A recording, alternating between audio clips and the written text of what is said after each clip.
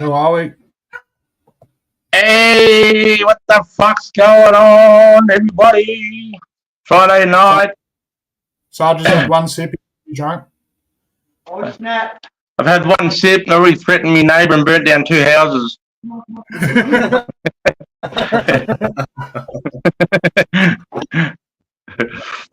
Hey, Dribbler, how you going? As Fish, how you going, bro? Bubba Spud Lee. And then we got Ash. How you going, love? Oh, just Hursty's actually really busy this weekend.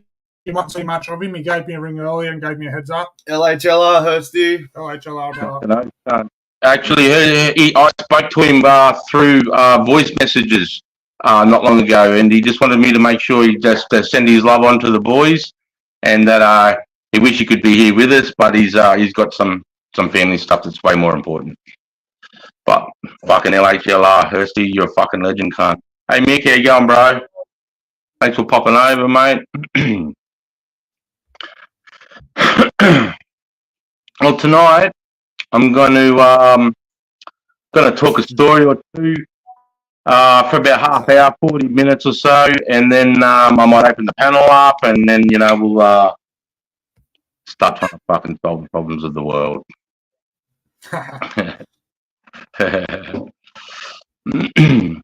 Dale, be over soon, brother. Fuck yeah. Yes. You just sit right here. I turn the fucking phone sideways, and I'll introduce you to my best mate. Fucking Ramo, how you going, brother? How you going, mate? That'll be fucking Dale here. Ramo, he's up on the where is he? Up in Yeppoon there, up near Mackay, up near past Rockhampton. So fucking he's a landscaper. And it was 30 degrees here today, so fuck knows how hot it was up there today, big fella. Vanding Escobar, you fucking mad cunt. Good to see ya. Hey, Wizard King. G'day, mate. Good to see you. Thanks for popping over and supporting. Fucking oath. That's mate. Damn it. Ba ba ba ba ba ba ba ba. Fucking righto then. So what should I talk about? Okay, I was going to talk about. You might have seen it in movies and stuff. When you have to travel around in certain type of aircraft, there's always a bunch of training that has to be done for worst case scenarios. And the army and the military likes to be like we call it actions on. So when we think of a problem, I even use this to my world problems now. Actions on. So actions on is like okay, so actions on our patrol, we blow the left front tire. Okay, then we come up with the whole process for that. Actions on, whilst we're changing the left tire, we get ambushed from the front. Actions on, we get ambushed from the rear. Actions on, one of the boys stands on an IED. Actions on, they hit the fucking fuel tank and the fuel's draining right there while we're trying to make a decision. Actions on, a C-130 catches on fire and lands on top of our fucking head. Actions, you can see what I mean. You can just keep going. There's unlimited, and the more actions on that you can think of, and then have a plan A, B, and C. That's what the military is about. You know what I mean? Because what does Mike Tyson says? Everyone's got a plan until you get fucking punched in the fucking mouth. You know, it's the same thing. We got Chain Matt. G'day, brother. Fucking champion. Yep, and Wild Bull Bar and that. Yeah, so in Blackhawks, what you need to do is, because the helicopters, I don't know if you know that, when helicopters hit the water, they tend to fucking sink about a metre or two, and then they go broder down. They turn up straight away because, as you could imagine, on top of the helicopter, you got the rotor assembly, the jet engine, all the baits up there, so it's top heavy. So you got to do this training, and it starts within the classroom, as like army everything. Even when you go learn how to shoot, it starts in the classroom. And then we go to like practical, like you go through what we just taught you in the classroom, then we apply the practical information. So you start in the classroom, the teaching this, you got to pick this, because it's a 1, 2. So it comes up between your thighs, around your waist, and over your shoulder. So what's that? 1, 2, 3, 4, 5. It's a 6-point harness, right? And all 6 clip into this like big round clock that sits sort of right here in your sternum. And all you need to do is just grab your fingers and you just turn it a quarter of a turn down or a quarter of a turn clockwise. Bang. And as soon as you do that, all 6 release fly straight off you.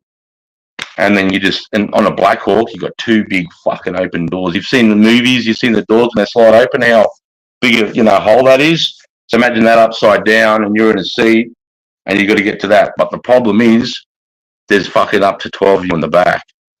So, it's got to be methodical and it needs to be in order to it. Otherwise, you can imagine 12 guys panicking under there. Someone's going to drown, So, you go through that and then you go to the fucking side of this pool and you sit in like a swing and it's this whole mechanical thing that you're about to do in the water, but it's above ground. So you can feel what it feels like to be tipped upside down, go through the actions and shit like that, right? Then once you do that, you get to the pool.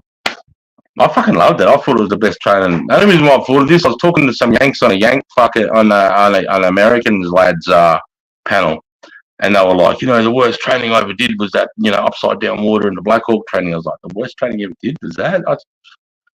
CS gas training, but I'm going to get to that. Yeah, so you get to the pool, right? And the first time you do it, you have your eyes open, you sit there, you go down, they dunk you, and then they bring you around straight away and back up. So you've just got the feeling of what it feels like to be in the harness, the water flowing, because as you're going like this with the water, all the water flowing through your body, and that's quite a weird sensation. And you got to remember, you're wearing full boots, full cams, full everything, webbing, Did we do it with our rifles? We did. We do it with rifles, but they weren't actual rifles. They were like plastic look-alike things that were painted red. You know what I mean? I didn't want to put our rifles in with the chlorine. Yeah, so you do it, and then the first time you go down there, they blindfold you because this is, 9 times out of 10, when you hit the ocean, it's going to be pitch black. So anyway, in the Army, we do everything blindfolded. When I teach you to strip your weapon, you'll strip it blindfolded. You put together blindfolded. You get dressed blindfolded. Anyway, blindfolded is how you learn and you start to understand the routine and what's going on, man. And when you're blindfolded, you start to visualize in your mind what you're doing. So you're visualizing it here anyway. It's really good tool for learning. Do you have any weapons that can fire and actually do damage underwater? Wizard King. No, I mean, not from the Army's point of view. That would definitely be a Navy SEAL or a Navy Seaman's, made bag. But I'm trying to think that it's just too hard. Everything underwater needs a rocket, a propeller or some sort of jet to be able to propulsion it. But yeah. I saw there was another question he had too, I think. I've got a question, Chris. Do former military lads actually do mercenary work and shit like that? Yeah, fucking oath, bro. Yeah, fucking oath, mate.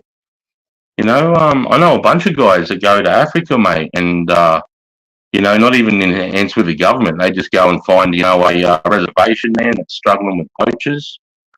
And they'll get in there and just fucking hunt those guys down and, and kill fucking animal poachers, mate. Yeah, they do a lot of stuff like that. Question. Yeah, so you get into the pool, right, and you're going down. Now, this is it. This is like you could. Kicked himself out. Hang on a second. You good? And he's back. Yeah, Okay. right. Sorry about that. Yeah, so you got 3 cracks at this, and if you panic or don't do it on the 3rd crack, then you don't get to fly in fucking Black Hawks, and you become a linked member in your team because your team's getting on the Black Hawk. You're not Black Hawk qualified. You can see what's going to happen there. Some people, unfortunately, as soon as that thing in the water and they're blacked out, and you got to remember too, like you have a diver inside the actual apparatus with you. You have a diver on this exit door. You have a diver on that exit door, and even though you couldn't in a helicopter, you couldn't go straight ahead and fly at the back because it's all sealed in. But there's a diver at the back as well. So you've got 1, 2, 3, 4. You have 4 divers down there, and you're doing it 5 people at a time. Okay. And it just sucks if you're the 5th person because you got to sit there and count 1,000, 2, 1,000, 3, 1,000, 4, 1,000, 5, 1,000. You know what I mean? Because you can't take your blindfold off to see when the last guy is. But for some reason, some people, after doing all that training, as it starts coming down sideways, blindfolded, click off, boom, straight to the top of the thing. Now they're all disorientated because the thing's still rotating. And whilst you're doing that, they won't come and save you. They just let you flail and fail and you know, almost nearly drown because, you know, it needs to be a learning moment as well. You know what I mean? And you've just fucked up, so you suffer the consequences. And for me, it was, you know, it wasn't scary at all. But you know, I've never had a drama with the water. I'm quite a strong swimmer. I love the water. Yeah, so just seeing guys like fail that for the first time really surprised me because I thought it was fun. But it is quite weird. You know, you get wished, you know, you got water rushing in your ear up your fucking nose, man. You know, you got guys doing this and that, and it's fucking, it's pretty crazy. But you know, you go down pretty deep, like deep enough because that's one thing I can't do. Once I get like 3 meters down, my fucking head feels like it's about to get caved in. You know what I mean? I can't equalize. That's why I'll never be a good diver. I can't equalize properly. I can't do that. I feel like I'm blowing my brains at me year old. Yeah, so we did that, and watching guys panic under the water was funny and scary because you can just see how they just all bets are off. They'll just grab you, and you know that's why if you see somebody drowning in a body of water, sometimes you've got to take think I need to throw something to them. So like take your jeans off and throw the jeans to them to grab. If you swim to them and grab them, I'm telling you right now through experience, you're both going to drown. When somebody's drowning and they're grabbing onto you, has anyone ever experienced that in the comments? Experienced somebody fucking drowning and you come to their savior and then they try to climb up you like a vine and you just can't get up and they're just pushing down on you at your cost to get up. It's at Kapuka as a recruit instructor. You know, I jumped in a few times because we've got these big long poles. But when I was my first month or my first platoon, you know, you're learning little things like this. You know, you're still working out. It's more of a mental or physical to overcome that fear. I don't know. I think for me, it wasn't a fear. And I have fears. Don't get me wrong. Like I don't fear, but I have a healthy respect for heights. And I'm not claustrophobic. But when I'm living under the ground, bro. Holy shit! What? Oh my god! That was so close. Okay. Mel's got a cannon. She's got this cannon and she's trying to learn to fire ball bearings out of it using like gunpowder from 22 rounds and shit. Where was I? Where was I?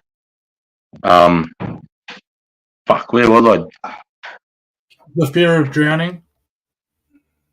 Oh, right. Okay. So I've never had a fear of drowning because, in the sense of that I'm going to die. I have a fear of drowning. Fucking A, I think it's built into all of us, you know, like the fear of being burnt or any of that thing like that. But I also know drowning, you can drown. It's one of the best things, you know, if you're going to pick a thing that you're going to come back from, is drowning. You know what I mean? All you need to do is blow really hard into their lungs and give their heart a good pump and it all just comes back. They throw the water up. I feel like that they've been fucking belted and done 10 rounds with Tyson, but it's okay. So I jumped in the pool the first time as a recruit instructor and I saw the PDIs sort of go to stop me, but it was too late. I was in. And it was a real skinny, like 6'4" Indian lad. And straight away, he just felt like he was 50 times more powerful than me, you know. I outweighed him, I everything him, and I'm comfortable in the water. And honestly, if I didn't grab him, I had to get into a ball and put my feet into his chest, or like break his arms and put my feet into his chest and fucking chest kick his cunt as hard as I could off the bottom of the fucking pool, bro, and get up. And I got out the pool and he's still on the bottom of the pool looking up like, you know, and then they're like, grab this fucking pole, bro. You grab the pole and they work it out and pull up the pole. But, bro, when someone's drowning, I'll tell you right now, guys, make sure you have have a rope, use some, a jumper, anything, but do not swim to them. Otherwise, it's two people. I don't care how strong you are. Unless you can just grab them on their back and put them in a rocket choke and then hold them like this and then swim backwards. But then you've got to be really strong with your frog or whatever That's things to think about. This is shit that you're thinking about when you're doing helicopter. That's sick. I imagine those fights would be great for trained soldiers. What's that? Sorry, that's you. I imagine those fighters for trained soldiers. Was just telling me a story, Chris, about what he's written here. What's that? Yes, bro. I have the He just said that Do you care if we give him a quick Yeah, one? go for it. So he's just saying that when he was working on the fishing boats, that one time he had a skipper go overboard, and he would have been about maybe 250 kilo, and they had to use the big fucking like the big winch on the fucking fishing boat, to pull him back up, and fucking broke all his ribs. You think, but they had no other way to get the big bike back in the boat. He was gasping every time the boat would roll. Every time the boat would roll, he'd go down underwater, and then you'd see him come back up on the rope he was holding on to, and it was fucking eerie. It was scary. I bet. And in between, was he screaming for his life, or he just would have had the fear of God in him? Oh, he was, the look in his eye, you could see he knew he was going. Yeah, I've seen that look, bro. I've seen 7 or 8 recruits on the bottom of the pool looking up at me going. And first off the cunt, I'll be like, I can't do like 80, 100 mile out to sea and just us. It was pretty freaky. Fuck that, Woodsy, mate. That's a dangerous situation. And if he gets a hold of you, you're gone. Yeah, he would have pulled us straight in. Especially being a big lad like that. Holy fucking shit. Like, I was 101 kilos at Kapuka, and this young fella was 60-something kilos, you know? So, and there's nothing I could do until I thought, I need to get violent with this cunt right now, otherwise, I'm going to look like a fuckhead. Fear of drowning, suffocation, yeah. No, would you been working hard, bro? But doing Gunja King. Yeah, so... so that was, that was Black Hawk training. Nothing really, crazy. Anybody could do that. A civilian could walk off the street, do that training for a day, and easily do that. But for some reason, people just once you get blindfolded and you takes away your sight, people start to freak out. It's just a natural thing. Lots of things. Yeah. So Mel just comes down. Need more gunpowder. Yeah, so now I wanted to talk about CS gas training. Holy fuck, this is the worst holy shit I've ever done. CS gas training, man. You might have seen YouTube videos of like young soldiers in America lined up at tents, and then they come running out the other side, and you see them, they got their arms out and they're saying, run into the wind, and all you can see is them dry reaching, snot ripping out of their nose. And it looks like a really bad time, right? They did it on Celebrity SAS. Yeah, they did do it a bit on Celebrity SAS. But nowadays, they have a standard, like a safety standard, no more than 100 mils per X amount of, 11x11 tent.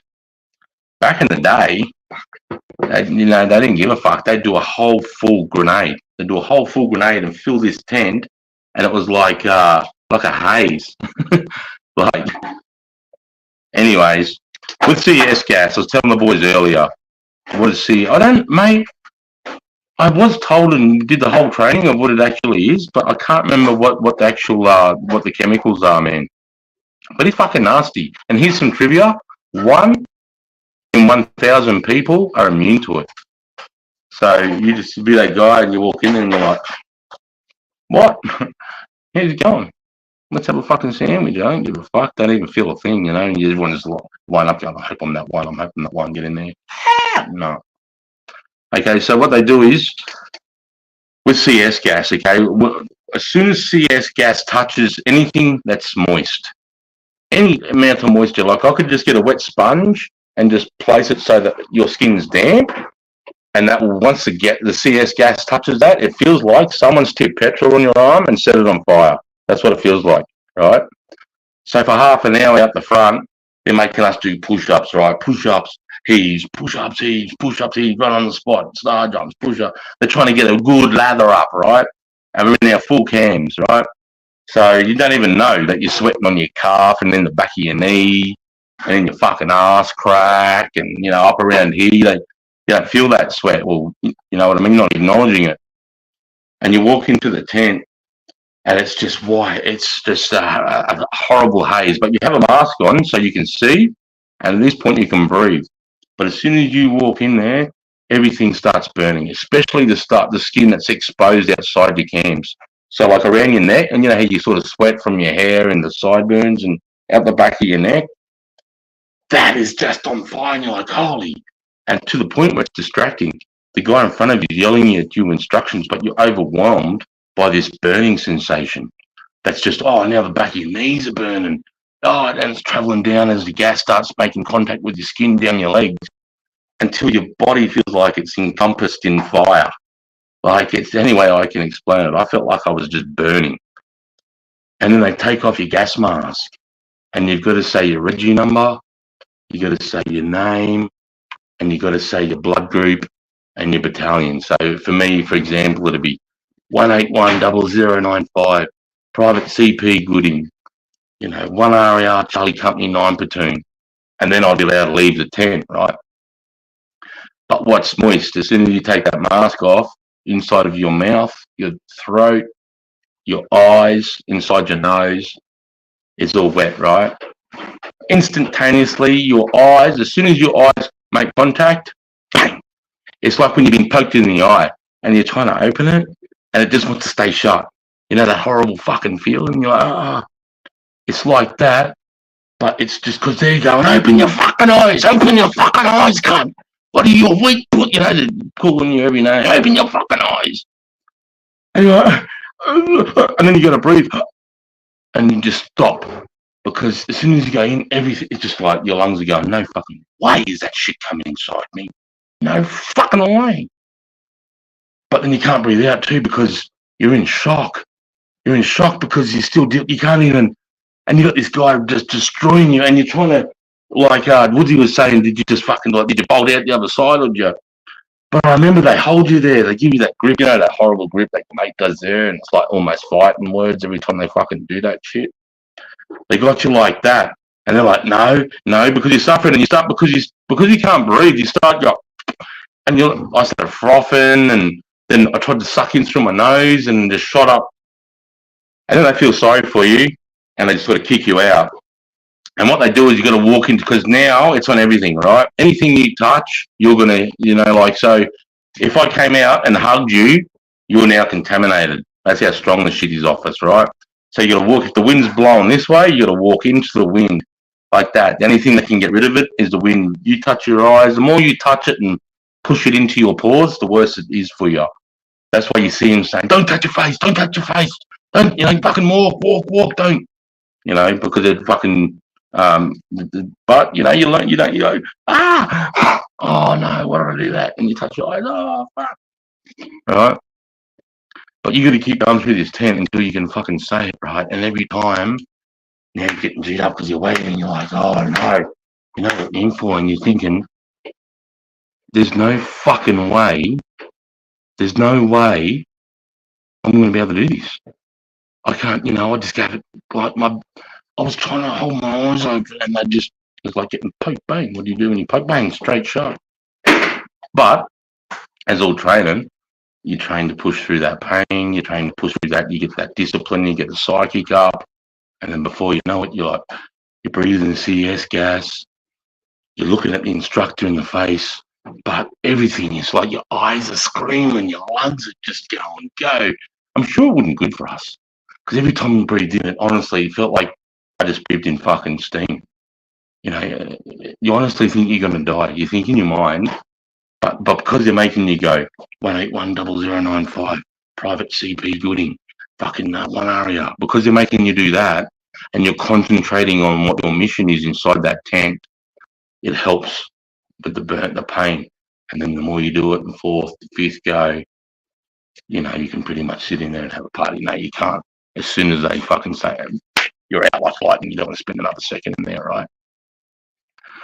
But the whole process, so once you say that, and I'm like, 1st Battalion Royal Australian Regiment, Charlie Company 9 Platoon, then you've got to purge. Now you've got to put the mask on and go and blow, and you've got to blow all the CS gas out of the mask, and then you've got to stand there for a minute to show them that you've done the purge properly and that you're breathing fine. And then that's CS gas training day. But now it's not like that now. It's like it's a piece of CS gas that looks like that. It looks like for a dry ice, and they put it in a little steel canister, and it's frothing. So when they go in there, like I said, just a minute amount of this stuff in there will fuck you over. Will fuck every one of you over. It's the tiniest bit. But back in the 90s, always over the fucking top. It's just, you know, you nearly had to part the CS gas to get through the fucking tent, you know. Okay, and then we did this training. So you got the 1st Battalion Royal Australian Regiment. I've got a parking for your boat, mate. I'll just gladly hook you up. Is there any other questions there? Drinking Chief, I thought I'd just drink on what? Drinking Chief, I thought I'd just drink on Anzac Day. I do, brother. I do. I've just been inspired to have a few beers. You know, like the last time, I was just inspired by Spud to have a beer with Spud, and then tonight I thought, fuck it, I'll go. You know, I'm going to be with the boys tonight. Tell them Warriors. Fuck, I'll have a couple of beers. But other than these 2 times, dude, you ask my fucking family. I only drink Anzac Day, so it's good, you know, that I can just sit here and have a couple of fucking beers. Drinking cheap. I just thought I'd drink on Anzac. Oh, well, he called me out. He called me out. What the fuck? Raids, I haven't been outside for bloody ages. My fishing mate scored a full-time job. You just say it's Anzac Day. Yeah, well, once upon a time in my life, Anzac Day was nearly every day. All right, so in CS gas, you do this thing called defense assisted. What's it? Defense assisted civil aid. So just say you're on holidays in Bali, and because as we all know, Bali's Indonesia's a Muslim country, and Sunni Muslims come into Bali, take over the whole island, and there's 400 Australians on holidays that are now hostage. The Australian government has a fucking plan in place that the infantry fighting battalions are practicing, and it's called Defence Assist Civil Aid, DAC training. Okay, and what it is, we'll come in, we'll secure an airfield, then we'll secure a perimeter, and then we'll go out and we'll find anyone with an Australian passport, and we'll grab them by the scruff of the neck, and we'll bring them back to their fucking to the airfield, and we'll get them on that plane and we'll get them home safe. All right. So that's why it's important when you go overseas on holidays that you actually, I think you hear it all the time on Channel 7, that make sure when you're on holidays to fucking register with whatever that government mob is. Register with that government mob, because if shit goes, you know, while you're over there, and they've go, holy fuck, you know, they've got Wild Bull Bar in Bali with his whole family, and they'll start counting, you know. So if you're just over there on the rip, they might not even know you're there. They will try and hunt everybody down, but it's just that's, as a soldier, because I do that training, it's just good if you're going on holidays to register with that thing, because you'll at least know the army will come to fucking save you if you get fucked over. Tight line, brother. Right, mate, if you could take Uncle Spud sometime, I'll chuck him for you. Right, so fucking DAC training, okay? So now 1 RAR and 2 RAR, 2 of the fighting infantry battalions in Townsville, the 2 best fighting battalions. We're doing defence civil aid, okay? 1 RAR is going to act like civilian fucking protesters taking over the island against the 2 RAR. He's going to play the army coming in to save the civilians. So we have about 20 guys that act as the civilians that need to be saved. Chris, man, do snipers get a lot of respect in the army? I mean, they get respect, but I mean, not like, oh, you know, fuck, you sniper. No, because, you know, there's comes points in your career where you can choose to do that job, but, mate, it's just not worth it. It's just, I think it's a shit job, bro. You're shitting into fucking snap-lock bags and pissing in the snap-lock bags and putting them in your pack and hoping that you're going to put your pack down and forget about it and blow shit all through your pack. You crawl 100 meters over 3 days to maybe take a shot on a guy, and then when you do take your shot, you got to lay there for another 2 days and crawl out. And oh, bro, snipers aren't what it's all. They're not cracked up to what it's be, bro. It's a kind of a job, man. And a lot of the time, they're not actually sniping. They're up on top of features, and they're just watching main roads, you know, to get gathering intelligence. Because as you can imagine, there's not too many jobs that call for sniping. But you know, definitely they're physically fit. They're you know, the next class. Well, yeah, yeah, just another job. That's right. You know, you got reconnaissance. See, like when I was a young soldier, once you get to the 18-month mark in the fighting battalions, they'll come up to you and go, "Do you want to become a mortarman? Do you want to become a signalman? You know, communications. Do you want to become direct fire support weapons, which is machine guns and 84 caliber Bullstoff anti-tank? Do you want to become assault pioneers? Blah blah blah. Build bridges. Fucking, you know, do cool shit on boats. Do you want to become a reconnaissance sniper?"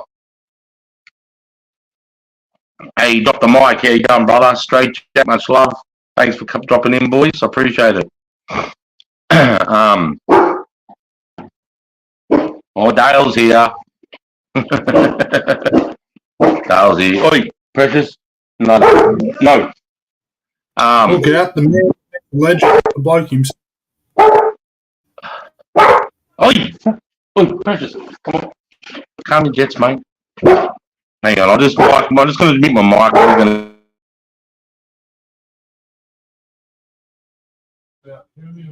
If anyone missed that, Sarge just had to mute his mic while Dale come in. Hey, Jay, mate, how are you, brother? Hey, Jules, how you going, brother? Yeah, so...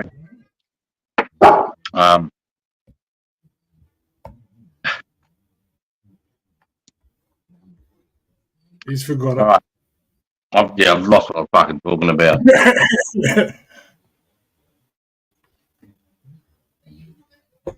I can't remember. We just finished talking about fucking positions and snipers and stuff. Oh yeah, that's right. So I've got my chance. Okay, they like, you know, Goody, what are you gonna do? And I'm looking and I'm like, those cunts have cars.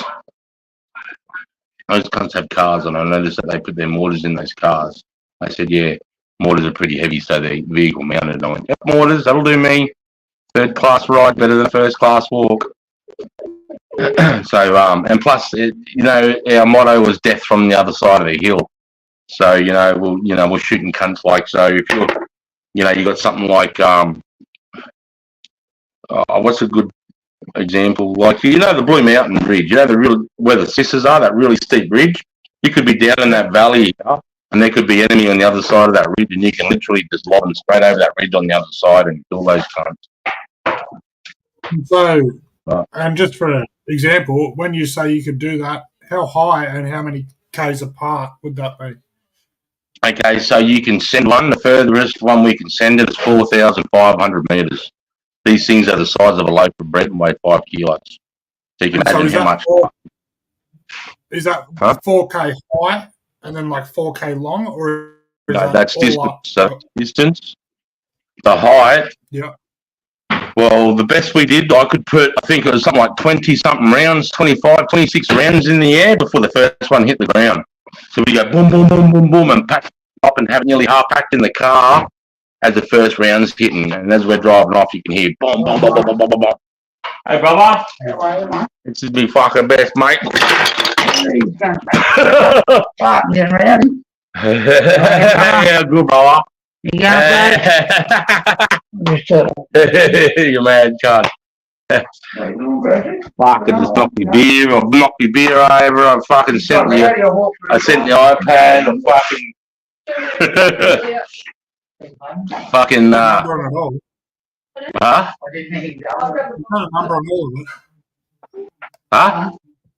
I said you've done a number on all of it. I have, bro. Hey, Sarah, can you just make something like a jumper or something that's ready in here to fix me beer? Sorry, guys. Well, why you taking so much? You should pack that bucket up, mate. I need to get another beer now because it's empty anyway. Probably at the back out of the joint, bruv. Yeah, I did. Right, cunts, this is me best mate, Dale. Alright, how are we, folks? Pretty good looking. Good, mate, yourselves? Yeah, not too bad, mate. Yep. Thanks, mate.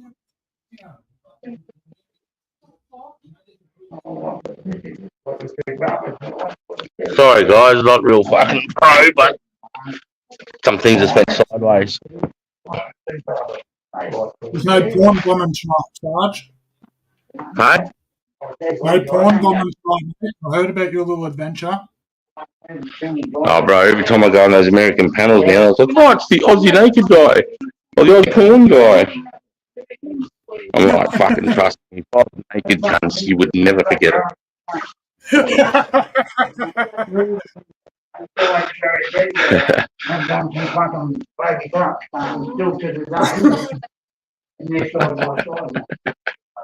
Fucking damn.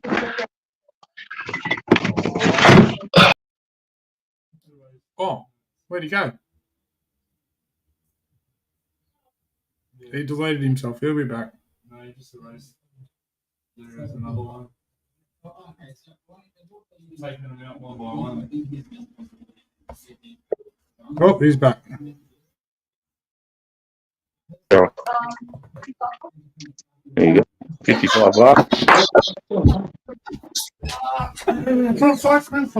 He's gonna go fucking mother, someone said. What happened? What are you fucking laughing at, cunts? Oh, I can't repeat it on stream, but I'll tell you in a minute. Did I do something?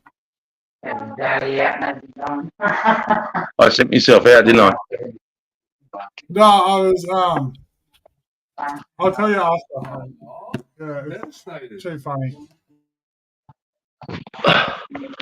Fuck, I don't think I was very interesting tonight, brother. No, it's all right. I'll do you a 50 hook. Someone's changed their name. I was thinking maybe fucking people are getting sick of the stories. I was thinking about this earlier. No. That other wanker's running one of those fucking have a wank lives right now, bro. As we speak, he hit it at the exact same time as ours. Who? Oh, this dick? Yeah, fucking Sookstagram. Fucking, he's over there having a Don't fucking. everybody's over there watching old mate. Yeah, he fucking reckons he's going to call cunts out as sex predators and fucking this, that. And apparently he's apologised to Claire and J, mate. I don't know. Apparently someone said that Hursty's going to go around and fuck his mum or something. He doesn't want to start fucking bringing Hursty into it. Yeah, so anyway, don't worry about it, bro. It's got nothing to do with your stories. It's just that the drama's fucking got a few more people in. We're probably Yeah, no, just I know. 5 or 6. Yeah, All we're good, all right. brother. DK, how are you, brother? Hey, DK, how are you, brother?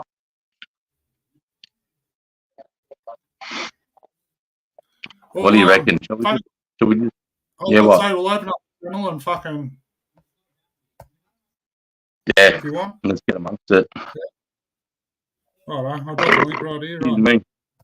Oi, Ramo, what the fuck is that? Mel has OnlyFans for sure. Yeah, I was very that nearly made me. I'm assuming he's I'm not just- talking about your partner. I'm just going to assume that you're not talking about my Mel. That's all I'm going to say. No, we love it, bro. You're good. I'm just going to delete that comment and act like it was never said. Right. Definitely not your Mel. The Mel from the American panel. Oh, okay. The Mel from the Don't worry. American panel, brothers. The Mel from the American panel. How going, you man cunt? I didn't think so. I thought you had way more respect than that. I'm going, he wouldn't. Good, bro, good. Yeah, mate. Be hot up there today, eh, brother? Fucking hot, bro. Yeah, it was hot here, bro, so I can only imagine. Oh, shit. Oh, you got that too, eh? I see everything delayed.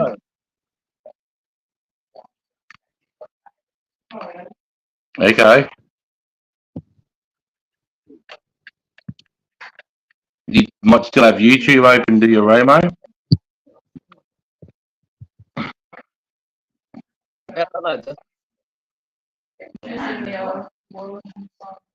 Looks better. Fucking yeah, mate, I'm good. Good, mate. Friday night. Fucking like I said before, I said to the lads, fucking, I'm gonna get back, have a couple of beers tonight. Just fucking chill, smoke it up, have a beer. Be fucking. Spud, if you're there under that link, what you doing? Come up here, cunt. Who? We love Spud your, Lee. fucking, your war stories, bro. I love them. I G up over them. I love it. Yeah. Fuck what anyone else thinks. Yeah, I reckon they're the best too.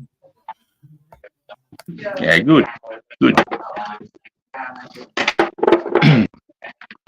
Yeah, but like that one I was talking about when we practiced assisted aid, like when we were the civilians, we were shitting in fucking like bread, like like the ounce bag fucking Ziplocs, bullshit. We couldn't, but there was this one particular cunt. Actually, it's the same lad. Hey, brother Spud, mad Hey, cunt. g'day, legends. G'day, mate. Spud. God bless you. Hey, bro. The same mad cunt that was in the boat with me in Iraq. Old Boo Boo. This cunt, he doesn't matter if there's 30 cunts watching. He just pull his pants down, bro, and he just fucking ice cream shit into like fucking 4 of those Ziploc bags. No worries. Like, oi, come on, brother, let's get it out. We just hold it there, boom, straight in, didn't give a fuck, mate. Like, and then we put them up on top of this, like there was a train station, there's like this big metal box, and we put them up there to pass because we knew that, like, because there's a day or two that we're going to be the big crowd, we're going to be, because we're going to be like protesters and fucking, like terrorists and give it to these cunts. But we actually fucking do Molotov cocktail training. And as they're coming and they throw it down, you got to bring your shields down because they're all interlocked. And if you don't bring them down, even if one shield's like this, the petrol comes up and woof, up into your fucking face and up into your legs. So you got to do all that right. So they're doing that. And then we pissed in those things. So we've got shit and piss fucking cooking on this metal shit, and we just start lobbing it into these cunts, we're sort of hacking so when it hits and you can just hear them. And I fucking kill these dirty cunts, so fucking dirty cunts. And they're trying to stop it. Fucking stop it, like, nah, this is like no daft. They're like, nah, this is what's really going to happen, we'll deal with these cunts after. And what the problem is, you don't want to get too close because they're like, it's almost like the Vikings. They're like in a square, right? And they're doing these movements in a square with shields. And there's a sergeant and they're sort of controlling the square, right? And when they think they can get close to you, they'll just open up and a dude will sprint out, just fucking grab you and drag you into that square, right? And when you get in that square, it's not good. So you don't want to, you want to try and fuck them up, but you don't want to get too close because you're going to get fucking nabbed, right? And what did I do? Yeah, I was like, watch this cunt, somebody's going to fucking boot that cunt. I've been watching him, buddy. He fucking lured me in.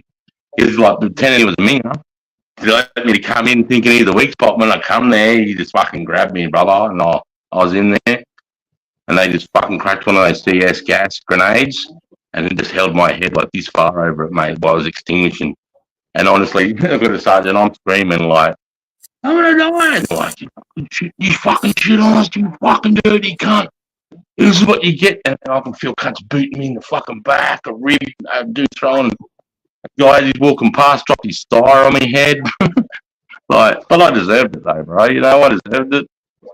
I just wanted to survive. But the one part that you told me on the phone that you haven't mentioned was how did they smell while they were doing this to you, Sarge? Oh my, they were putrid. Like I was reaching from the fucking disgust, and the stink and the smell, and they were too. In fact, I think they'd added to it.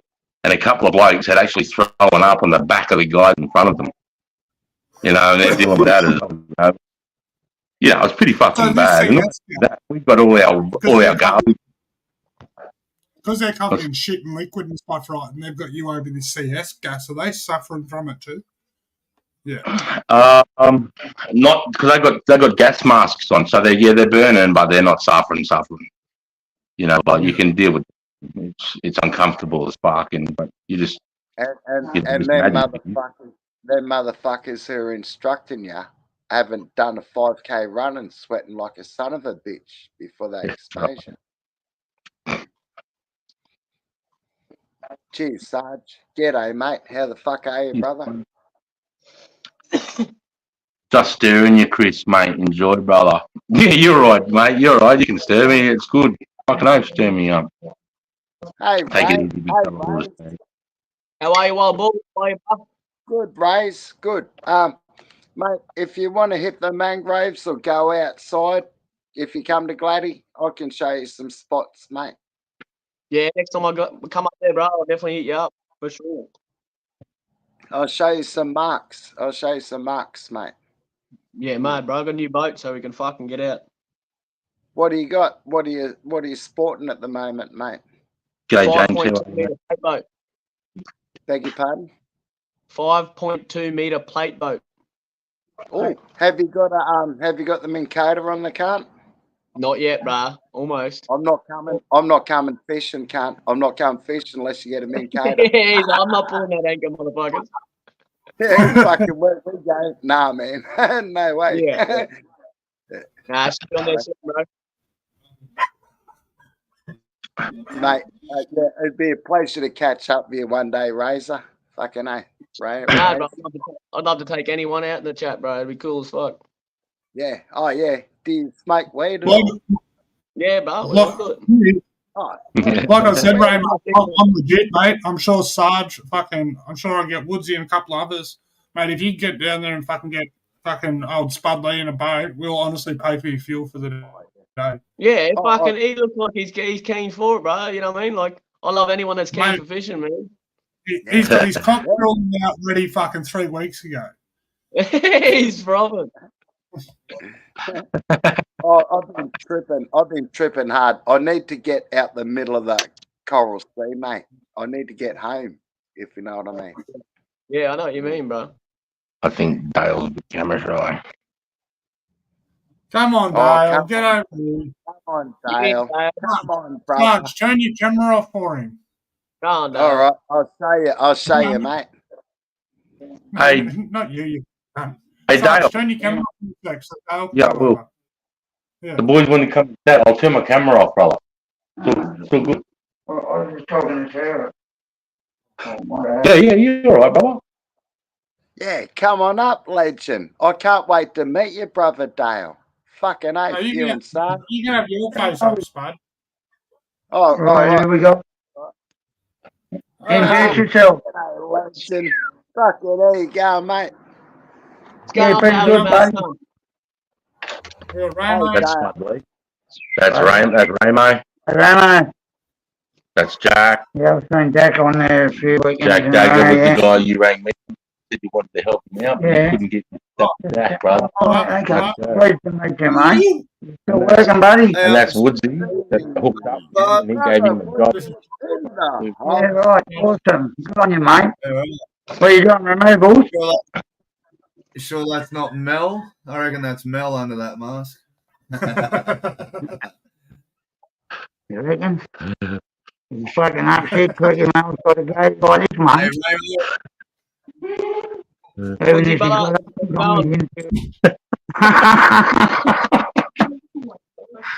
well, you know, but Whereabouts in Sydney you're from, Dale? Corey Fields. Macquarie Field. Is that where you grew up? Yep. Did you end up doing any time at that juvenile fucking school there? That what's that suburb? Which one, mate? There's plenty of at Ruby where you go through the whole lot. Yeah. Yeah, I've been to Ruby. I lived at Edge for a little while, but certain chicks, that's all. Not as a permanent resident. Mum's from Warrington there, Dale. Where from? You know, Warrington in Sydney. Which is where, buddy? Yeah, I've near been up there Penrith for there. 35 years. Yeah, near Penrith. Oh, yeah, okay, yep. Yeah, brother's born in Penrith Hospital, all that sort of shit. Oh, yep, I was born in Marrickville. Yep. Yeah, right in the guts of it. We lived in Marrickville at first, and then when Macquarie Fields and Mount Druitt were both brand new housing commission estates back in the era. Yeah, no, the no, oldie Druitt was- choice of either one. They Yeah. picked Dale, up Lee Macquarie Field. I heard a wild story about you. Apparently, you can't use a solid slug to shoot out a thunderbox. Say that again, brother. No, 14. Sarge, Mate. Oh, fucking Johnny, yeah, poor cunt. Yeah, didn't go as planned, eh? Oh, that story, bro. He used to dob on me all the time, the cunt, right? I told him, you keep fucking going, I'm going to shoot you. So fucking he goes off and loves the game. My old man's off bird watching. We see him halfway up the mountain. So see this fuckwit go to the old thunder box. Being a kid and all, you know, not a hell of a lot of thought. I thought I'd lay down underneath, bind him and shoot the chick can out from under him and drop him in the chip pit, run off laughing, you know. When the gun went off, fucking, I got peppered with fucking lead as well. The chick can didn't fall in either. And I got fucking hammered and flogged. Standard weekend, yeah. Have you done any jail time? Oh, fucking a fair bit of it. I was just Yeah, about to say a fair bit. But going in and out on and off mates, it's fucking 12-year-old child. I'm born in 72, my criminal history starts in 84. Fucking love. Car theft. Not one from Hot Wheels either. The real McCoy, when you stole the cunts with tools and implements. Not broke in and burglarised the fucking home. so you could say you're a tradesman at your trade. Multiple. Multiple. Depends on the vehicle you need on the night. What was the best car you got, Dale?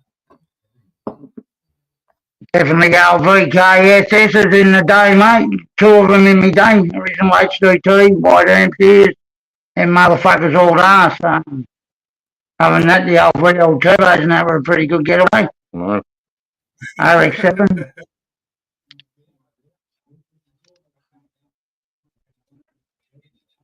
Yeah, Chris said you didn't like the fight. You were more of a talker. Beg your pardon? Chris said you didn't like the fight. You were more of a talker.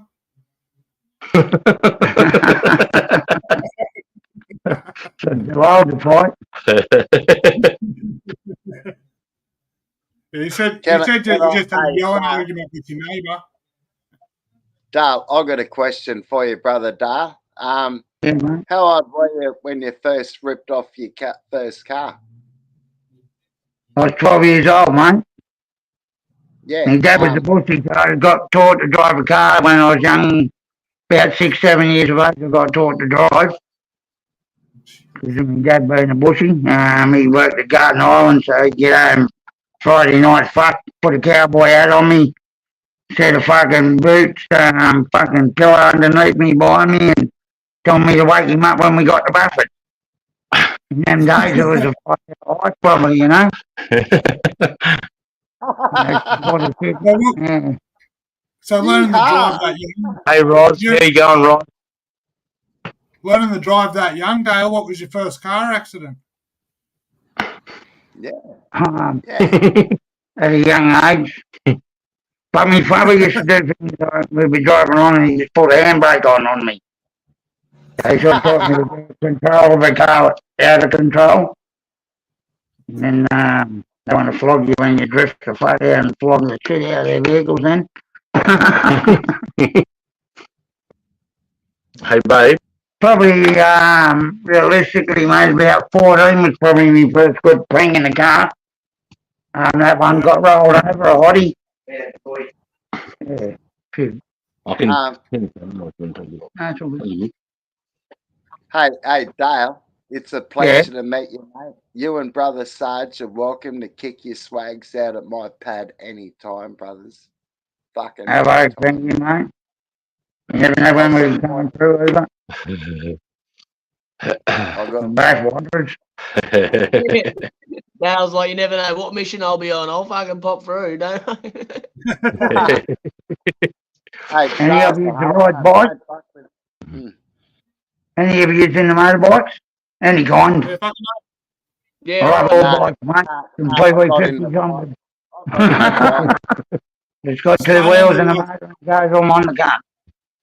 One of my brothers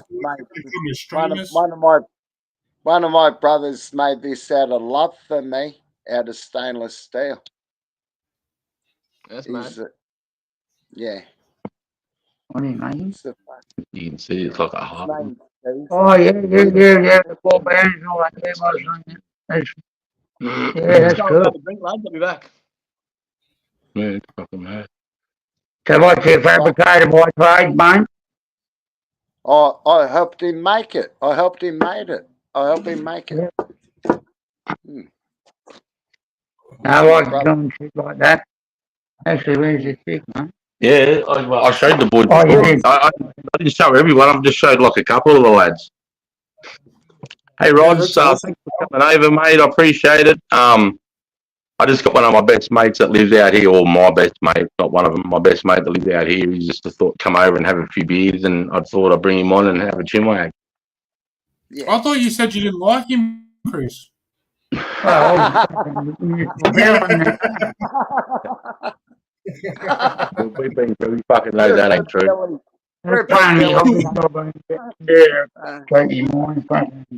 So this is a walking stick tail fitted to me, and he's been working on this for the last couple of weeks, man. And it's the flag up here with Anzac through it, with a helmet, yeah, the boots, the rifle, The tag with the engine. Yeah. And the flag, and then it comes down through here. which is all carved, as you can see, the desk. Yeah, he's excavated all that to make the weed leaves stand out. So it's quite deep. It's at least 2 centimeters, 3 centimeters deep, and those leaves are sticking out. It's just my camera isn't the best, but it's fucking beautiful, man. It's absolutely beautiful. I've got a bit of average in one stage and weaved a few fucking leaves that went to nothing. So I had to do a couple of modifications when I got straight. Yeah. Sarge, Just Dale can tattoo and draw as well. Dale's a pretty good drawer, any good tattoo. I'll do that on the fit. Dale and Sarge, Sarge. When a mate makes a walking stick, It doesn't get lost. I didn't have the bullets were going to split. That's why I remember talking to me about that. had to cut. Yeah, I fucking, didn't do much work. fucking good, bro. You feel Sarge, fun? talking about Jordans and stuff, can you show Dale this one? If it'll come up. Piece of shit. I know the one you're going to show. Oh, I put it in the wrong thing. Hang on. Give me a I second. might have it, bro, at the bottom of my thing. I got it here. I'll put it in background instead of fucking overlay. Oh, yeah. You fucking love it. There it Thank is. you, brother. Thank you, mate. Thank you very much. Coat of arms. I haven't got my actual reading glasses on, mate, to see probably, but I can make out an emu, coat of arms, and the verb, is it? Yeah. At the Yeah. back. Oh, you need Couple that. of notes, yeah. If you have a look, he's got fucking tits on the Oh, yeah, field and yeah, everything, bro. All right, go and see. Oh, yeah, it's gold and all. Fuck yeah, it's pretty cool. Fucking good. Yeah, one of the Now I can boys, see properly. Who do that? That's mad. one of the boys in the chat. Chris can Yeah. tell you afterwards. LA, Yeah, being alarm. like 3 couple of ribs or something. Yeah. Actually. Yeah, I'd say LA, Yeah, have a lot alarm. of time in. Mm. The guy that wrote it, the guy that drew it, I'll say this because he's related to the first woman, and he's related to me. Oh, we can hear you, Sarge. You're a fucking cunt of a whisperer.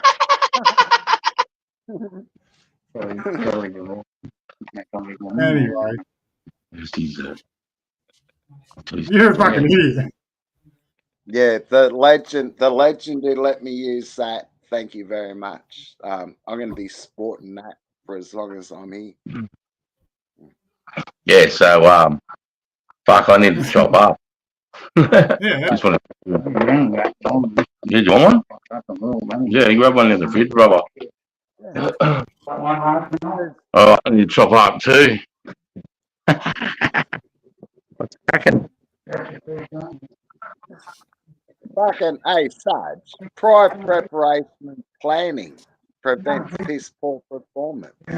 Indeed, it does. Another fish.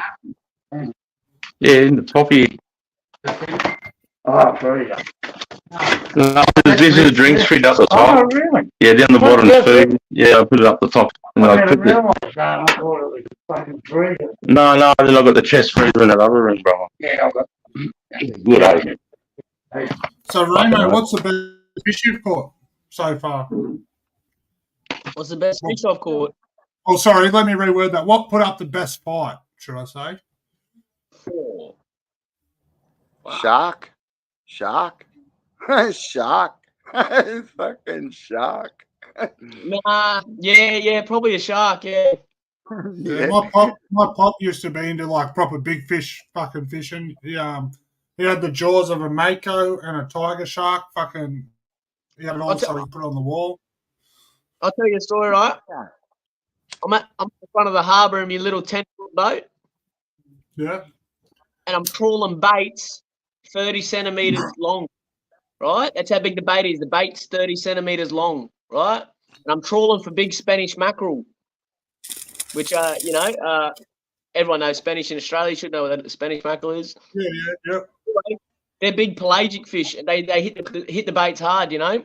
Well, anyway, I hooked up. I thought I hooked up to a real big one, and I fought it. It dragged me around in my little 10-foot boat for fucking 2 hours, man, right? And then I finally realised I'd hooked a big shark.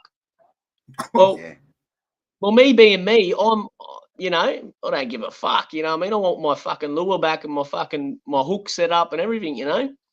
Yeah. So I tow it in, man. I'm holding it as hard as I can, and I'm driving the little boat the other way, all the way to the beach, man, right? And I'm just towing this shark for fucking, you know? Well, I get into the beach, and I can't go into the beach because the waves will tip the little boat, right? Yeah. So I can't fully beach the boat. So I've got to jump out. So I'm like, oh shit, I've got this big shark on the line. So I throw my anchor out. I jump overboard, and it's like, freaking just under your neck, yeah. Yeah, just under me fucking chin. You know what I mean? I got me rod above me head, and fucking I walk all the way into the beach, and I fucking start fighting this thing, man. And I fucking get it into the beach, and it's like 7 o'clock in the morning. So I've got all these joggers that are surrounding me by this point. You know, I've got a big crowd going, 20 people. You know. Mate, this shark comes in and it's as fucking big as my boat. It's swimming along the fucking shoreline like it's not even attached to anything, you know, like it was fucking huge, man. Big fins come out of the water and it's just swimming. Everyone starts screaming like I fucking hooked onto Jaws, mate. You know what I mean? It was fucking horrific. So I'm fucking trying to get this thing up onto the beach, man, but I can't pull it up on the beach. There's no way the rod power could pull it up, you know? So just a random person that's jogging along the beach, I said, hold this rod. And he's like, what do you mean, mate? I was like, just hold it, please, you know? I give it to him, and I run down to the water, man. I grab this fucking shark, and I drag it up on the beach, man. It's fucking swimming around. And I go to fucking pull me hooks out of its mouth, but because it's got fucking a big set of gang hooks in its mouth, you know, fucking that long, it's got every hook up the side of its face, mate. I can't get it out. Right? And I've left the pliers and the knife in the boat. So I'm like, well, fuck me, you know? So I quickly run back out to the boat, man. I get the fucking knife. I come back in. I cut the fucking shark off. I fucking drag it back in the water, man. I fucking let it go. Everyone's cheering on the fucking beach, you know? Fucking hell. Hey, Razor. Raze, I take it you caught a big shovelly, did you? Nah, it wasn't a big shovelly, mate. It was a big fucking whaler or a great fucking something. Something that a bite one bite. Wasn't no shovelly. Yeah. My old boy used to work do you know Newcastle Harbour at all? Yeah, I've been Newcastle. Yeah, so he used to work right in Newcastle Harbour, fucking at the old wood chip mill anyway. He worked there for fucking 10 years, and on his lunch breaks when he was working dog watch, he used to go down the back on the wharf and fucking drop a line for an hour or so. Well, they can't end up catching fucking 2 Jewies, man. One come in at about fucking 40 kilo, and the other one fucking topped that. And I'll tell you now, at about 12, we ate fucking steak for about fish steaks for 6 months. This kind of fucking fish steaks, fish stew, fish casserole, you name it, bro.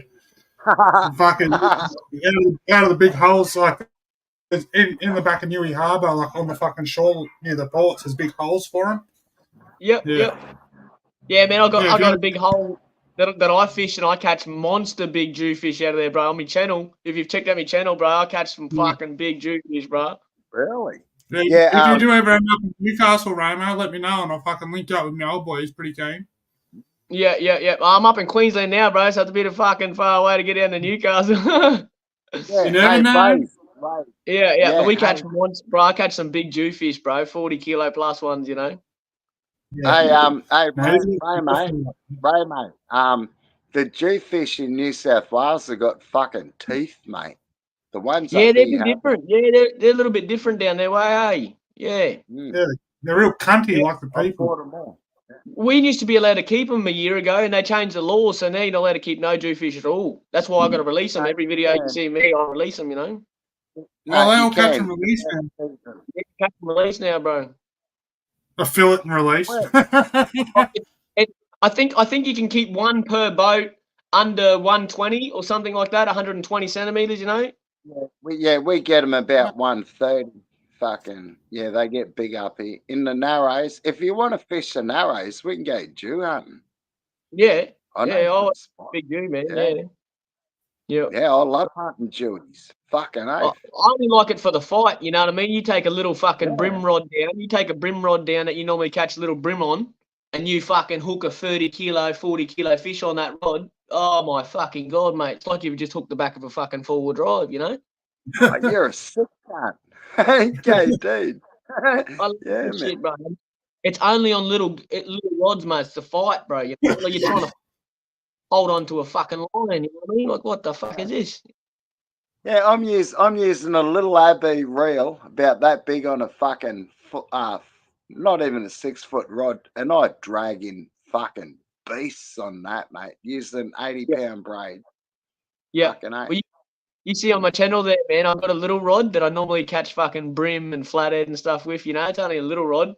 You can buy them from the servo for $50. Well, I put a fucking good reel on it, and the reel's Oh. fucking probably worth $200. And mate, it slays anything. I fucking slay anything on a boat, you know. Yeah. And I suppose the good part is, if you snap the tip off the Kettle big. Bay, what's up, fellas? Loving the yarns crew. Good to see you. Yeah, much love, Anna. Make steamy face. The ads fish. Hey boys, watch my video on my channel of a great white I had a go with. Yeah, fucking. We'll check it out after, bro. Hey Chris, hey Spud, hey Jack, hey. As I sub, so I'll watch it later. Fill it and release. What's your favourite lure, Hey? I was just asking Ramo what his favourite lure was. Fish, bro. I lure fish when I'm in the creek, but other than that, I use big live baits or big baits. Yeah. I like The the old way you boys- explained it to me. Sorry, Go, Jack. the old boy's got this lure that he's got that he uses for Jew fishing, but it's like this big fucking looks like a little mullet. You know what I mean? But Yep. apparently the way it fucking moves through the water and shit, he got it from some bloke down here. He lost one of them. He was pissed off about it and got another one, but I don't know if he can still get them. But something to do with the design of it and the colouring of it, it draws the fucking Jewies to it. Yeah. It only works in the moonlight. If you target a certain fish, that's what luring's good for, you know what I mean? So like certain fishing for certain lure, like each lure targets certain fish, you know. But if you Yeah. bait fish in 50 meters of water, you got no idea what's under there. You know? So that's the Yeah, design. right. You never know what it is.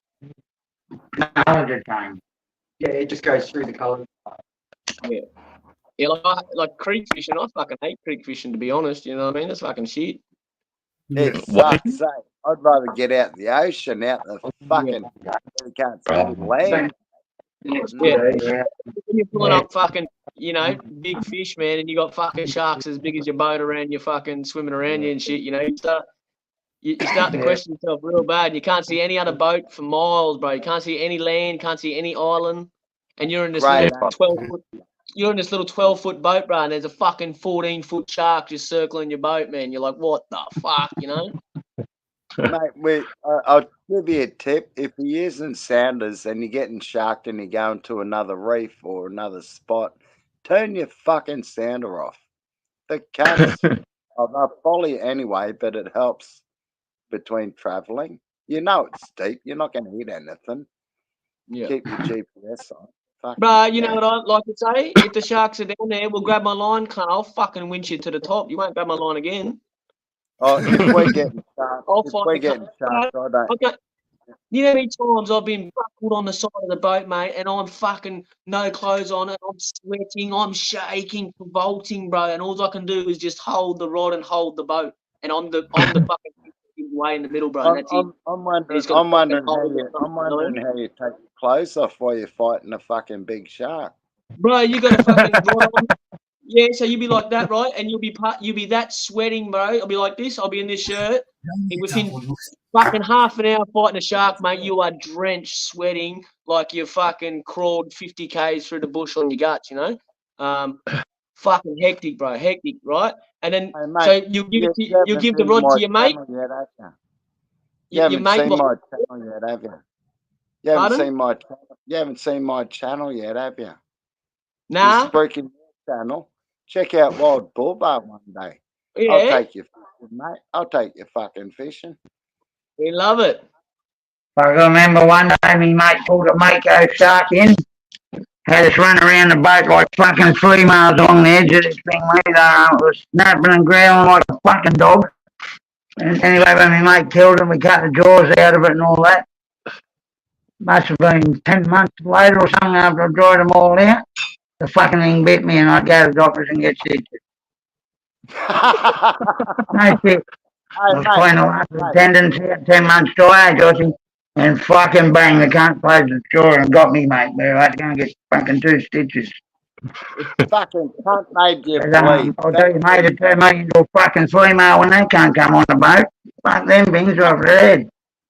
Yeah, they go skids. I don't mind land hunting, mate, but fuck the ocean. Fuck sharks, fuck crocodiles. Yeah, mate, it's fucking.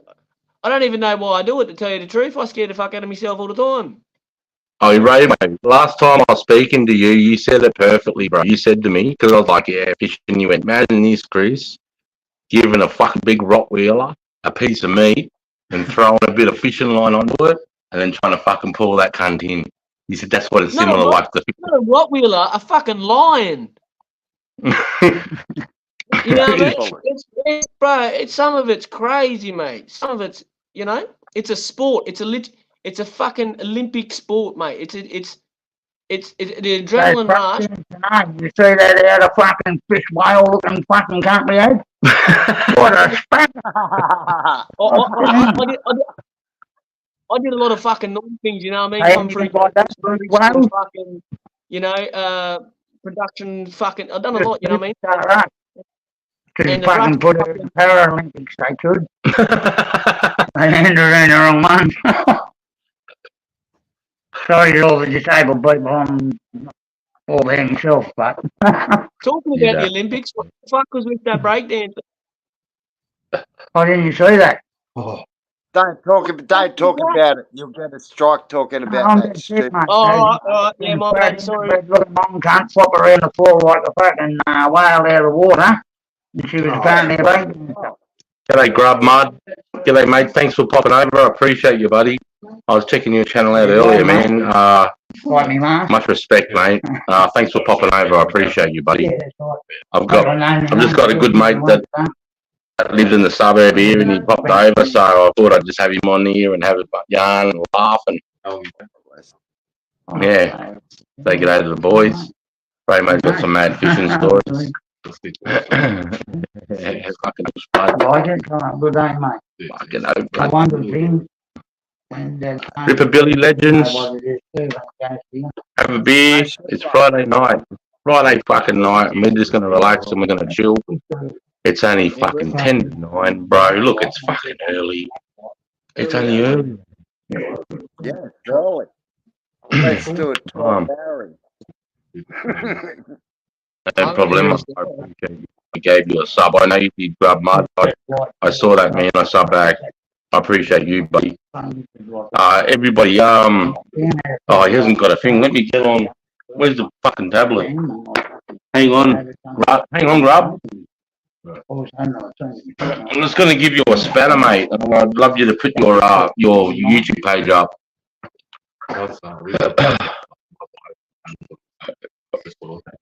Get over there and check out his page. He's on fucking mad stuff. Yeah. What are you doing on your channel, Wild Bull? What's that, brother? What do you, Wild Bull? What's he doing on his channel? Have a look, buddy. Yeah, I'm going to jump on. I'll have a look after. He didn't say nothing the last couple of times. I was like, fucking, I didn't know you're fucking putting videos up, right? Oh, he got some fucking mad fish videos. Fucking mad ones. Oh, fuck mad, bro. Fuck, every live I've jumped on, he hasn't fucking said nothing. Fuck.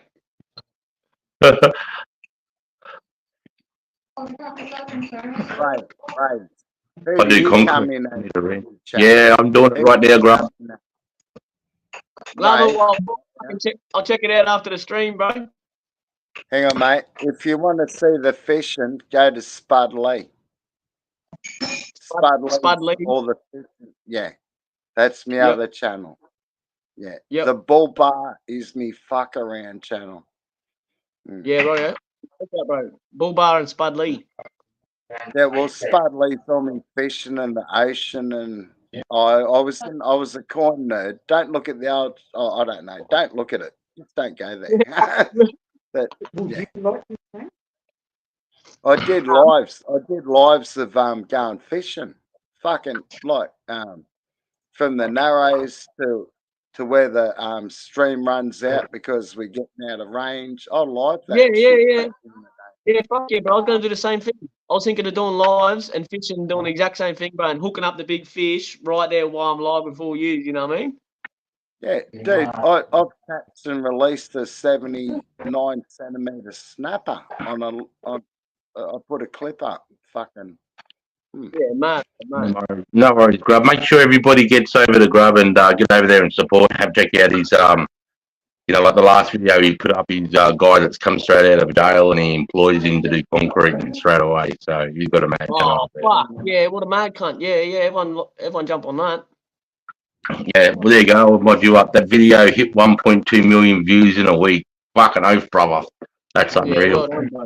Grub, man, this guy over in America here, he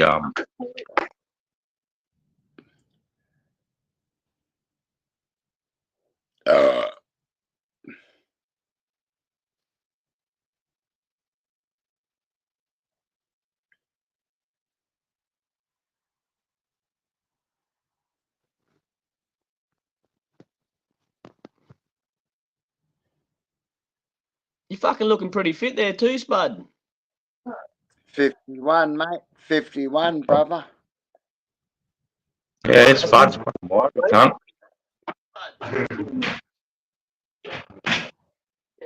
Yeah, that's from catching real big fish, cunt. Fuck. Hey, get out.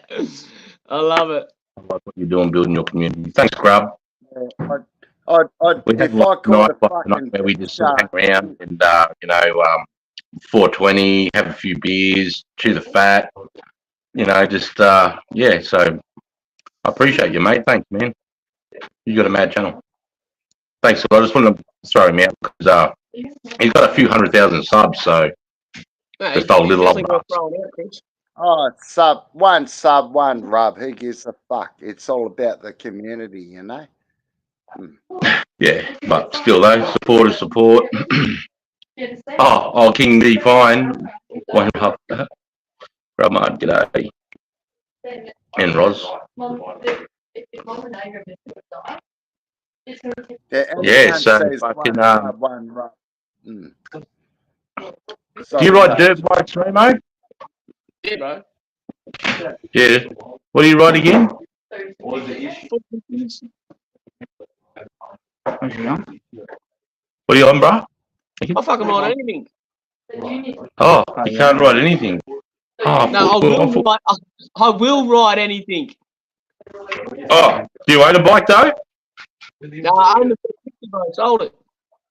Yeah, put it into your boat. Fishing small meadow, yeah. Yeah. Yeah, the race off fishing's way better than fucking moto riding. Don't know about that. Nothing been riding the Not big enough box. fish. And I'm a stupid cunt on the motorbike, you know what I mean? Always fucking hurt myself, fucking, you know, jumping shit. I shouldn't be fucking being a dickhead, you know what I mean? Yeah, you're doing that. Can't stop jumping. Jump back, shit. can't Fucking cunt. That's a fish. Oh, sorry. I'll do any fish at Yeah, 60. sorry, That is fucking. That is fucking. I even can't explain it. That is fucking.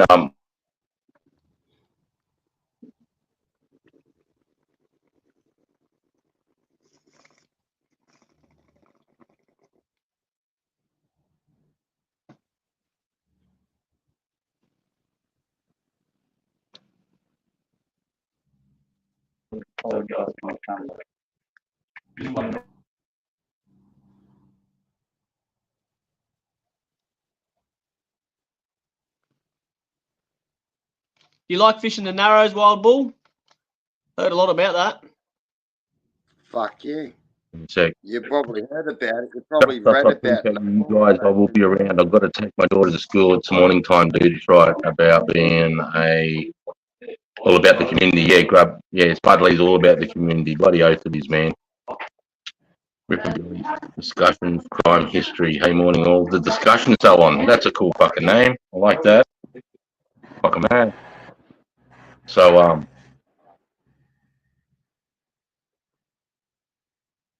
Are you fair income, Ramo? You got a channel fishing. Do you go deep sea fishing, mate? Do you hit the reef at all? You do?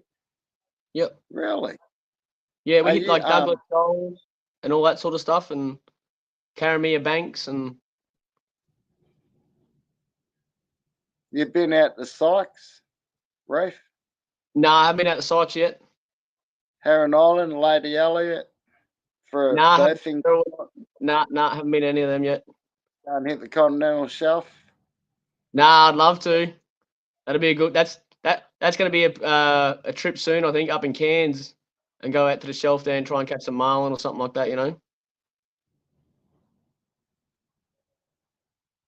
And what's the biggest sweet lip you caught? Grassy sweetlip or spangled emperor? Red throat.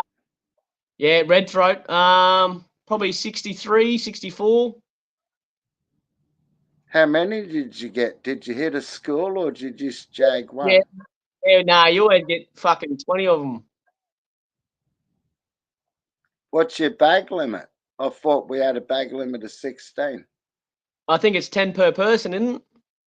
No, it's 8 per person. Yes, like that, yeah. 2 per boat, 16 you can take home. Yeah, You're full of something like shit, that. cunt. Fuck off. Oh, JMB's Hello, up. lads. How we doing? Hey, Jay, mate. G'day, brother. Hey, lad. LHLR, brother. LHLR, brother. I just jumped up on old mate's panel that's having a rant, just nipped it in the bud. Just called Is him out that big cunt time. still awake? Yeah, he's doing it live, Fucking- bro. So I just called him out on his stream. I jumped up there. Hey, Jules. That cunt this is my must best be- mate, Dale. How Yeah. you doing, mate? I've heard great things about you Thank you, Hey, mate. and scary things. And scary. Hey, mate. Hey, Dale was just coming home from the boozer, and he's like, "Hey, mate, you done that? Remember I was telling you about that walking stick that he was making me? That he's been carving, you know, out of feeling back and that? Yeah. Yeah, it was just here. Josh Mel, has got Mel, it. No, Josh has got it. Oh, Josh, can you bring that over here real quick? I just want to show Jules. Thank you, Mom. Got a full house tonight. Yeah. So this is it. So up in the handle set up here. It's the camera's not the best, bro, but it's the flag. with Anzac. Got the helmet, boots, Gun. and the gun up through here. That's tough as. Fucking hell. And then down through here is just all weed, bro. Just weed leaves. It's all carved. Yeah. So it's a piece of hardwood, and he's excavated it to make the leaves pop out. It's fucking. The camera doesn't know justice. It's fucking mad. It's all hardwood too. Yeah.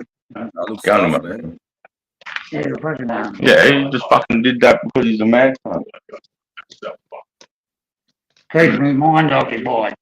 It's mind occupied. That's good. Yeah. Oh yeah, fucking. But when you get them black lights, mate, you'll get. You can't see. Ray, mate, how you been, mate? You been doing fishing? How's that going No. for you? Just working and just doing a new boat, man. Trying to build up a little bit. Try and get out. Yeah. Good stuff. Good stuff, man. When you're well, mate, after the way, Josh, you'll fucking know the proper story behind it. Yeah, Comes there, you know. Yeah, fucking oath, cunt. That's awesome. Hey, Wild Bull, I think you're muted too, bro. If you didn't know. What have we got now? Oh, Gunja King. Oh, Roman, mate. It's that little cunt down in Tasmania. He's a legend. Oh, guys, Oh, love you. I want to send that up and walking to the fucking Tasmania. G'day, brother Ryan. Big love. Hey, big love there, fucking Gunja.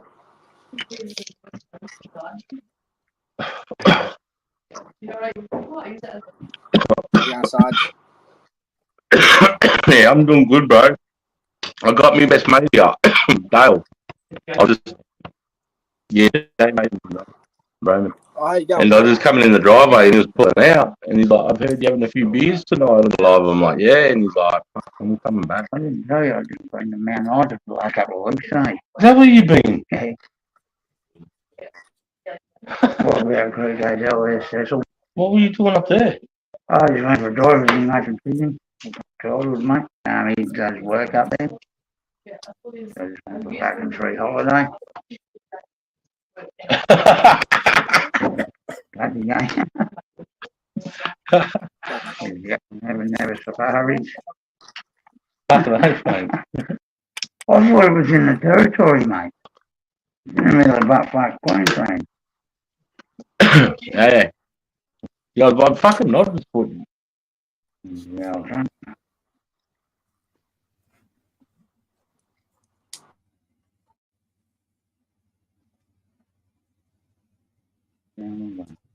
Yeah, Sargy, I won't say too much on it, but when I jumped up on his panel, I said, what the fuck are you smoking on, cunt? What did he say? Yeah, bro. He just like tried to say that I came to him asking him for help, reaching out to him. I said, no, I didn't. Never asked you for help, mate. So I came to you with something that I shared with you, and you decided to expose it to the entire community because you're a scumbag.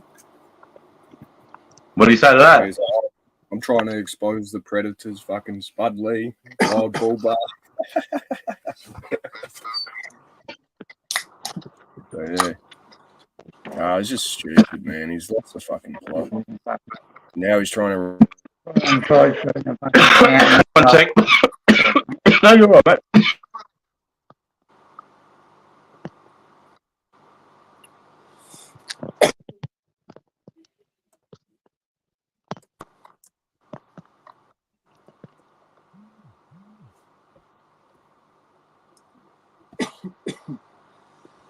Fuck, I was that whole time.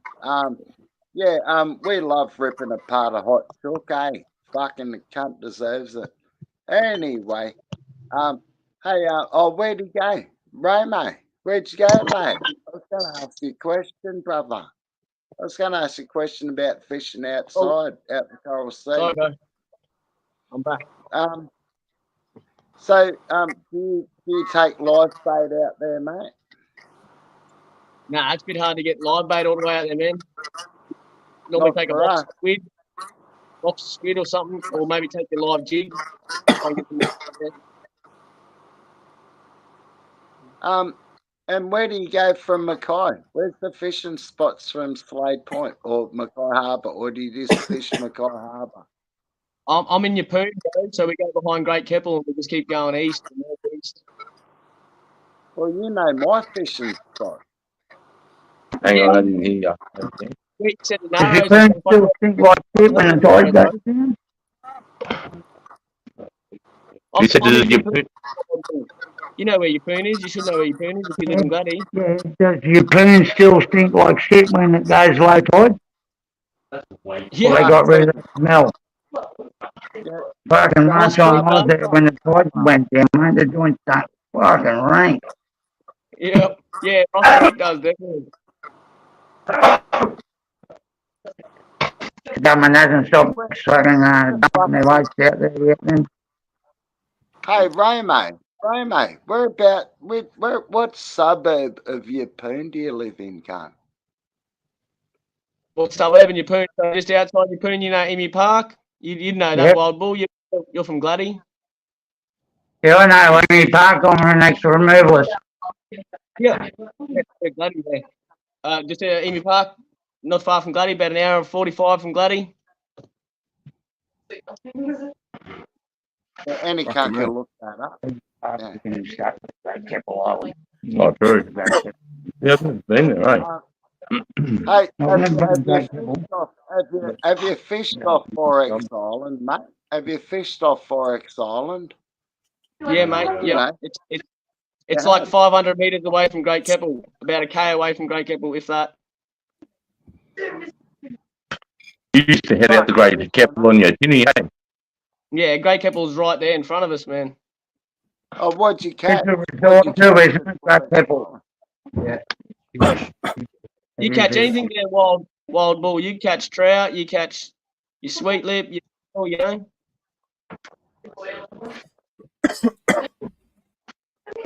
Coral trout? Yeah, coral trout. Anyway. Fucking good eating. Really? Good eating. Coral trout. I don't like fish straight out of the ocean. Sure.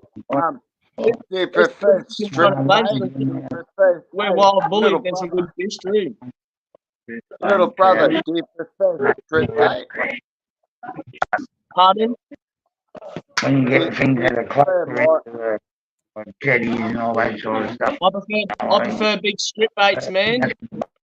If I'm at the front. We just use a little piece of squid about that big, catch a fucking bait fish, strip that cunt, and use that cunt for bait. Yeah, that's him. Yeah, you know it. Yep. You know it now, mate. You know it now, buddy. Oh, have you ever seen this, Ramo or Spud? I was fishing in 3 Mile Creek up in Townsville for Barra. This is probably like one of the first times I really went fishing with the lads. And we're standing there and there was heaps of snags, but and it was really high poundage line. And he's got it, and he's got it snagged, and he's fucking reefing on this thing, mate. And he's solid little cunt too, mate. He's solid. He's reefing on this fucking thing, and the sinker comes back at him, mate. Great, like we couldn't see it, and it was probably 80 meters away, and hits him square in the chin, mate, and just opens up his whole fucking like 7 stitches into that needle, and the sinker was inside next to the bone. Like, that was like my first time fishing with the boys. Like, you ever seen cunts do that to themselves? I've seen a lot of stuff like that. When you're pulling the cunt out of a tree and you're looking at it, guaranteed the cunt's going to hit you in the head. Fucking, you got to duck, eh, when you fucking rip it out. Hey, mate, this cunt's going to cop a 5-knuckle sandwich if he's fucking. We didn't know what the fuck we were doing. You know, like, we're crocodiles coming around to start barking, and they crocodiles bark at you. You know, they started fucking, yeah, Towns was, if you fucking had a few too many beers, bro, you could find yourself inside the drawers real quick. Mate, you can find yourself stomped in the mud flat, you know? Fucking tide comes over twice a day. 50-meter concrete. What's this shit? Can you read it out? Can you read it out, bro? I can't see that. Super claim that Spud had you backstage blackmailing you at the toss. You blackmailed me, Spud. Blackmailed who? Oh, fucking. He's now saying that you blackmailed me because you. Oh, this cunt, bro. Whatever you say to him, bro, he'll turn around and take what you said and say it back to you. Yeah, touchdown catching fucking red throat sweetly fucking soon. Fucking yeah. There you go, boys. The As Fish. There, check out my shark vid on the channel, Brother Spud. Ramo. Yeah, definitely, man. As Fish. So, mate, smile, brother. Smile. I'll send you. Don't worry about it. Sorry, lads. I've had a fucking big day, man. I'm still in my workloads and shit. You're all right. Oh, this is on StreamYard, and this is on the YouTube page. Yeah, fuck. Look, it's 9 o'clock. Still haven't even gone for a fucking shower. I can't interact with the on that. I can chat and stuff. You watch it, I can actually do stuff. Yeah, that's what I went to do tonight. At home and stuff.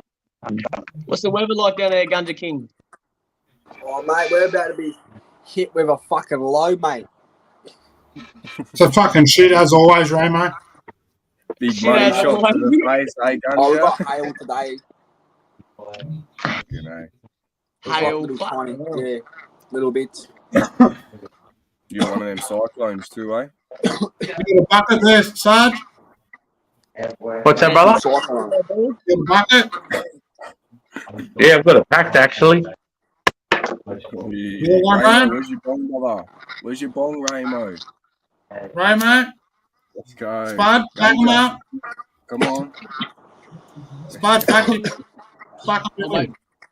He's so distracted. Come on, Spud, we're waiting on you, mate.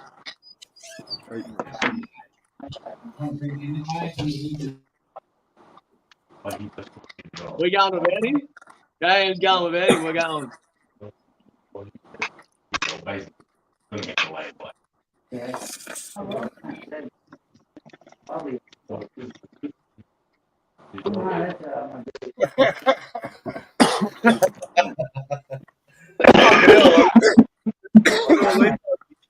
Just so we're clear, I'd never bull bar right there next to me. He never blackmailed me. Fucking Around. Hey, mate. Yeah, mate. Hey, brother. How are you, man? Yeah, good, bro. I had good one special guest appearance, so I went and got one. Go die elsewhere. Yeah, that's what Spud's showing. Spud's at the harbour doing the same thing and all that. This is that. Oh, hi. Man. Ramo's fucking the one that does the Yeah. This is Oi, this is Ramo. the As. That's the As. Yeah, that's what I'm talking about. That's exactly what I'm talking about, Chris. Oi, Ramo, you ever caught black snapper or raised brim? No. I'll try and bring one round on Sunday, and I'll get Jack to put it out. I'll show you. It's like, they look like a piranha. They're fucking sick. Yeah, man. Best Have you thing. ever seen sunfish? Sunfish, Nah. have you seen a sunfish Feel before? free as Fish to put your YouTube page in the chat, mate. They're sick. What's what? Yeah, Raised big. brim. R-A-Y-S. Brim. The fuck's that? Yeah, that's it. Yeah. But, He's showing it. This is Hang on. raised. Hang on. Yeah, that's the best eaten fish in the ocean by far, guaranteed.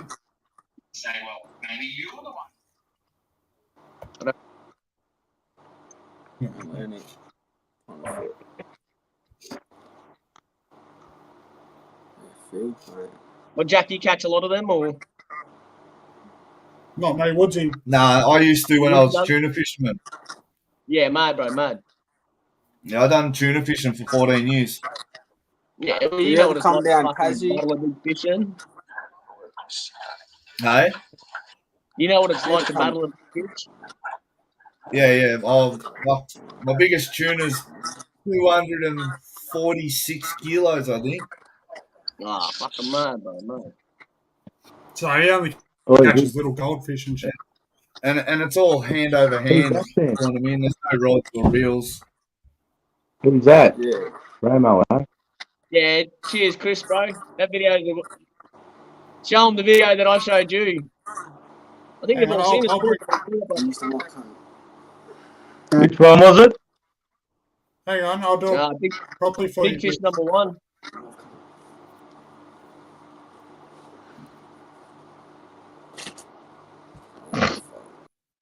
But Spud's got a few on there. Oh, fuck that. Oh, we lost Ganja. And he drops out all the Oh, time. I just got He'll it. be back. Big fish number one. Yeah. Keep going in. Have I missed it? No. Yeah. 0.8 grams. It's big fish Went number past one. Yeah. There it is. Next one, eh?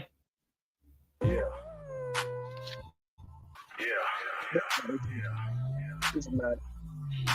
All I wanna do is get my fish on. Hop up in the whip and then I get gone. Pull up to the spot, slapping fish on. All I wanna do is get my fish on and try to figure out what they gon' hit. Hey. Hop up in the whip and then I get gone. Pull up to the spot, slapping fish on. All I wanna do is get my fish on. All I wanna do is get my fish on.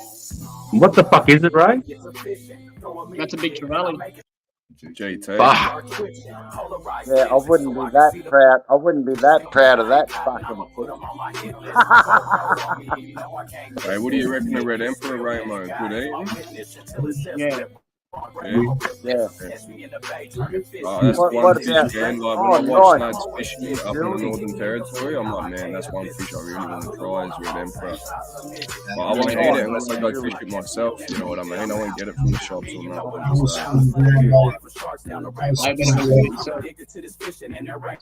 So, that's huge, bro. Fucking hell. Yeah, you sound enough, man.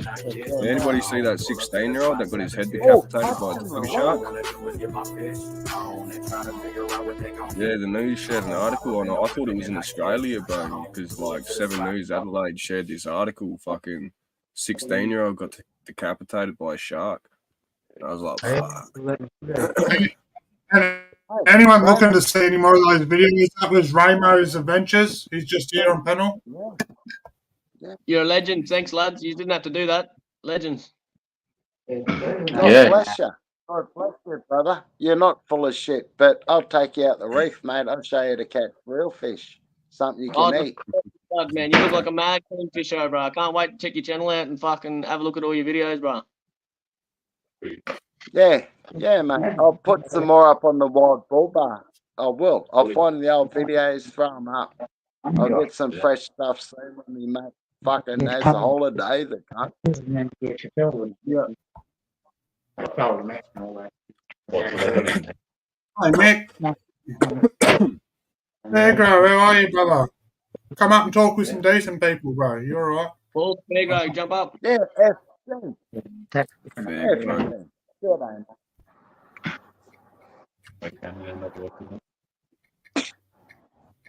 Okay, it was my Yeah, so what do you think of the what do you think of the red throat emperor, mate? I wonder what the fuck man was mucking around with.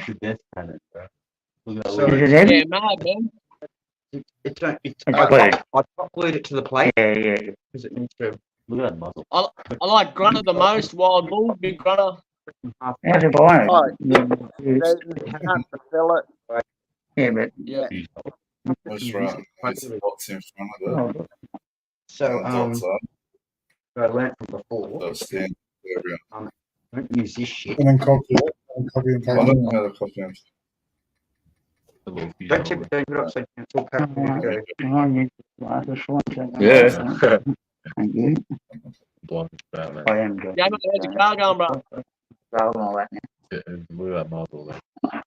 So, Is that like how the- many big huh? fish have you caught? Have you caught quite a few? Good Yeah, on you, mate. Who was that? Where's What, Yeah, well, I caught each man. don't know, mate. The Beg your pardon? Hey, me. Hey, Budsy. Hey, Dick. Jump up. I was looking at him before and I didn't think they'd get. Me neither. Oi, Spud Lee, I'm on your Spud Lee channel videos. Is it under shorts or videos? And the first one. What's that, mate? What are you looking for? It's called Catch and Release 79 centimetre snapper. I'm fucking Rundle Island. Fucking. Untouched metal, mate. They're wood. Hey, Ramo, you ever done this to your brake pads, brother? Oh, that's a Trevally. That's a heap of shit. Trevally diesel core. Yep. Yeah. Alright. Okay. Trevally, that. No. Never. I got like proper videos. Get out of the shorts, dude. Yeah. One. Drop the other channel in the chat, mate. Sorry, mate. I've got like 700 videos on that channel, mate. I've got like 700 videos on that fucker. Yeah, I know. I've just been scrolling. Yeah, There's right. fucking heaps. Yeah. One of my mates bought one of them and doctored it up a bit. You having a few beers, Jules? Well, we'll do after. We'll grab a couple for sure. Fucking no. You know the bit that you attach on the front? I just woke up before Sarge. I woke up and I went and sang happy birthday for my little sister. So 13th. Yeah, that is big game out. I Yeah. ate some cake. No, I didn't have cake. I had dinner. And then, yeah, hopped on Dickhead's stream, corrected him. Just said it's a boss. I don't want to hear it anymore. Don't want nothing to do with you. Leave it at that. Yeah. Here we are. Back over here with some good cunts. Smoking cones.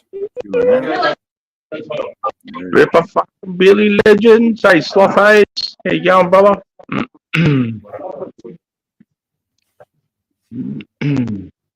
So, Ramo, how long? Oh, yeah, go. No, you're right, bub. What are you going to say? I was about to say I'm jumping off, but if you got a question, bro, I'll answer it. I was just going to say, how long have you had your new boat for, bro? Probably 2 weeks, man. 2 weeks? Yeah. Yeah, right. What is it like a speed? Like, have you got a steering wheel that, or is it like outboard, or? Yeah, no, big half cabin, a little bit of a sleeping area under the front, 115 Oh, true. Avenger on the back. Oh, so you'll be able to do overnighters. Yeah. I've just cracked a fat. That's cool. Heaps more videos Yeah. coming, bro. Hey, dude, it's so it's windproof, so we can smoke bongs in all weather. Just Yeah, point yeah, the yeah, nose into the breeze. Yeah, well, yeah. I love how Ramo was just as G up as Spud then. Yeah. For sure. Hey, Ray, mate, if you're fair income, mate, I've got a spot for you to park your boat up, brother. Fucking not a Yeah. problem. I went to the Boyne Island Fishing Club this year. You know where that is?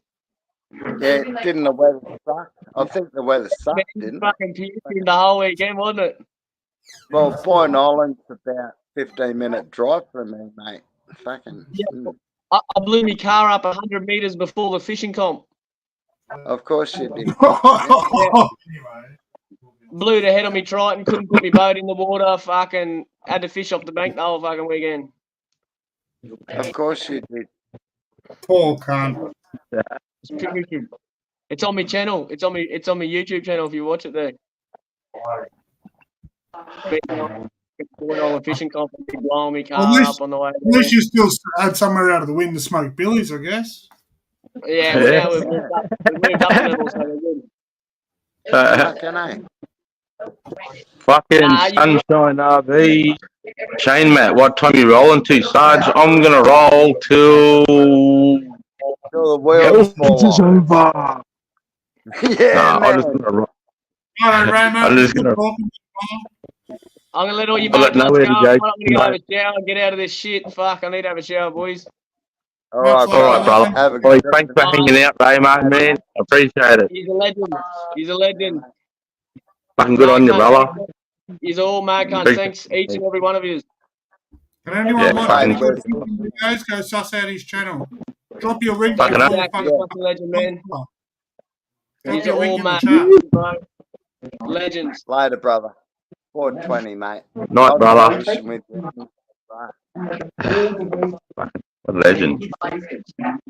We got Shane Matt. Yeah, I'm gonna keep rolling all night, mate.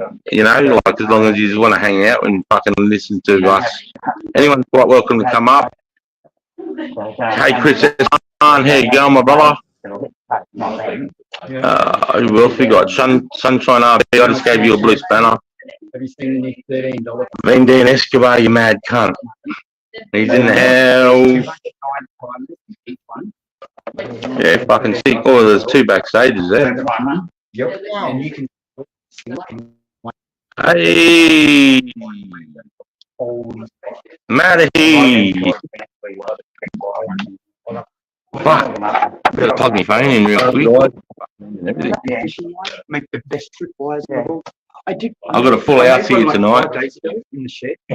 And just I'm recording it. And just I went to record it. I went through it. And it's like, Got a full house here. And son and daughter are drinking in the kitchen. I don't know if I trust myself.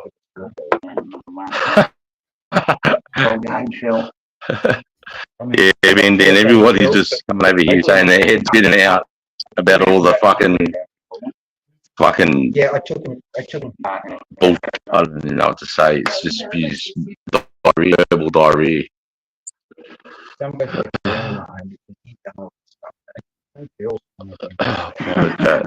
I'm here. Sorry, Shane. I didn't even know, mate. You're all good, bro. You going, brother? This is Chain Man. I'm sweet, Chain man. Man. This is me best mate, Dale. Hey, Dale. Oh, yeah. I'll have to bring my mask up when I Yeah. come up. You can rock the Jason Voorhees masks. Go knock on some fucking doors, mate.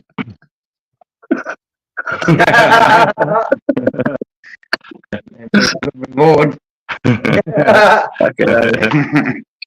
Yeah, don't worry, I'm hanging out a beer with Chris and you. I've heard some stories, mate, so fucking oath. Big love, big respects. Cheers. Mate, some of it's stupidity. G'day, brother Matty. Cheers, Shane. Get on, bud. Yeah, Chris is Brian. He's a fucking mad cunt. He's saying he doesn't come up on the but he's always supporting. He's a mad cunt. I'm meeting him in September, actually. Just, hey, Dale, nice to meet you, bro. Hey, mate. Hey, Fucking good to meet you, Fairgrow, mate. how are you, brother?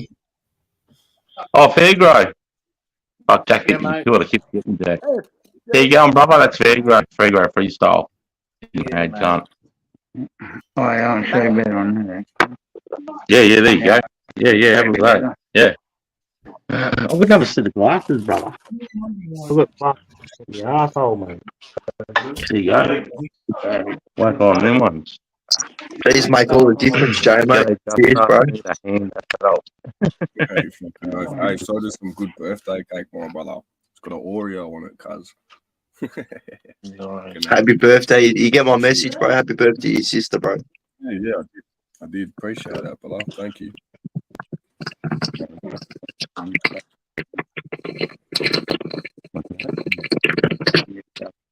I spun out, bro, because I woke up and like there's heaps of people at my house right now.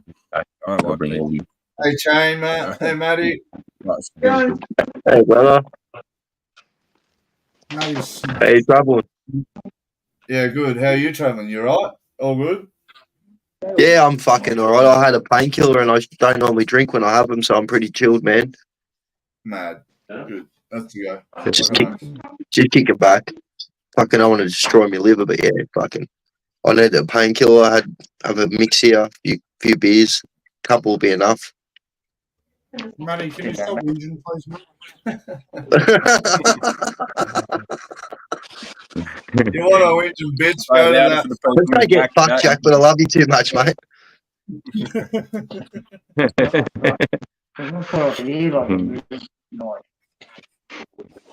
I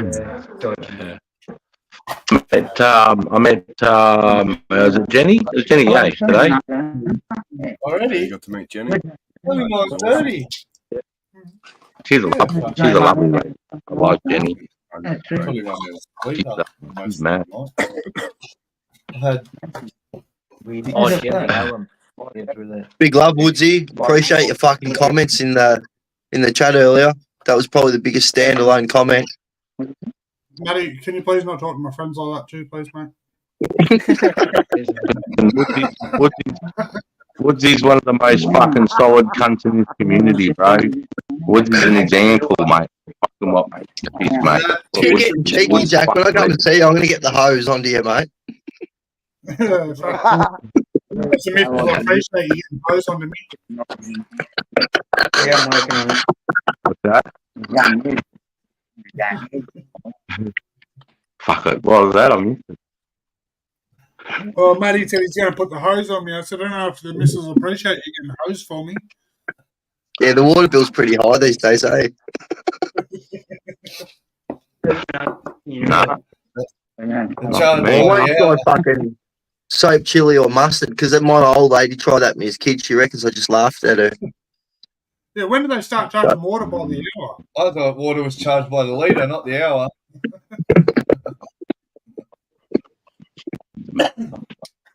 Bravada Mike, much love, brother.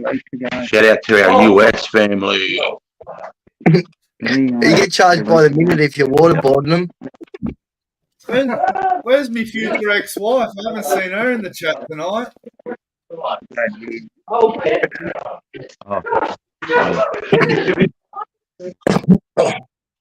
Sorry, guys, I'm just muting. The spiders come in the door and the fucking door is going crazy.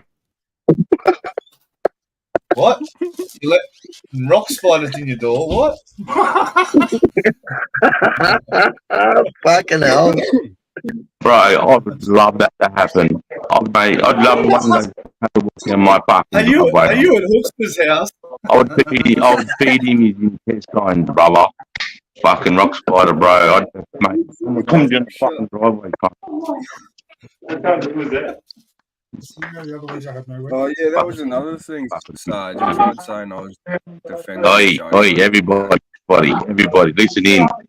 14 AU Falcons in the house, and he smokes fucking buckets. You mad cunt. I'm having a bucket. Fucking hell, we're on 420, Mick. Jump up, brother. Have a cone. Hey, dancer. Much love.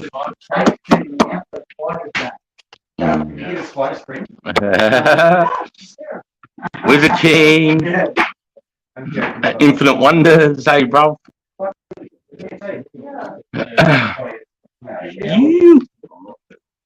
Hey, Sarge, if I can, I just wanted to shout out to Young Gunja 420. I just got a message from him. I won't go into detail, but he's suffering a lot of pain. So he just asked me if I know anyone that can get him oil, and I said I'll do my best. It might take me a little bit, but I'll do my best. It might take me a few hours.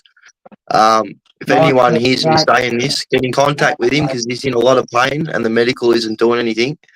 And for him to reach out like that, my little brother, yeah, I fucking do everything to help him. So anyone can hear this. If you can get in contact with him or myself, if you can help, he said he'll pay top dollar. He doesn't give a fuck, but yeah, he's in a bit of pain. So just get out, little brother. Hope you're all right, man. I'll ring you in the morning. Make sure you're all right.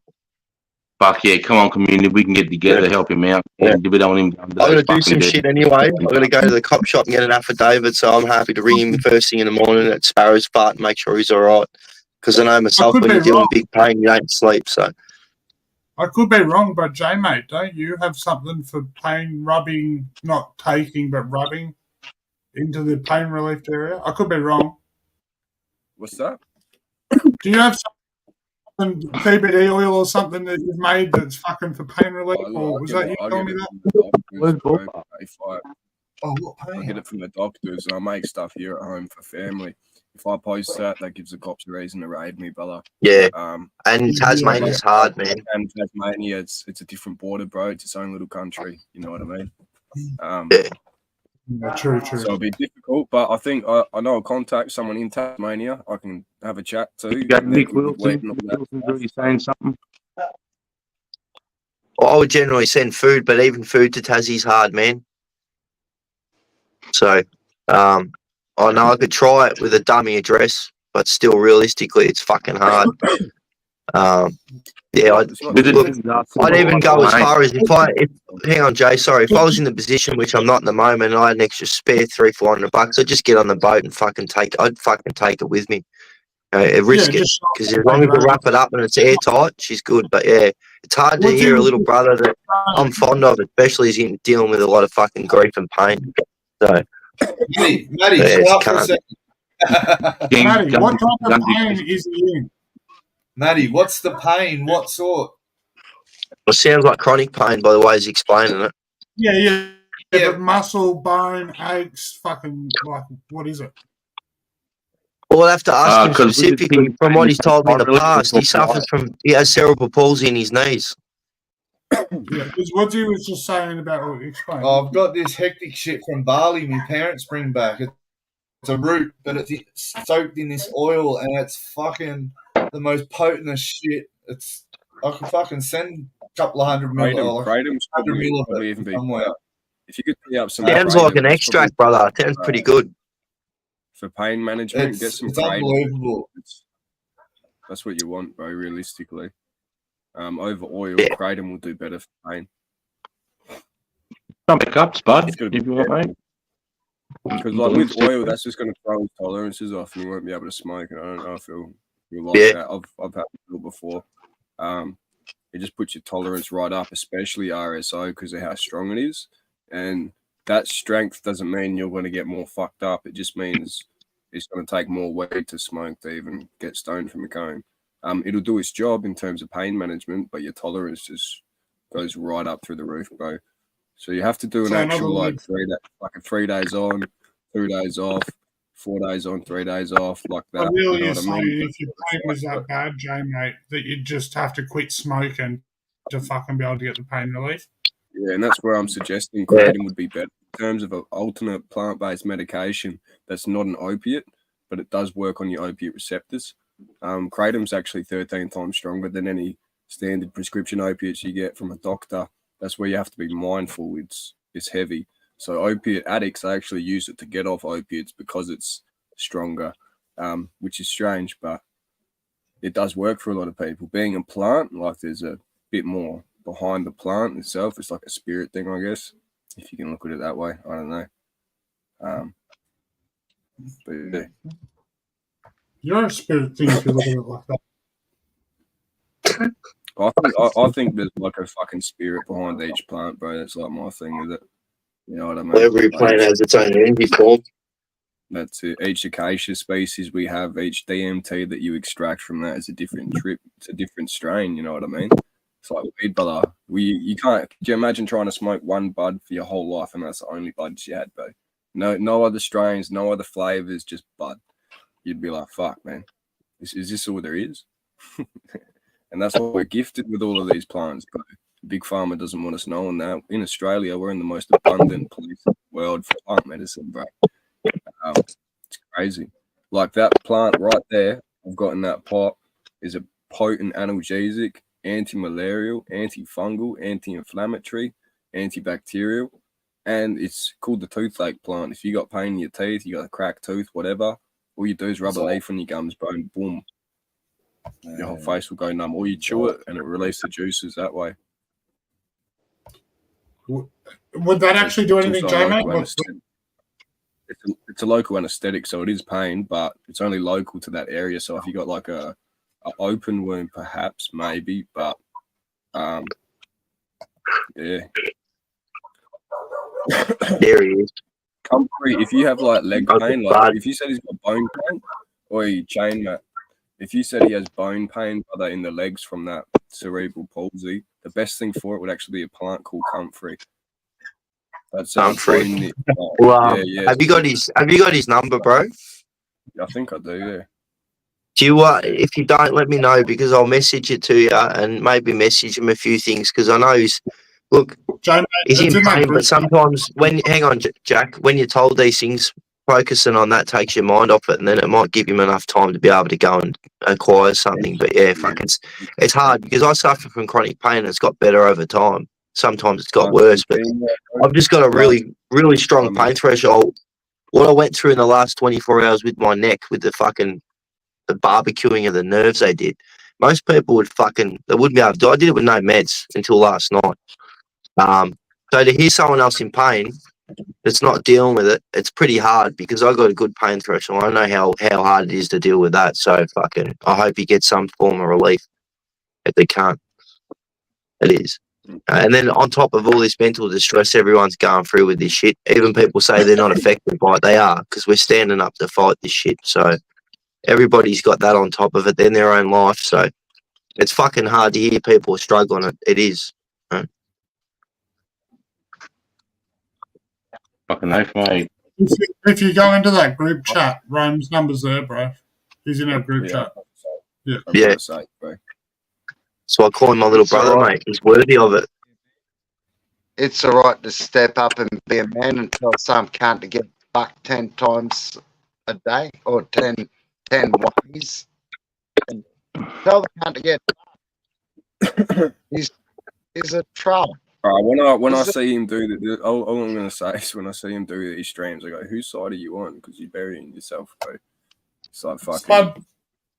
Well, just for reference, Jack asked me to do something earlier, and I went into that chat when I wasn't going to because I'm not subscribed to it because I haven't been for months or a month at least. I screenshotted all the people's names and I watched what was going on. I listened, so I knew what the references were and who was what. And there is a few people sitting on the fence, but at the end of the day, everyone else was either questioning him or they were there to fucking clear their name. I jumped up there, bro. Had my say. I don't know if you've seen it. I didn't watch it. Claire told me that you and Cephas went up there, and I said I hope you destroy him, and apparently that was the case. So, fucking A. I wasn't up there to have a debate with him or be his fucking friend. I said I want nothing to do with you. That's it. No, I seen that comment. That was the last comment I seen before I bounced. Yeah. You and everyone had their say and it was good, but realistically towards the end, you and Woodsy said the best two comments. He said the comment that fucking basically spoke for the whole community, and then you said your piece. And realistically, as much as Spud said to me, "Oh, Matty, you need to lead it." I'm sorry, Jay. I don't know what you want to do with your life or if you want to keep this YouTube, but for a young bloke, I think we need to get behind you collectively and all do it. And you should be the leader, mate, because you've got the fucking tools at hand. You know how to work the internet. You've got all the fucking... look at the course you're doing, mate. And after this shit, I think it's the younger people with the older people's support that need to fucking lead it because the older people can't do it forever. They're going to bounce out at some point. Life's going to disallow them to do so. Even me, I'm going to try and stay around as long as possible. But next year, I've got to start resetting my life. A lot of time is going to be spent offline, away from games, focused on myself, my daughter, and my future. So I want to share that with you, some of these guys I've met, because I plan to move in certain geography. But at the same time, like, if you had to leave tomorrow to do something for life, we support that. We don't fucking hate on you for it. Happy birthday to Jay's sister. It's his sister's birthday, and we've all got this downer. It's fucking pretty bad that he has to experience that when it's his sister's birthday. It's all good, mate. Got some cake. Wished her happy birthday. My niece and nephew are here. My brother-in-law, sister. My mum's gay work friend. I'm like, oh, fucking great. All right, fair enough. He's not here. He's here for me sister, so I just keep my mouth shut. It's just I don't like hearing his voice. That's all. Yeah, I know that feeling, mate. But yeah, fucking, all I'm saying, it's sad there's a bit of a downer in the background, you know what I mean? Yeah. Is what it is, bro. Got to get over it at the end of the day. Got to get up there in front of his whole fucking crowd and nip it in the bud what he's saying. I think I've done all right for the most part. So, because I told him, like, if you're just going to talk over me, I'm going to leave, cunt. Because he tries doing that every time. You know what I mean? I'm hitting the road, boys. Love yous and leave yous. Woody. Big love, mate. I'll probably jump in the comments. Fucking love you, brother. I'll jump in the comments. Big love, mate. Take care. Drive Cheers, safe. mate. Jay, mate, I'm sure you're going to Bernie's get this coming over the next week because it's Monday fucking pretty soon. But I'll speak on behalf of myself and no one else because they'll speak for themselves. I'm proud of you, mate. I've questioned a bit of your integrity recently because a lot of shit's been going on. I apologise for it. And I do generally say when I love people. But yeah, fucking proud of you, mate. I'm proud to see this. And I'm glad that you two guys that are younger than me especially stood up today and fucking made everyone realise what he'd done. And I wasn't present to see it, but I know that's what you did. So thank you very much. From my heart, mate. Fucking cheers. Had to happen. Mm. Yeah. It did. No, I started it this morning. Someone needs to fucking stop this today. Yeah. Today, I just mate. woke up. My phone was lit up. I had your messages from this morning. I hadn't even got back to yet. Yeah, mate. You can and stop then it when like Nana hit me. I think Cedar tried ringing me. You know, I was just like, oh, here we go. You know what I mean? I think even Green Screen, me uncle, he hit me. He's like, hey, mate. I was like, hello. He's like, you want to go have a look? I was like, I don't give a fuck, really, but yeah, I'll tune in. I just watched a bit. And then people started calling me out in the chat. That's when I dropped a comment. I said, I'm here, just woke up, listening into the lies. So, yeah. And again, sorry that you had to wake up and do a downer and start the day with that shit, man. But again, for you to go, I can't be fucked, to go from that to standing up. I'm proud of you, Joe, mate. Vacuum cleaner. It shows true character, man. Yeah. Sorry. That time in the laugh, you just said something cool. I just seen old mate's comment. That's all. But yeah. No, it's just shit, bro. I thought more of him, and I shouldn't have. That's a fucking lapse in my. That's a lapse in my judgment at the end of the day. So I'll do better. Just shit, bro. Hey, give yourself some credit. I'm 37 years old, and he still tried to pull the wool over my eyes. I knew what he was doing, but it fucking took this to sort of, you know what I mean? If there's a good person, you sort of give people the benefit of the doubt and the rope to hang themselves, and he hung himself in front of every cunt. And if no one gets that, they deserve to be with him. So I said to him, bro, so I've given you the benefit of the doubt for 12 months. He's like, I've given you the benefit of the doubt for 12 months. I'm like, fucking, I'm like, I can't talk to this guy, man. He's just a parrot, bro. Just a parrot, you know? It's just like, fucking hell. After what he said about those women, mate, after what he said about Claire and Anxious and that, mate, just that alone and fucking go fuck yourself, cunt. Yeah, Chris, fucking. That's what I'm going to say, is just that disrespect, the way he just did that so easily. And then he backpedaled. I called him out on the comment. He sent me a message this morning at 4 o'clock, lads. I shown you that with him saying, like, I made threats towards his children. I said, what the fuck's all that about, Hook? He's like, I was wrong, mate. I was wrong. It's not you. You're a victim and all this. I said, what the fuck? He's fried, bro. He's fried. Now he's trying to good bloke himself. And he's done, you know what he done? He's like, I'm here for you, Jay, mate. Anything you need, mate. I'm here for you. I'm like, fuck, man, you can't. He just fries you. You know what was the most cooked out part when he's I've been in this community for 12 months now, and he was there for me in the beginning, bro. So I've lost a friend at the end of the day, and it fucking sucks. But it's no loss. It's dead weight, mate. Ask Chris about dead weight. They're those jack cunts that try and fuck your missus, steal your food, tell you that they're your friend and do everything but that behind your back. They'll fucking take your socks, mate. Bro, we skull fuck those cunts, mate. We skull fuck those cunts, bro. The weirdest part about that whole thing, Jay, mate, was that he tried to mix two things together which he knew didn't happen together. You know what I mean? Yeah. And he's like, it was weeks ago. I said, nah, it was months ago I spoke to you, and you've been saving it. It's the only thing you fucking got on me, cunt. And then you know and he's highlighted it today. He said it openly today, the fucking scumbag. And then the moment you brought up Aussie Gunja Man, oh, no, we're not talking about him. But he can bring up your personal stuff. So I just spoke to you backstage today, mate, and I said this could take a turn, brother. There's only one other fucking person he could bring into it, and that concerned me. Right. Like, it was left out of it at the end of the day, but I jumped up there tonight because he started digging Spud and Rez. I said, you're leaving somebody out of it, Hook, one of your best friends. And he's like, who? He's like, Spud. I said, nah, it's gone over your head again. I said, don't worry about it, because he's just fried it, man. But I jumped up there, I said my piece, everything I had to say, everything I needed to say, cleared my name. People in the chat saying there's like 80 or 90 people on that fucking stream, Sarge. Not that you needed to clear your name, Jill. You know what's up. Yeah, it's just word. I was thinking the same thing, Sarge. But unfortunately, you have to justify yourself to every cunt because there's a lot of people that are still sucking his dick, and those people can stay sucking his dick. Like I said the other day when I was on there the first time before it transpired in the next 24 hours, if you follow him and you condone his bullshit, regardless of what you believe he does with growing, unfollow me now. I don't want any part of you or your fucking bullshit. I don't care if we're friends.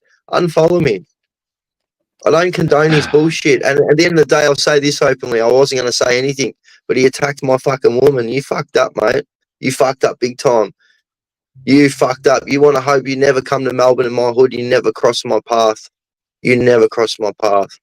Because there won't be talking. There won't be words. It'll be just straight fucking your teeth down your throat, you fuckwit. And I'm not a violent person, but hey, I'll make promises, not threats. And that's anyone's woman. If you've done it to Chris's woman, Jack's woman, fucking J-Mate's sister, Fairgrove's fucking woman, whoever it is, you'd still be copping the same punishment. You cross my path because you're a lowlife. It's not me you'd have to worry about, bro, honestly. That's why I keep chill for the most part, because I know, like, at the end of the day, realistically, you know, there is some fucking heavy people I can call on if I need them. And that's a reassurance, bro. So if people do test it at the end of the day, they'll find out. If I can't handle it on my own, which for the most part I can, I think I do all right. But these, like you said, Shane, can't say too much, bro, especially about your lady. You don't talk about people's women like that. You leave the women and the kids out of it. That's the rules. And he brought them into it. And I said on your stream, I said, you weaponize your kids, cunt. He's like, no. He's like, you're defending China. And I'm like, fuck off, man. I said, you're bringing shit from Kingy and Mark's situation. And they squashed the beef. And Mark fucking said he regretted saying that. He apologized for it. He never should have said it. He made a mistake. I'm sure you remember, mate. But he also weaponized everyone else's kids and people that are single fathers the other day. And I'm hoping that one of those, it won't be me because it didn't affect me. He did no shit. One of those single fathers really affected by it, fucking going to give him a visit. Because that's the most lowest thing you could do is pick on somebody that doesn't get access to their kids. You fucking lowlife. Hey, I just want to say something here in the comments. I got Bravada Mike from the US, man. Do you know what? I don't know what's going on with Hook and you guys, but I'll stick with you blokes. Where Spud Lee goes, I'll go. And Burnsy reckons same here, Bravada. Yeah, bomb. Just got out of the shower. What happened? Who are we talking about? Everyone's well, mad love. The respect, cheers, Chris and Jack. Just shout out, man. No fucking worries, man. Fucking legend. Hey, mark our words. 90% of the people on this fucking panel that get up might be lovers most of the time, but it doesn't mean we won't fight to preserve that fucking love because you got to prepare for war to prepare for peace. So don't fucking test me, cunt.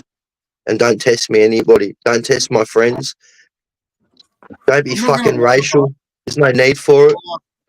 This does give me fucking flashbacks of when I was a crackhead dealing with crackheads all the time because this cunt just comes up with some wigged out shit, sticks with it, and the next day he's like, no, that's not what I meant. What I actually meant was I was sorry, okay, and then I love you all, but you're a scumbag piece of shit. Milky, wait a minute. All you guys are lovers? I just don't get it. Like, just... Fair girl, I gave you a present. How dare you steal that present? It sounds so sinister, bro. Like the shit that happened with me and this shit. Like, it all happened backstage. He was there with Spud backstage. They all had their dicks out. I'm like, what the fuck is this cunt saying? I jumped up. I said, mate, I had her on Snapchat. You know, I'd never do anything backstage. This is a third-party service. It's probably recording everything. You don't do that shit. I wouldn't do it backstage personally. But anyway, it's just, yeah. Scumbag shit, you know. Some people like that AI. Yeah, I should have just dropped a link to the OnlyFans, brother. You know what I mean? Maybe you end up making them pay again, bro. Get rid of these donation buttons. Romo, honestly, bro, if you don't know, you're better off not knowing. Don't worry about it. It's a fucking headache. You really don't want to know, maybe. It's worse than a fucking crack whore in road rage. I promise you. Right, it's 4:20 time. Let's fuck Billy. Okay, let's rip one. I got a chop. Oh, is there fucking seeds in here? Let's smash. Milky. Bro, jump up on the panel. Come on, come on up, brother. How Come would on, one Milky. find these backstage parties asking for a friend? Well, actually, I got answered this. My friend once told me that by accident you can just click into a link and end up in somewhere you don't want to be. No, so it's invitation only. You get a message. You got to check your inbox on your Instagram, like a message request, and it'll be like an envelope. It's all over. It's all locked down with peer-to-peer encryption too. State-of-the-art security. Yeah, Proton. The algorithms like you've never seen before, Sarge. It's just it's next level, bar. Seeds in there.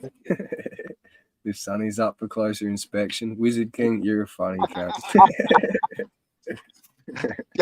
Haven't seen Hookster here for a while. Mixed steamy kettle face. You will never see Hookster here, mate. No, he's after what I've seen in the last 24 hours, bro. Not here. You won't see me. I'll tell you why you won't see me. Because you won't see that bloke ever surrounded by a bunch of men. No, that's it. Just He women. only and surrounds young lads. himself with fucking poofters and cowards. Oh, come on now, bro. I was trying to learn. from We're, you all.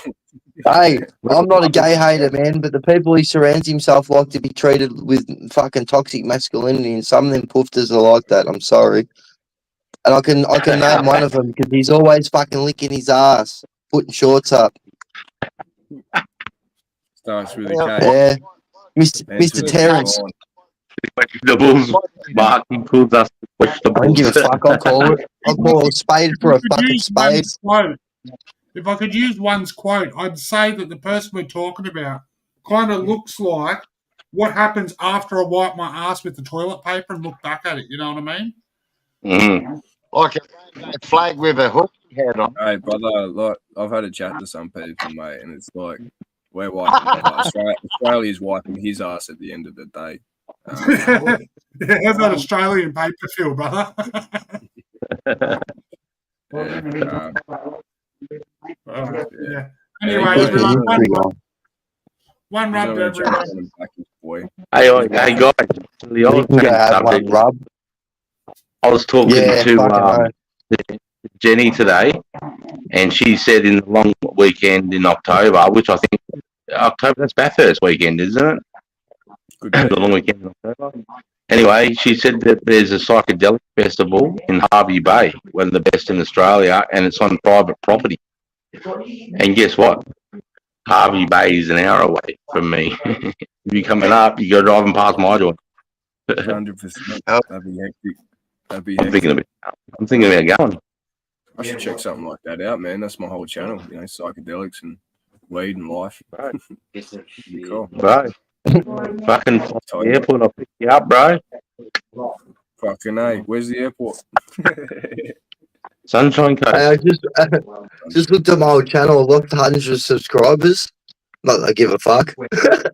There must be 100 people that suck and lick fucking Hookster's ass and dick. It's all the old accounts, all the troll accounts ready to go for tonight. And they were, bro. There was so many cunts sitting there lurking. Just He's saying. like, we've almost got 100 people in there. I'm like, how many are you talking, like? Can I just say, That's for a mad, bloke with 100 people in his chat, I think he's actually lost 100 subscribers because I thought he was at 185. Yeah, he's not there now. I've got to thank everyone actually because I'm at like 424. I think I drank today. Yeah, So, fucking oath. Congratulations, Sargy. Yeah, pretty good, guys. Mad. I appreciate it. So you just said you reached 420. That means we've all got to pack one up. Fucking Okay. Wayne, Jack, what are you talking Loads about? ready to go. Take your time. We read that comment about Gary. That's I didn't experiment with cannabis or massages all over my year. I didn't get high, but felt good for days. The only side effect was made me piss a lot. Fuck, that's pretty. Did that include your Feel fucking good. shaft too, Gary? When you said you didn't get off? You crack sack. What is it? Crack sack and fucking. What's that fucking? At the end of the day,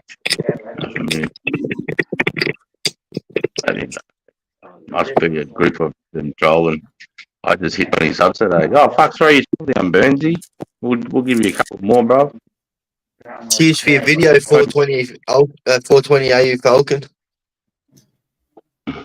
Yeah, he smokes buckets. See that, lad?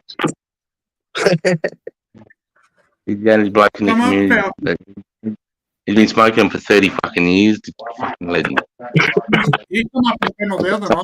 I'll tell you what, I'll make room for Falcon because I've got to bounce out anyway. I feel pretty fucked. I've got a call it a night pretty soon. But you enjoy, Sargy. Thanks for having me up here. Jay, mate, I'm proud of you, mate. Well done today. Fairgrow, I'm sorry that you got racially vilified this week. You're our Indigenous brother, man. Regardless of your fucking Fijian or Aboriginal, it don't matter. We love you, man. Uncle Spuddy, you're a fucking star, mate. You know you got my support, and Jack, you're fucking holding us all together at the moment. So good on you, brother. We love you, mate. Peace, guys. Chat. Hit that like button. I'll see you all soon. Thanks for popping in, Matt. You're a legend, bro. I'll be Sargy, mate. Give Mel my love. Big love, Matty. Love, mate. Oh, Dale, Josh, and Mel in the kitchen. I just got to say something. Never call the cops. Never call the Jacks for fucking anything. That's all. Over and out. Well, he was saying on the stream he doesn't do cops, bro. And then he tried bringing up the kid thing again. That's why I jumped on there. So don't weaponize him. There's nothing. What do you mean? And then after that, he said he's going to go to the cops. Yeah, he justified it again. Yeah. How does someone ego have to be to have a title? The big man has, as you say.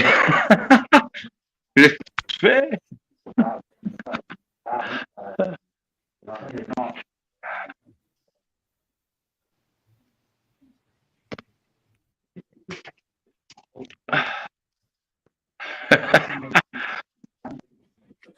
Fuck yeah. The comments is hilarious. Loose lips in ships, bro. That's yeah, that's the first thing you thought as a soldier. Cut your fucking pie hole. Snitches end up in ditches. Yeah, we don't do that in the army either, bro. Some people will use snitching in the army to get on promotion courses. Old mate's method right now is accuse everybody until he finds out who made the comments and shit, and then he's going to the police. You know what I mean? He's like, I'm just testing things. I'm just getting people to talk now, see what they say. And it's just like, you're fried, bro. And you got to, you know, the old saying, if you got to make your bed, you got to lay in it. That's going to be a pretty uncomfortable bed soon, I reckon. It's going to be real spiky. Talking about that, J-Mate, can you possibly roll that fucking voice clip? Oh, by Mick. Yeah. What's that? If Mick doesn't mind, yeah, fucking oath. That'll be sweet. He sent me follow-ups after I showed him. Why did you get that? Hey, what's going on here, mate? Bear Grow, J, mate, Jack 420. We got all the legends. How's the show been tonight, Justice? Good, mate. Yeah, it's been pretty good. Still, you know, still the last little drip of fucking hook shit's just coming out. We're just squeezing the towel out. It should be finished in the next few days. Get rid of that shit. I call that off, mate. Man. Look, I'll put it this way, mate. When you get called out for accountability, someone comes up and calls you out for some of the stuff you say, and you can't even fucking apologise. That's character right there, and that's all people need to say. And people need to say, if you can't see that, fucking, I don't want you around. Anyways, you're a grubby cunt too. Yeah, you can't do that. You just can't. And unfortunately, no action is action. But yeah, anyway, that's enough of that nonsense, mate. Yeah, boy. Let's talk about some good shit, mate. Let's have a couple drinks, a couple bongs. Yeah, you can't just come like I'm waiting to hear me fucking voicemail, mate. Hey? Nah, mate. Nah. We're all good. No. I think he's out the back talking. He's out the back talking to mum and smoking a joint. I'm grabbing another beer. Oh, fuck. Cheers, mate. Thanks, bud. Oh, fucking even Ethan better, needs mate. another beer. Yeah, I'm getting there. Fucking hell, this is only my second one. I'm not that fucking. I don't have a fucking iron liver like Uncle Spud. Oh, my liver's fucked.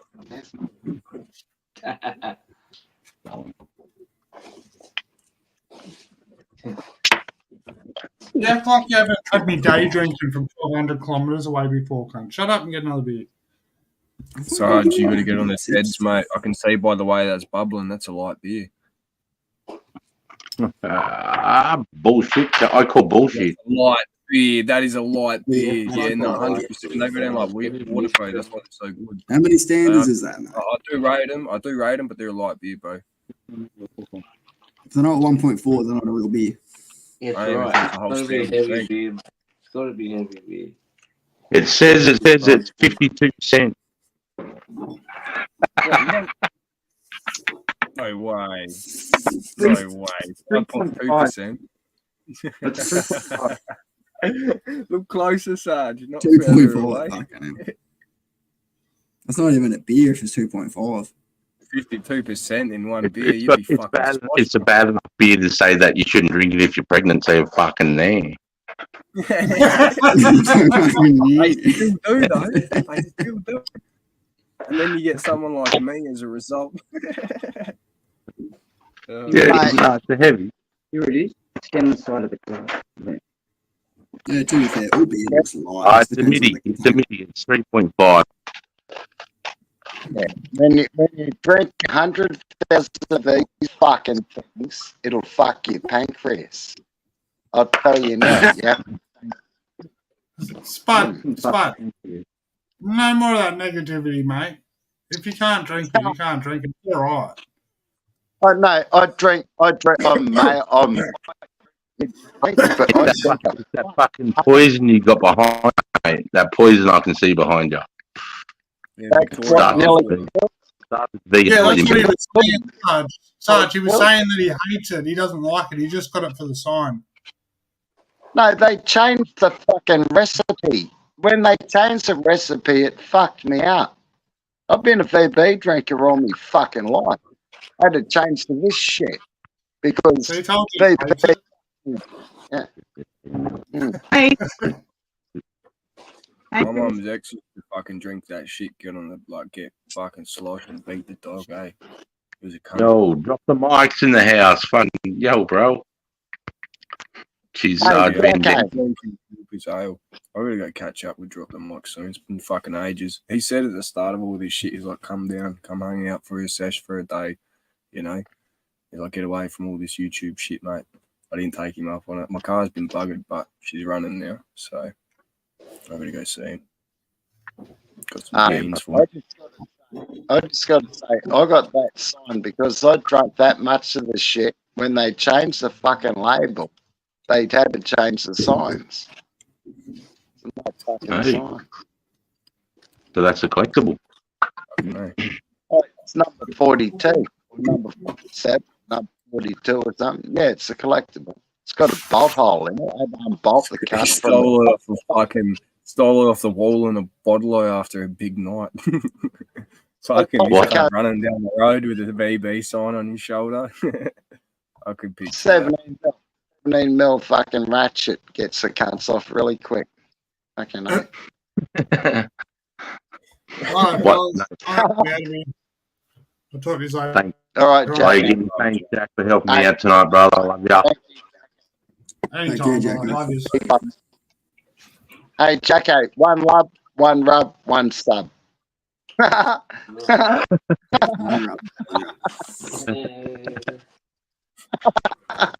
No Fosters in that big oil can or Fosters, bro. That's horse piss, that shit. Oh, yeah, and Crown Lager. Yeah, cunts, Crown Lager's Foster's, made of the same fucking bat, different fucking label and bottle, same fucking shit. Oh, I'll just let you. shots fired. What? I know who drinks Crown Lager. Oh, well, Foster's. I don't This cunt. I drink that. Yeah, you're not wrong, Sarge. Fucking love Drinks crownies, the mate. light Fucking stuff. love a crownie. Drinks the light stuff. Only because they're expensive. Fucking still No, Foster's. it just and tastes shit. good, mate. No, I don't think No, that it's- Foster's. Well, you It think is it's exactly Foster's. the same as Foster's Lager. Is it real? I don't think I've ever had a Foster's. You missed the memo, cunt. They're made out of the same. We did a shot at fucking I brewery. thought Foster's was made in New Zealand. Some wines, man. You know what I like about some wines? It's not even like drinking a liquid. It's like drinking a fucking cloud, my bro. It's like, wow. You get fucked off that shit real quick, bro. I must admit, First, well- the other night they got a few things in them, but it's something different. You tried the passion pop, Sarge? That's absolute Fruity Alexia. It's dangerous stuff, man. I tell you, it comes in a big bottle, man. Last time I had passion pop, I threw a bottle at the cunt. Drinking. Fuck. In the Fruity Lexia, you heard the saying about that, mate. Fruity Lexia makes you sexier. 100%, mate. Fella. That's complete Fruity Alexa makes me wanna fight more. Bundy, Bit dick. Bundy. I'll get rowdy on the Bundy, but I have Yeah. have a good Gotta laugh. give I up don't the get drunk like everyone else. I don't slow up. I get slurry or nothing. It's just I get fucking get energetic, man. I don't know what it is. It's like I'm drinking a can of fucking dopamine. It's insane. Hey man, can I say something just quick? Yeah, I might drink 3.5% fucking piss, and I might drink it all fucking every day, but I can still live stream and keep my senses. I mightn't remember shit. I mightn't have a mouth filter, but fucking double fuck you if you don't like it. Anyway, big love, ladies. I'm gonna go get a beer. But Yeah, let's have a drink. Spud drinks camp and beer. You can drink them all day, still set your tent at night, but smack them hard enough, you can still get them to give you a rattle. Yeah, milky nuts. Crikey. Hey, legend. Hey, Dale. Hey, brother. Hey, mate. He's been kicking it with Joshy. He's been kicking it with Joshy, my boy. Hey, when his legends coming up to visit, we'll come and sit here and smell the fucking aluminium plant. Look at the pretty lights off the cunt. Well, we'll think September. Yeah. Yeah. Yeah. September. Is this month? Cool. Yeah. Yeah, we're just gonna I'm just gonna throw a double mattress and a dino, and I'll bring my Seroquel, bring everything. Make sure I'm fully loaded. Sarge, if you can fit in a double swag, I've got one for you. No, we Double, it's I've got me fucking black. He's a beard. Dale's got a King Deluxe, and I've got a bunch to pick from the shed. I know Dale's got a swag. Fucking that legend fucking wouldn't live life without one. Fucking ain't. You got to have a swag. He said he got 3 of the bastards, actually. yeah, I got 2 of them. Have you got that black balls? You got a small one for the bike. Yeah, you got to have a roll. You got to have a roll. Fucking ain't. I've been laying on fucking dirt, man.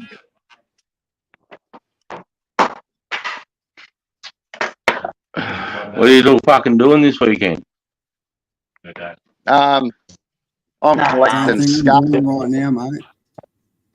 Drinking, smoking, farming. Same thing I do every day. No, Drinking, I'm smoking, right, farming, sleeping. mate. Did So you 420 AU Falcon, mate. He smokes a bucket. He's been smoking buckets for 30 years. He's the only bloke I've met so far in the community that smokes buckets. Fuck yeah, my fucking first attempt, I think, 14 and a half years old in the flat at Sydenham, Yeah. and fucking hell. Didn't you? Oh, fuck yeah. I've never really been able to do that. Mate. Oh, my young fella just handed me something. Well, that looks interesting. It's a double mix. Oh, It says Jam Donut. I said, imagine, he just sent Fucking hell, Oh, it's yeah, double. no shot, mate. fucking, that might be a We'll give this a little crack, eh? I'll tell you what. Oh, be careful. Be careful, Carl. Be careful, son. They'll fuck you up then. I'll have. I'll be the judge of that.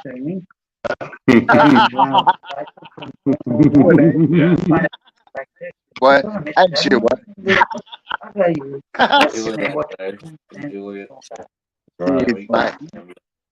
All you right. know when you fill up, open it. Here we go. How do I drink that? Do I drink one side first? Righto. Here we go.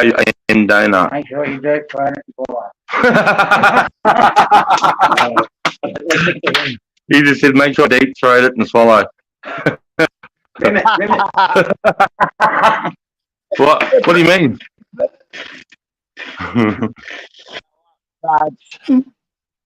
Slam it, big fella. Yeah. Oh, it tastes like it tastes like Kahlua or Malibu or something. That shit I used to drink with milk. Yeah, fucking hell, it's nice, eh? Yeah, it's almost like it's not quite as harsh as that. What's that shit all the old people drink? That Bailey's. It's not quite as harsh as Bailey's. A bit smoother. The other one.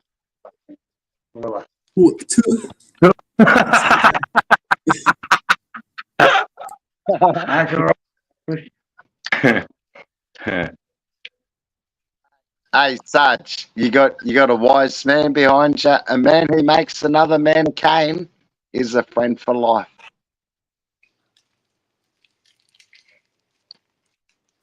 Yeah, munted. Yeah, fucking over, bro. What about like Kane with it? Yeah, what he changed me with it. Oh, mate, behind you, he's the one that made that. That's fucking beautiful work, mate. That's fucking really good, man. Fucking straight up, man. See, Beautiful. come in. See, this is my best mate, Dale. Nice to meet you, Dale. You too, buddy. Yeah, him and Jay, mate, live in down South Oz. You know where Bull Bar is, and Fairgrow. Fairgrow, where are you? Perth? Nah, Adelaide, bro. Adelaide, fuck. Yeah. I was born in Brisbane, though. How's this sound, mate? I was wanting to fucking show a bit of interest in buying Snowtown, the old bank vault, setting it up right with it like a wax museum of the actual replicas of the dead in the fucking barrels and get people to come in. Then you lock the fucking door and leave them in there all night and have snakes and have to drop out of the ceiling every now and then and shit. And then you open the door and send them on their fucking way. Charge them money for the fucking tour as well. Don't let not one room at first. Jay, mate, get your mate Coops to work there. Who? It was his uncle just got let out of jail for those Snowtown murders. Yeah. Find your uncle. One to be Yeah, it'd be good money. Everyone in Adelaide knows someone connected to that, mate. So, yeah, it'd be good money. That's the best town in South Australia, mate. That's a terrific fucking community of man state. And all the fucking I was watching a program about the coroner fucking that worked in the police force coroner for fucking 30 years in South Australia. He done an autopsy on an Aboriginal fucking fella on 244 gallon drums and a piece of corrugated iron. And this is only in the fucking 90s and the fucking dog never even got prosecuted. That's only one of the fucking horrific crimes the cunt's committed. Did you hear that, guys? Yeah, mate. He said What did you say? He did an autopsy on an Aboriginal fella, but what happened? on 244 gallon drums on top of a corrugated piece of fucking iron, mate, in the 90s. And never even got prosecuted. Like, So fuck, there's mate. fucking they fucking killed more cunts than they got done for then. Did you get that It figure? wouldn't surprise me. There's an Indigenous fella in the prison system over there. I think he's done 44 years or 43 years over the words of that coroner. They won't release him because he won't say he's not fucking guilty. If he says he's fucking guilty, well then they're all covered their ass. So that's why they won't let him in. Fucking dog. I can't even remember what the bloke's name is, but still like 3 high Supreme Court judges in South Australia working that are keeping this cunt's ass covered. And you just seen what happened to the Surprise me, eh? fucking police fucking organisation down there, South Australia. Hey, Bravada Mike. Have a good one in the US, brother. Have a good day. Yeah, man, man. Yeah, Bravada Mike. He's over up near upstate New Jersey or something like that.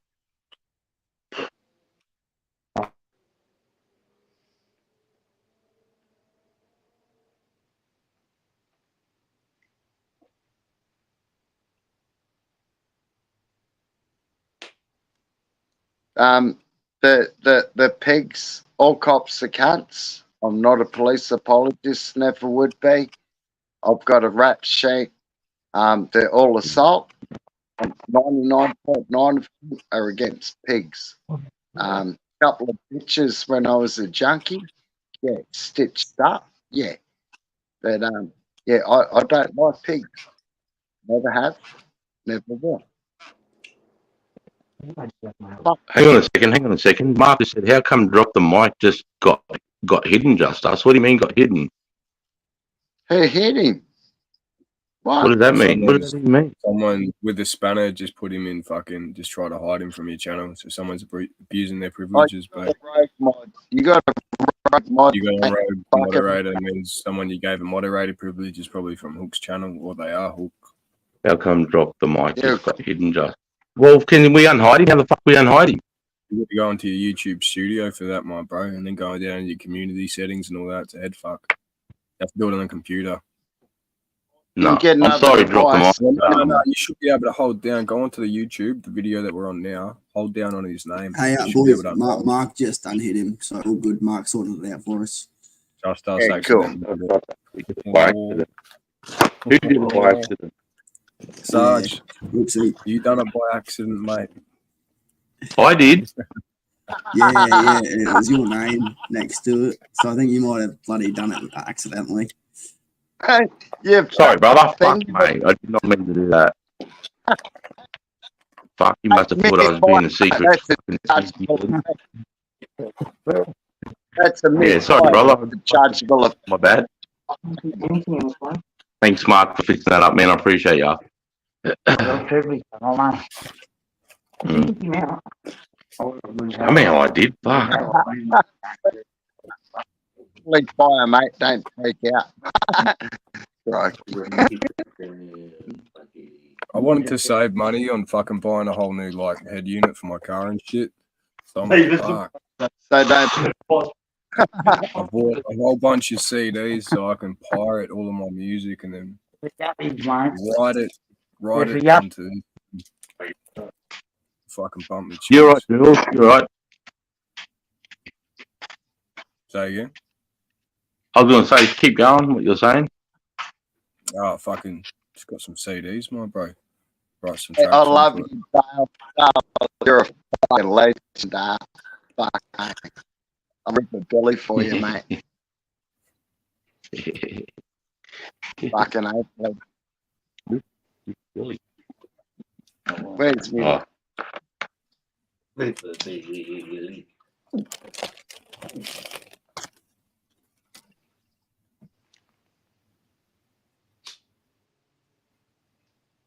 Have a bucket.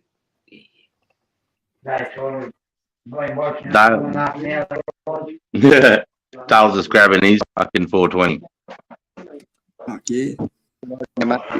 420. 420. Hey, If you're a gang, who gives a fuck? This is our lines. 420. And how's the game? 420. Somewhere around the world. Share the love.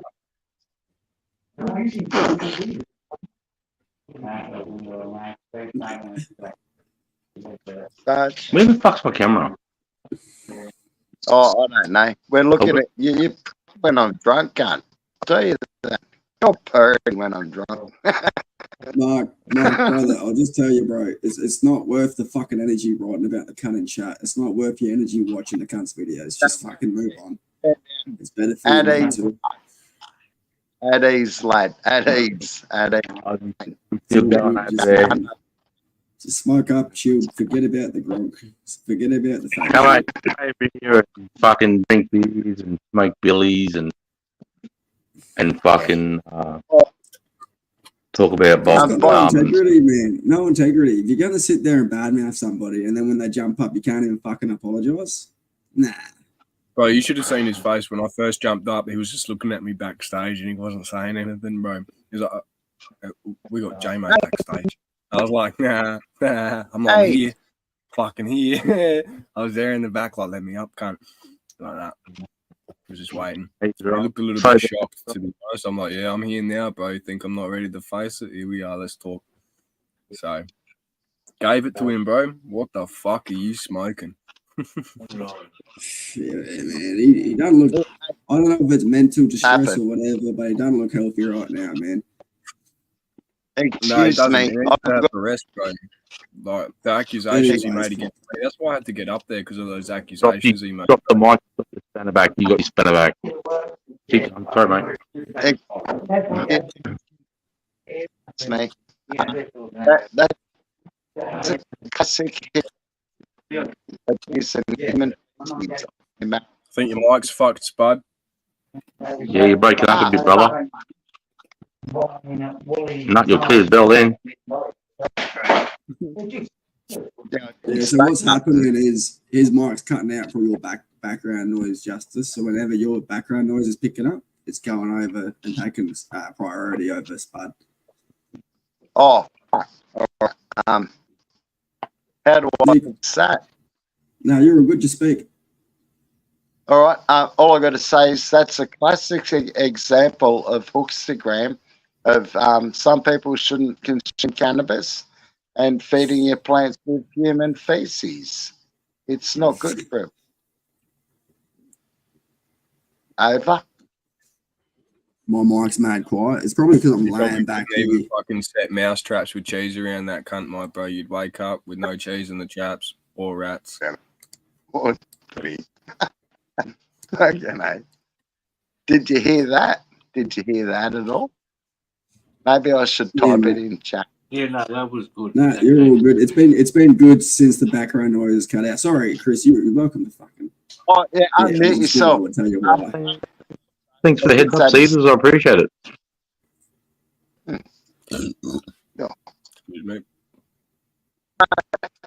Let your party roll. Fucking let the party roll, man. Don't worry about this mad cunty. Fucking hell. Yeah, it should be all good as long as we can manage. Yeah, you got the stage. Give me a platform to rip apart. And if you give me a platform to rip the chook apart, I love ripping apart a hot chook, you know.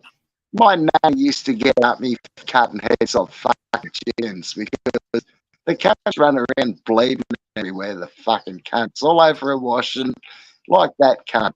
He's left nothing but a fucking mess all over the 420 mob, making us look like fucking cunts all around the world because he's a fucking tosser.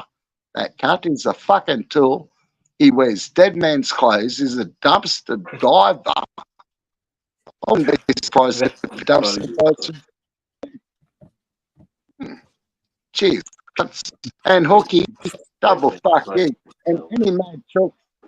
If I see any of you mad chooks in my bar, you can fuck off. Double fuck you. Hey, rant up there.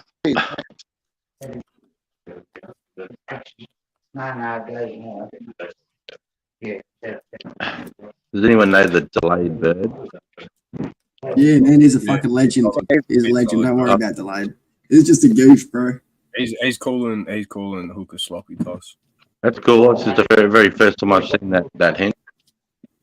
Yeah. Is No, he he blue? knows around, bro. He's Adelaide crew. He's me and Cedar know him. Cedar's met him in person. Yeah, man, he's a legend. I've met him personally. He's got ties. He's got ties to the Chinese Communist Party, so don't Yeah, stress. you got to be careful though, bro. Like his missus is fucking Yakuza. No. His missus is Yeah, 100% Yakuza, Yakuza. Be careful. Chinese Communist Party financiers, like you got to be careful with this one, brother. I'm exposing you now, delayed bird. You're getting exposed, brother. Look out. Well, delayed bird, mate. You're part of the Blue Club. Just pay him back, delayed. Just make sure you pay him back, bro. You got to pay back the Yakuza, bro. Yeah, pay back the Yakuza. You can't fuck around with them, bro. No, or you don't have to. Or you could just do that. No, he's married into it. He has to. He has to pay it back. No shit. He's thought about it. He's like, This is "Just about- run it, but I about don't there. think you fuck over the Chinese Communist Party." I'm like, she could be a sleeper cell, homie. Nah, it's his girl. She loves him. I haven't met him. I haven't met either of them yet, but I've got to soon.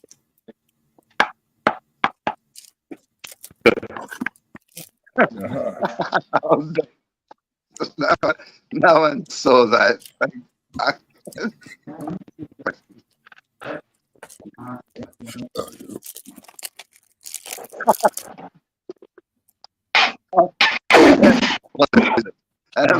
And What's going on, Cliff, mate?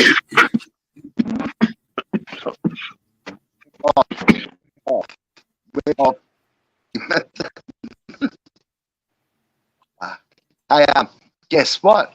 Guess what? I love ripping apart a hot chook, and so do we all. There's nothing wrong with being a male and getting a bit aggro every now and then. You know? Don't make it a fun night. Like this fucking chicken cunt. Could dish it up. He wants to give it away to every cunt. I'm only picking on two people. That's fucking Psycho Chicken and the Jack Tooth fucking looking McGee. Double fuck you cunts. Fucking maggots. One's a black Hey, male. talking about hot chicken. Yeah. One's a You know, black when you get those $12 hot chickens from Woolies. You know what we call those in the army? A bachelor's handbag. And that's what tough Hook crowd. is. Fuck. Yeah, and that's what Hook. The cunt's living in a hammock in a fucking dome, shitting in a bucket. Hey, Sunshine. Sunshine. Who's Sunshine? Oh, Sonny's cool. Sonny's cool. He's another one of Hook's victims. He's Oh, the he one goes- with the getting called a shirt chewer and all that shit by Hook. He's like, Sonny's a shirt chewer. Fucking listen to that guy, blah, blah, blah. Yeah, just again. Oh, yep. That's Sunny, yeah. Yeah, okay. Sunshine, We have an boys, make sure he's got his face on. Can you see me? Yeah. Yeah, all good. Why the fuck don't you have pants on, cunt? The last two Where's times your I've seen pants, you, cunt? you really fucking short Cold, shorts. you're not be wearing pants, bro. I'm wearing pants, man. They're We're short. staring, bro. We're staring. I'm just saying, bro. I saw you on the stream earlier in those short shorts. You seem cold, lad. Yeah, he's waiting for Hook to let up one of the alt accounts, and it's going to be him. He's going to go. Listen, man. It's just one wrong move away from fucking flashing every cunt. No, I would never flash a Sonny, ball. Sonny, did you break your fucking camera? There's My a camera? cord in front of it. Oh. What Yeah, the it fuck? looks like there's a windscreen wiper in front of it. Oh, no. It's a table. Incense stick. Oh, King Philip. Oh, no. Philip, how you Hey, doing, mate. mate? Thanks for dropping over. He's in the US, so I met King Philip on a US on Jeff in Exile's panel. Welcome, mate. Oh yeah. Ripper Billy. Sonny, mate, how are you, brother? You smoking on some of that Medi or some of that fucking? What are you smoking on?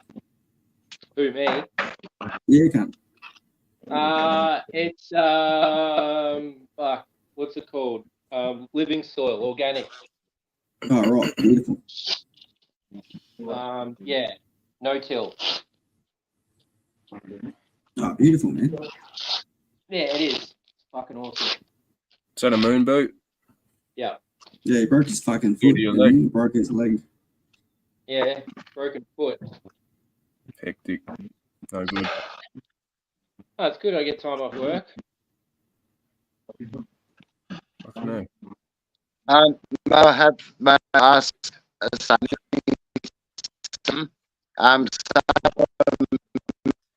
Your broken foot with a moon boot.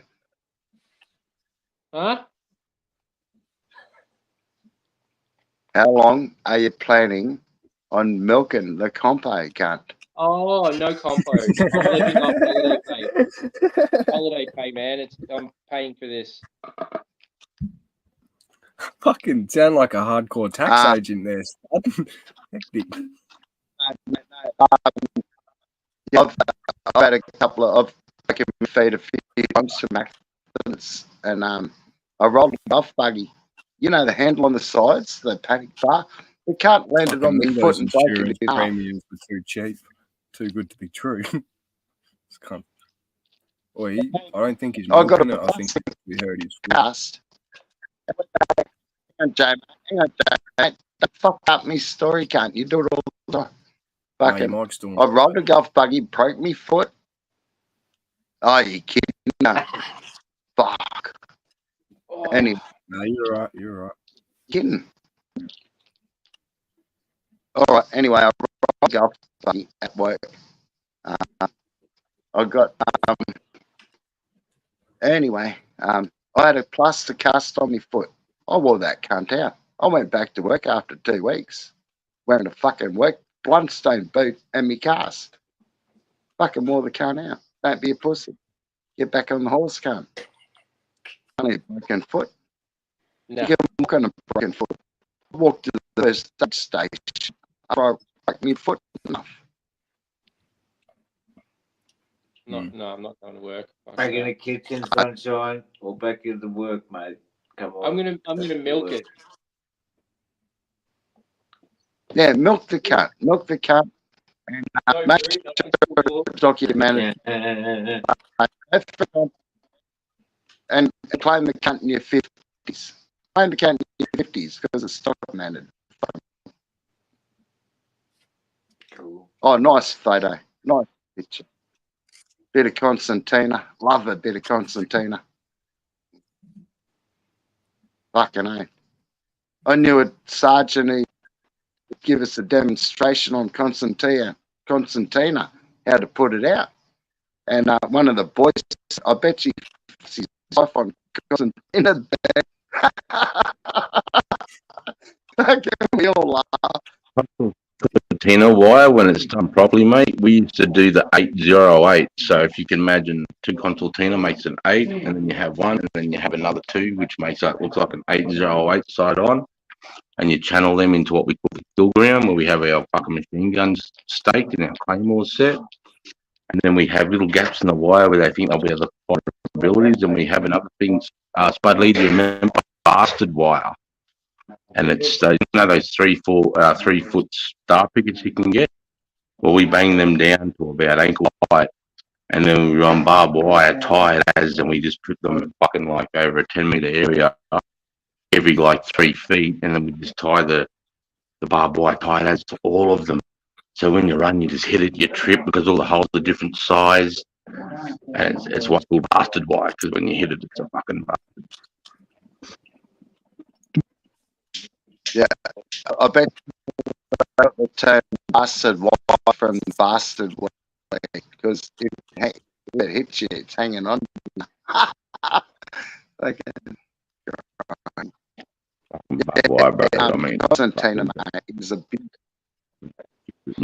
Oh, these are the fellas that I was looking after. Some of the locals in Baghdad that I was getting learning to know. Smoking ciggies, Sarge. Yeah, the guy on the far left, all his head is calloused from being fucking pistol whipped every day for 9 months. And the guy on the very far right, his right eye had been taken. It was just for being the first 2 vehicles to pull out behind Saddam Hussein's motor raid, or whatever you say, that convoy from downtown. So they pulled out behind him, and the guys that pulled out in front of him first, they got locked up. It was a big, When you heard, or Sarge, tell me what it was like, the feeling when you heard that you got him. No, what? Sorry. When you heard that you captured him or you got Saddam Hussein, what was that feeling like when you fucking completed the job? Okay, Saddam was caught, I think, in 2005. So I was in Australia. I wasn't over in Iraq when he was caught. I was there when his sons were caught, Uday and Qusay. I actually went into, that was the first time I'd seen 2 people ripped apart in war, was Uday and Qusay, because the Yanks put them in a 11 tent, and for 3 hours said they're on display if you want to go and fucking check these fucking pieces of shit out. Everyone went over there, and by the time I got there, you couldn't recognise their faces because all the saliva, all the Yanks were spit faces, bro. But yeah, they were ripped apart. They were fucking ripped apart. But they were like, not like his dad. His dad, he took $1 million cash, some fucking cigars, and hid in a hole like a rat. While his 2 sons got a family, and he's their best fighters. Their fucking house like a fucking armored tank. It took the Yanks to surround their house with, you know, those M7 Mark 19s, the automatic 40mm grenade launchers. It's like fully automatic, boom, boom, boom, but not bullets, grenades are coming out. It's got almost like a revolver round, doesn't it? Yeah, and it's just like round tunnel on top of them bees. Yeah, I was saying that they're off their fucking head, man. That's a kill streak. They surrounded it with about 20 of those, bro. Right. And fucking 50 health, and they hit that building fucking day from fucking AM to PM, bro. It didn't stop from the top, boom, until the building collapsed, and then the engineers went in there and pulled the fucking thing out and pulled the bodies out, and at least they were all still like, you know, sitting there behind their machine guns and fought to the death. I mean, I respected them for that, whereas their fucking dad ran like a bitch. Yeah. Yes, I was there for you say, but when Saddam was by then, bro, it was a political thing, mate, and I realised that CIA trying to get in bed with the Shiites, to control oil, to get in bed with Iran, you know, and now Sunnis are pissed off.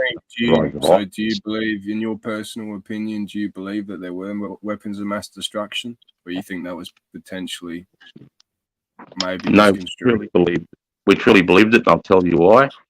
Is because Saddam was yelling it to the world, because he knew the only way he was going to get caught by the world is the UN inspectors had to come in and inspect, and he could hold them off easily. But nobody knew this. Iran can't stand, like the Persians couldn't stand Saddam, mate. They wanted to invade Iraq. But why they thought Saddam had weapons of mass destruction, that was stopping Iran from invading his country. That's the only thing he could stop them, because they were outgunned by Iran. So he shouted, I've got weapons of mass destruction to the world, pretty much just saying it to Iran, but knowing if he shouts it to the world to get the UN inspectors, it sells it more. And then when we finally got in there, holy fuck, this cunt's been fucking pulling a Swifty, because he doesn't want the Persians. He didn't give a fuck about the West. Well, the UN is worried about Shiites. Well, can take over Iraq. And CIA went, the Sunnis have been in charge. Saddam was a Sunni. Let's put a Shiite in charge, because they're about democracy, so they say. Now we're in bed with the fucking Shiites in Iran, so now we've got them kosher because we put a Shiite. And, you know, you look it up, the Iranian Rambo, all the fucking crazy cunts from Iran started coming up just to kill fucking Sunnis, bro. It was insane. It was just insane. And then CIA controlled the democracy through the Shiite, control the oil, you know, and then ISIS got pissed off. That was all the leftover soldiers from the Ba'ath, which was Saddam's fighting forces, because they all took their uniforms off and put civilians on and sort of worked out tactics for about 1.5 years, and the rise of ISIS. And that was, that's why they was cutting people's heads off on TVs, because they had another level of hate towards the Iranians, towards us, towards the fucking world. That's what was so ruthless. The Taliban and Al Qaeda were going, didn't want to get in bed with ISIS. They were going. They started fighting because you can't cut these cunts off their heads off on TV, bro. They'll open up another whole fucking. And as you see, ISIS was smashed in 3 months. You want to threaten a Vatican, you want to threaten the White House, you want to threaten Australian Parliament, you want to threaten the fucking Moscow, what's it called? In Moscow? Moscow's Parliament, you want to threaten and then start cutting off fucking Americans' heads on TVs, bro. That's extinction level events. 100%. That's what they got at the end of the day. They got him. So remember when fucking Trump came out and he goes, Abu, bow, bow, Baghdadi, just died like the dog he is. That's how he came out. That was his first opening time when he killed him. I don't know if you can. Hang on, Joe, mate. I don't know if you can hear me. Iraq didn't have a World Bank. Iraq now they have. Estimate the same with Gaddafi. He wanted to go to the Gaddafi standard. They fucking killed the cunt and put a World Bank there. North Korea hasn't got a World Bank. Over.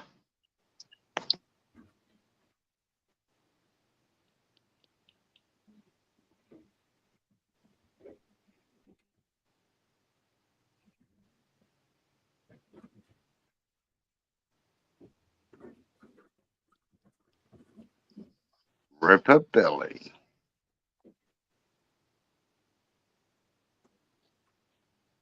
G'day, Monty. Good to see you in the chat, brother. Steve, drop the mic. Just us, you munted if you didn't know.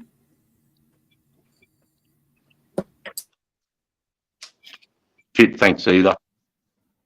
The Kremlin, that's it. McSteamy face. Is Monty here? Oh, Monty, 420. Yeah, Hey, he's brother. jumped in chat. Much love, mate.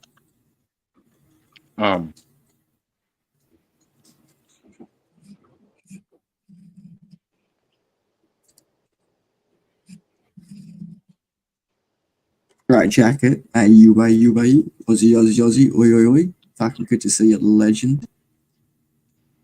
He's packing up a fucking bong, having a billy, having a fucking pocket bong, whatever you smoke. Let's go. I'm going to rip this one, lads. I'm going to go hang out with the family for a bit. We'll be back up after you still.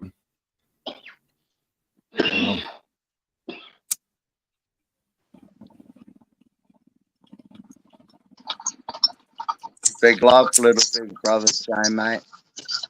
Relax, man. God bless you. Big love, guys. I'll see you soon. Big LHL. Monty just dropped up. Good night, Bill. How are you? Much love, brother. How are you? Yeah, good, man. Good. Just got my job finished for the night. Good on you.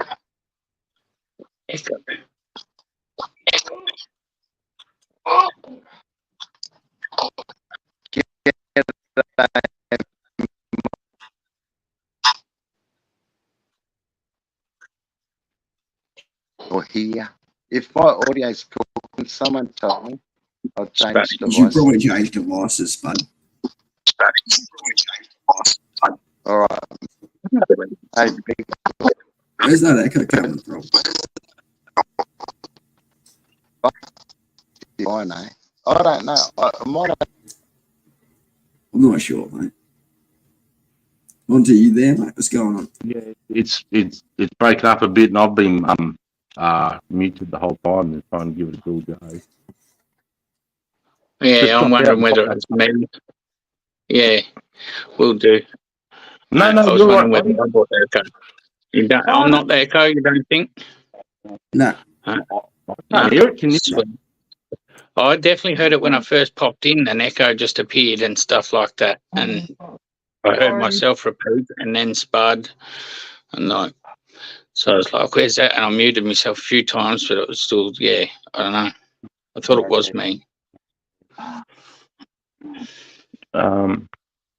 That's good. It seems to have gone now anyway. Or whatever. I think it might have been Uncle Spud. That's a good question. That's a good question, Rob. It's back. Hello. Yeah, definitely Spud. Okay. Chris, once you mentioned you saw CIA hanging around the poppy fields, what did I see? Nothing. That's the thing. It's just a big black tent with writing. You don't see anything. That's why it's so strange. But it's like right where the business end is, you know. So, I just didn't think much of it. I didn't like shit like that. You know, I'm worried. CIA, I've got a job to do. But what they would be doing is testing the thebaine levels, right? So certain poppies are cultivated and bred for certain levels of thebaine, right? So in the natural poppy, there's going to be high levels of thebaine or low levels. And technically speaking, if you're consuming it for drug abuse reasons, you don't want thebaine. That's going to fuck you up. It's going to fucking kill you. But in the medical field, they use thebaine as a precursor for codeine and all sorts of shit. So they purposely cultivate these high thebaine usage poppies. And So they use thebaine to make a lot of synthetics, or Yep, all slightly the synthetic synthetic stuff is made That's from how they thebaine. use. Yep. Yep. So that's what they'd be doing. They'd be testing to make sure it's within their limits, and then all good.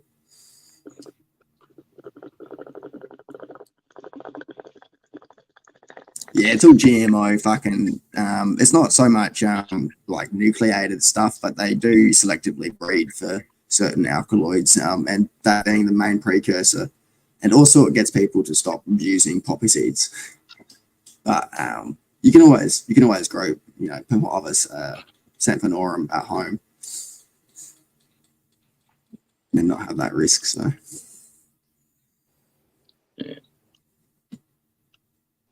Yeah, China spreads the fend hard. Not just that though, the other shit that's I suppose the cartels were the ones who come up with putting the benzos and that family through mixing it with the fend.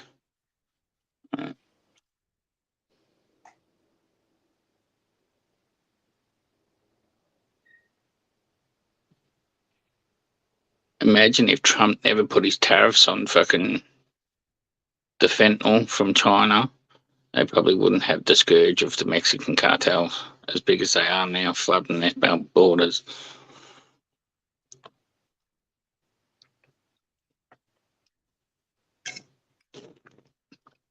Surely it would have been a lot easier to police if Chris. would have been a lot easier to police if they come from China. I'm gonna bump the chat. I want to hear you and Monty speak, boys. So I'm gonna fuck off. Peace. Peace, huh? May as well too. Oh, Sammy.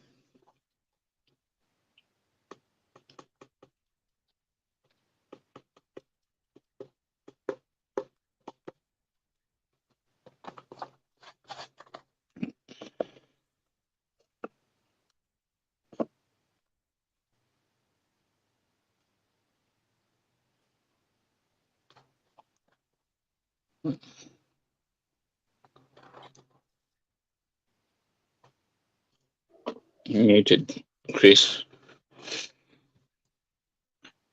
You see. Oh yeah, you're muted. You can't hear you, Justice.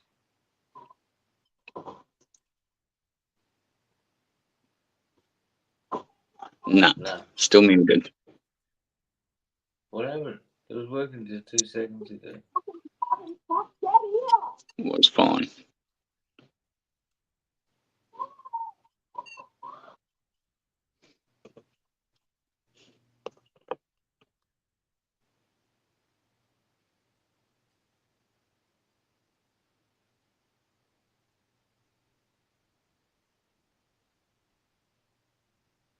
Show you that. not working yet.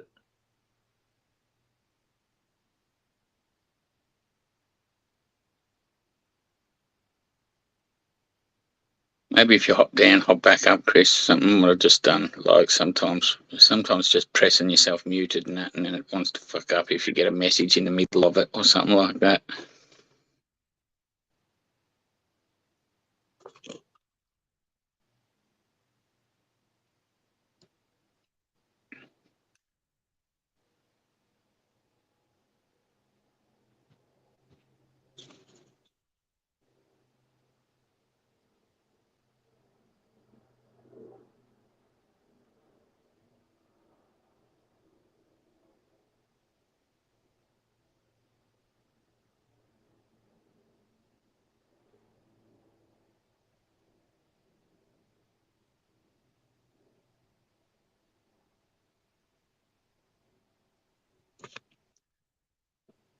Troubleshooting tech. Come on, Fair, you're the technical man. Come on, helping troubleshoot.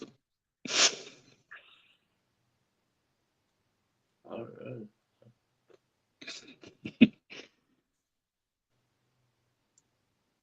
Me neither. I just hop down and hop back up, Chris. I reckon that's the best way to do that. Probably the best thing to do. Mm. You jump in and out, and then you come back.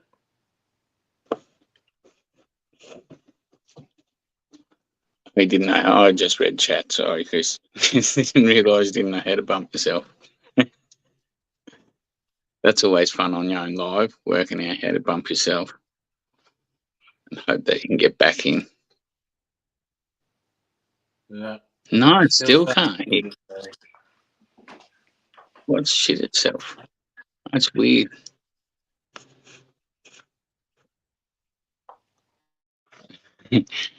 Yeah, get a bigger hammer, dribbler.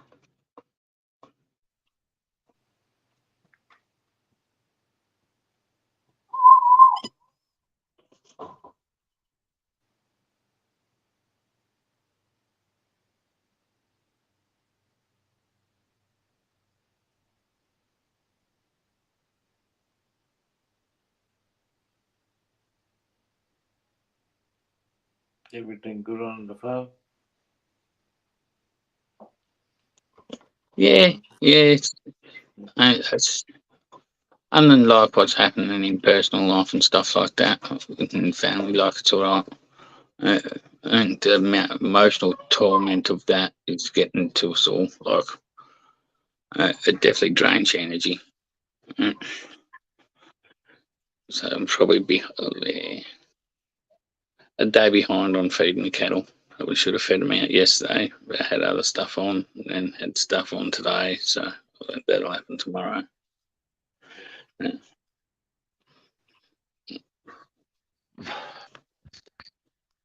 Can you hear me? Yes, we can. Can you hear me? Oh, Yep. fuck off. Sorry about that, guys. I know.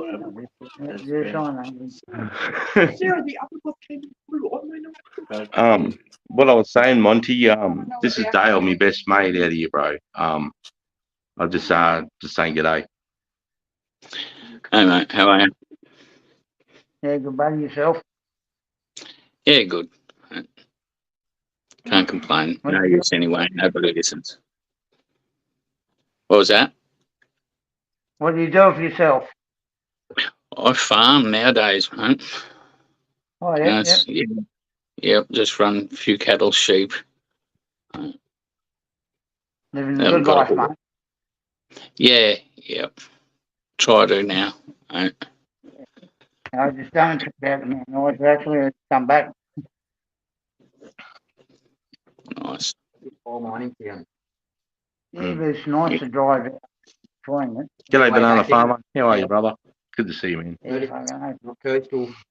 So, fucking what's going on, money? How are you, mate? Bit tired of all this crap, eh? Oh, yeah, I don't understand it all, but I understand it all and stuff like, yeah, but yeah, I try not to be too quick to judge and fucking hate on people and stuff because I know how, like, yeah, I'm just a wretched soul stuck on this earth myself, so I'm not immune to fucking up. Yeah, So, no problem. Much love, yeah. mate. I'm actually having a few beers tonight too, mate. I haven't had any for a long time. I actually, like, at the funeral the other month was the first time I'd had a few, and that I had, well, I think I had only a 6-pack or something like that. I was surprised it didn't hit me a little bit harder than it should have. Yeah, I mean, I usually drink on Anzac Day, but about, I don't know, was it a month ago, I fucking had way too much to drink. And then I thought I'd have another one, and someone actually called me out at the start of the live going, I missed it, only drinks on Anzac Day, getting drunk all the time. I was like, that's fair, cool. I suppose it was like that. Ask my family, I only usually drink on Anzac Day. This is, I don't know, I was just talking to the boys, and I thought, oh, fuck, I might have a beer tonight when I'm fucking chewing the fat with the lads. It's been a hot day. Yeah. It's been a hot day. 30 degrees today. It's pretty warm. Right. 33 and 34 for the next 3 days, bro. Yeah. Wow. A little bit of cold weather still down here. Winter's gone now here. Oh, true. Oh, fuck it. Put 1 foot in there, there's no way I was going in. Yeah, another month I think. Yeah, I'm glad the bloody microphone. I don't know what's going on there. The last I've had it before. Yeah.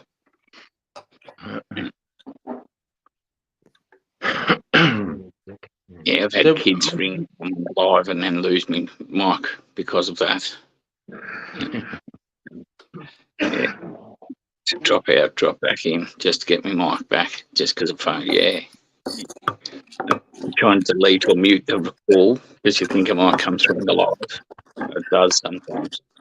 But it just wrecks your audio. Yeah.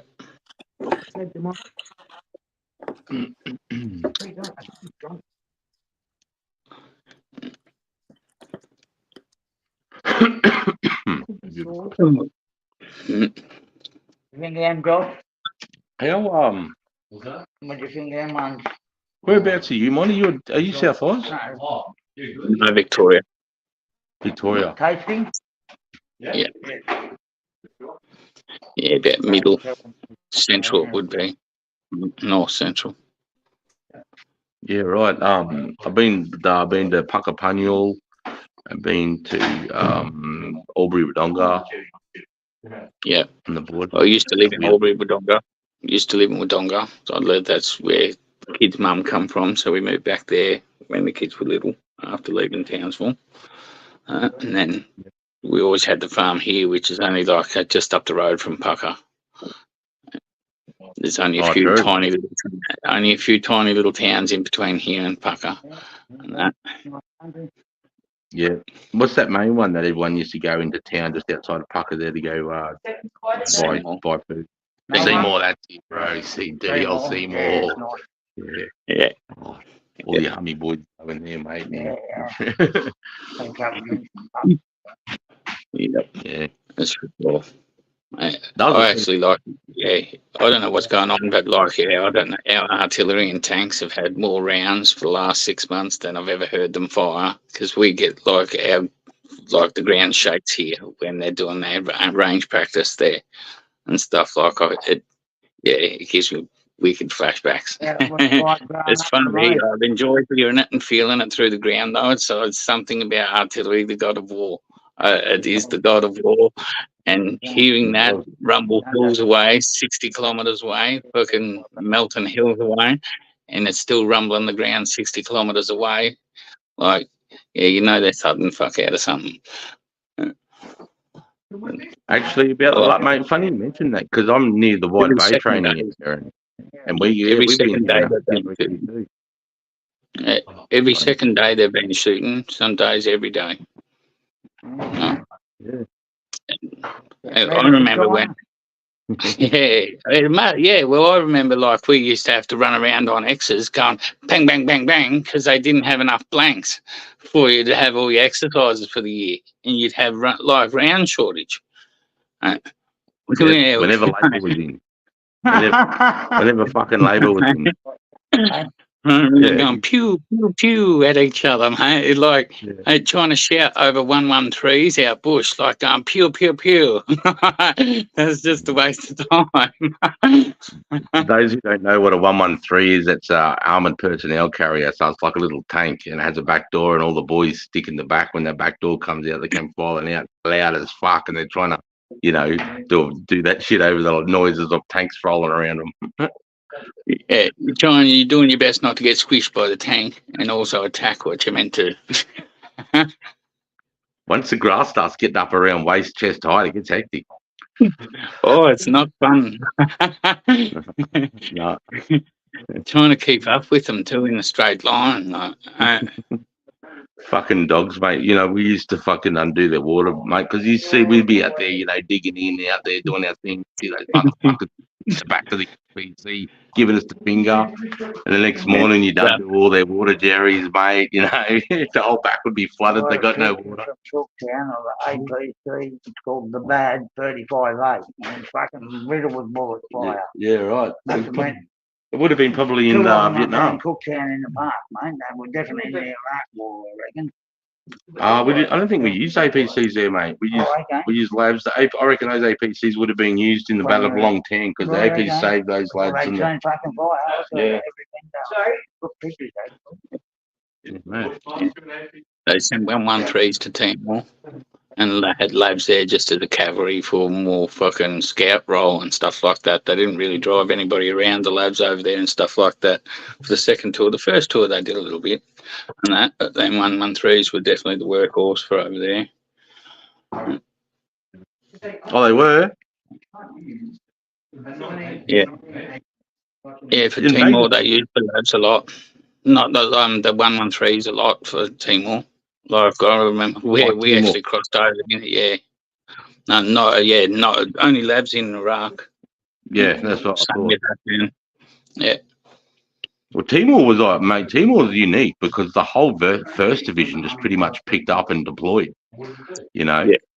Like Iraq and Afghan wasn't like that. Like the whole first division, that's like fucking, 1st Brigade, 3rd Brigade, fucking 7th Brigade. That's huge. 5, 7, 2, and 3. Were the 3 battalions that went fucking fat. 5, 7, 3, and 2.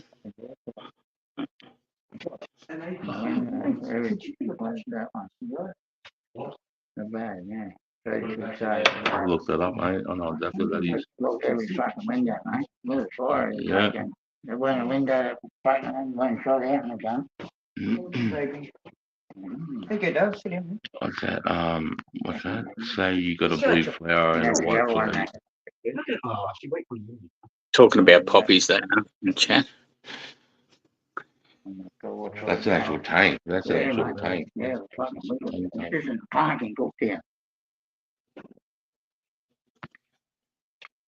They got an awesome fucking armoured museum up there in Cairns. Fuck, do they? I've never been there. Yeah.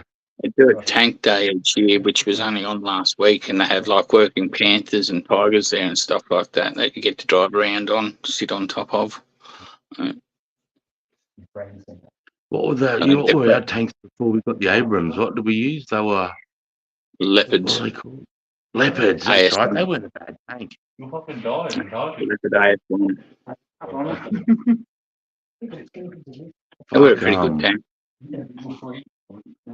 Yeah.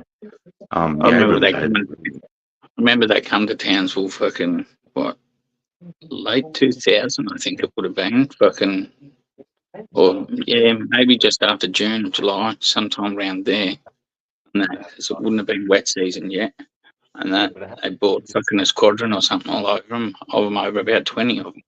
And that, dude I went through Kapuka with had gone armoured, and he'd just go, he was a driver on one of them, so we got to go down and climb on their tanks. He got to climb through his tank. give us a little fucking tour of it. I was glad I didn't choose Armoured after that. Little baked beans. In my first year in one area, we're doing an exercise, and we used to call them, it was 3/4 cav, but we used to call them 3/4 cav. You remember that? Yeah, 3/4 cav. Yeah, 3/4. Yeah. We used to call them 3/4 cav. And one of my first exercises ever in the APC, and we're coming home at the end of the X. You might have. When were you there, Monty? 99, you're saying, eh? Yeah, 99 to 95. 96 or 97. 05. Yeah, 99 to 05. Yeah. Yeah, it would have been maybe 96 and 97, something like that. It was my first 96. And anyway, remember the latches on top? So when you got there, they would have had the safety standard put on, but in 96 they just had Dude who these got like, his head squished. The dude who got his head squished by the thing. My that was the corporal. two I see of my company, mate. I was only 4 APCs behind that happening. My corporal was in that fucking. May have been in that fucking. Yeah, he was the one who told us about it. The dude fucking Yeah, bro. survived for a little while. Yeah, he survived Yeah, for a little while. about an hour and Yeah, a half. called out for his mum and shit. Yeah. Yeah, mate, it was fucking terrible. Yeah. Like that thing weighs, I don't know, what do you reckon, 800 kilos? I got told maybe fucking was just under a ton or something. Yeah.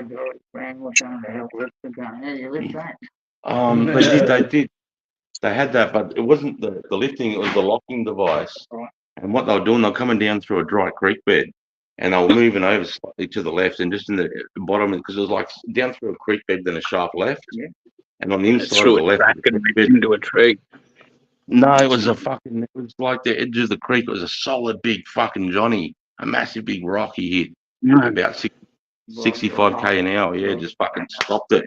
And the back of the fucking thing just slammed down. And the cunt had his head between that and the fucking top of the APC. Yeah. But he had a helmet on, but those helmets were shit back there. It doesn't matter anymore. They're not helping you. Yeah. That's probably just what kept you alive for the hour and a half. That's it. And just before that, mate, I had a guy in Bravo company called Billy Watts. Rest in peace, brother. But he fucked with his pins on his grenades on the assault grenade range, mate. And he did the first one, and he got to the second one, and his whole fucking grenade pouch just detonated, mate. And blew him clean in half. He just heads in his legs, really. And I was like, that was my first 6 months in the battalion. It was the first 8 months. I was like, fuck. Fuck around with hand grenades for a while, then, eh? I actually know the first injury I saw was at the School of Infantry. You know, the old fucking, if it falls out the back of your hand and they grab you and throw you into the trench. Remember that, Monty? Yeah. This guy called Wyatt did that, but instead he dived one way and the section commander dived the other way, and the young fella got fragged up his he got a bit in his calf and a bit went through his cups canteen water bottle and into his kidney, I think, or whatever that organ is right behind their liver. And but he was only out for about 2 weeks and back, but that was the first time I was like, fuck, somebody can really let that fucking grenade fall out the back like that. I thought it was a joke when they tell you that shit. No, I've seen that. I got to see that at Kapuka. And then the amount of duds we also had, so we ended up sitting most of the day in the fucking bunker waiting for the fucking 2 hours fucking to cook off before they could bring the fucking that cord in and blow it up. Right. Fuck, it was such a problem with the F1s and fucking weren't striking properly or something. Sorry, Monty, my mate was just asking me how long it takes for a grenade to detonate. Hey, you're right. I was surprised to find out Russians ones have different timed fuses on them. What's the fuse time on that? It depends on what fuse you get. You can have between a 3.5 and a 4.5 second delay. Fuck, that's get yes. Yeah, I was like, what the fuck? Like, why don't they just keep it at one thing and let the dude cook it off himself and then throw? Right. Don't say cook off, right? People don't like Yeah. that. Everybody in the chat, what a cook off is, you know, in the movies when you see them, they grab the grenade, they pull the pin, and then they throw it. And as they throw it, you see a lever that jumps off. Once that lever lets go on the grenade, the timer starts. And with our grenades, you have 5.5 to 7 seconds is a detonation. But a cook off is what Monty's talking about. Is you grab the grenade and you turn it and you let the handle fly because it's spring mounted. Once you're holding it and you pull the pin, anything stopping it from fucking just wanting to let go is your fingers. So you turn it, let the fucking thing 1,000, 2, 1,000, 3, 1,000. And then, you know, it doesn't give those guys enough time to throw it back or whatever the case may be. Or if they're stupid enough to try and grab it and throw it back, it's blown up in their face. Yeah. Yeah, that's it, Hopefully, brother. if you hold it long enough, you can get it to burst above them anyway. You try and want it, yeah. You're holding on to them to try and make them air burst above the people. Right. And their burst with most munitions is an awesome way to go. You know, when we're firing mortars, mate. Yeah. Because you're not losing 1/3 or more of the explosion going straight down into that cone of ground. Yeah, and with mortars, you do it above the trees, and then the gum trees become shrapnel as well. Now all the branches are coming at you at fucking 400 feet per second. Same with RPGs too. Fucking used a lot RPGs. Afghan fucking 4RR turning prac rounds into the fucking SOP to clear our caves with 84 millimeters. I thought, well, yeah. Why were they using prac rounds? And it was cheaper, and you were turning the rocks into frag. They would just sled it into the rocks and turn the rocks into a million little shotgun pellets to go through the cave. Fuck, I didn't hear it. I never heard that. That's fucking sick. Wipe the few camels out. Americans started doing it as well, or their SF started doing it because it was heaps cheaper way to fucking clear our caves. Just start smacking crack reading into it. Just solid lead rounds. He's just loved him in the first hand boots.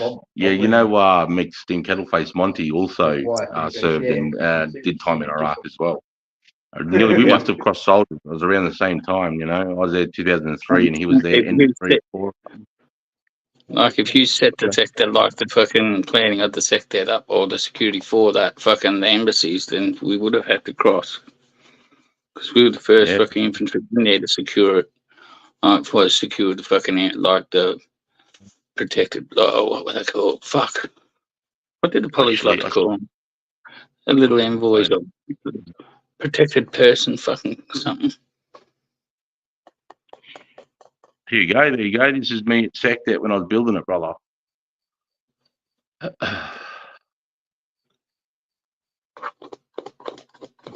And I'm holding a carbine there too. Because I was up and down ladders all day, so I took a shorter barrel.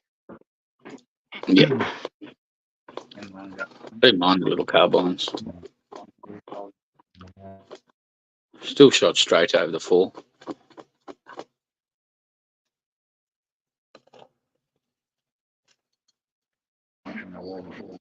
Yeah, the Steyr, you have an option of the.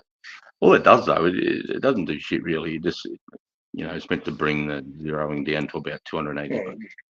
Better accuracy. Yeah, it's just so that when you're going up tunnels, it does the barrel doesn't stick outside your back. Yeah. Well, yeah, coach guns in the day, sort of fucking. But did you would have been too early before they were running the bungee slings off the front, eh? The front of their chest rig. Yeah, we got SA-80 slings fucking in Timor.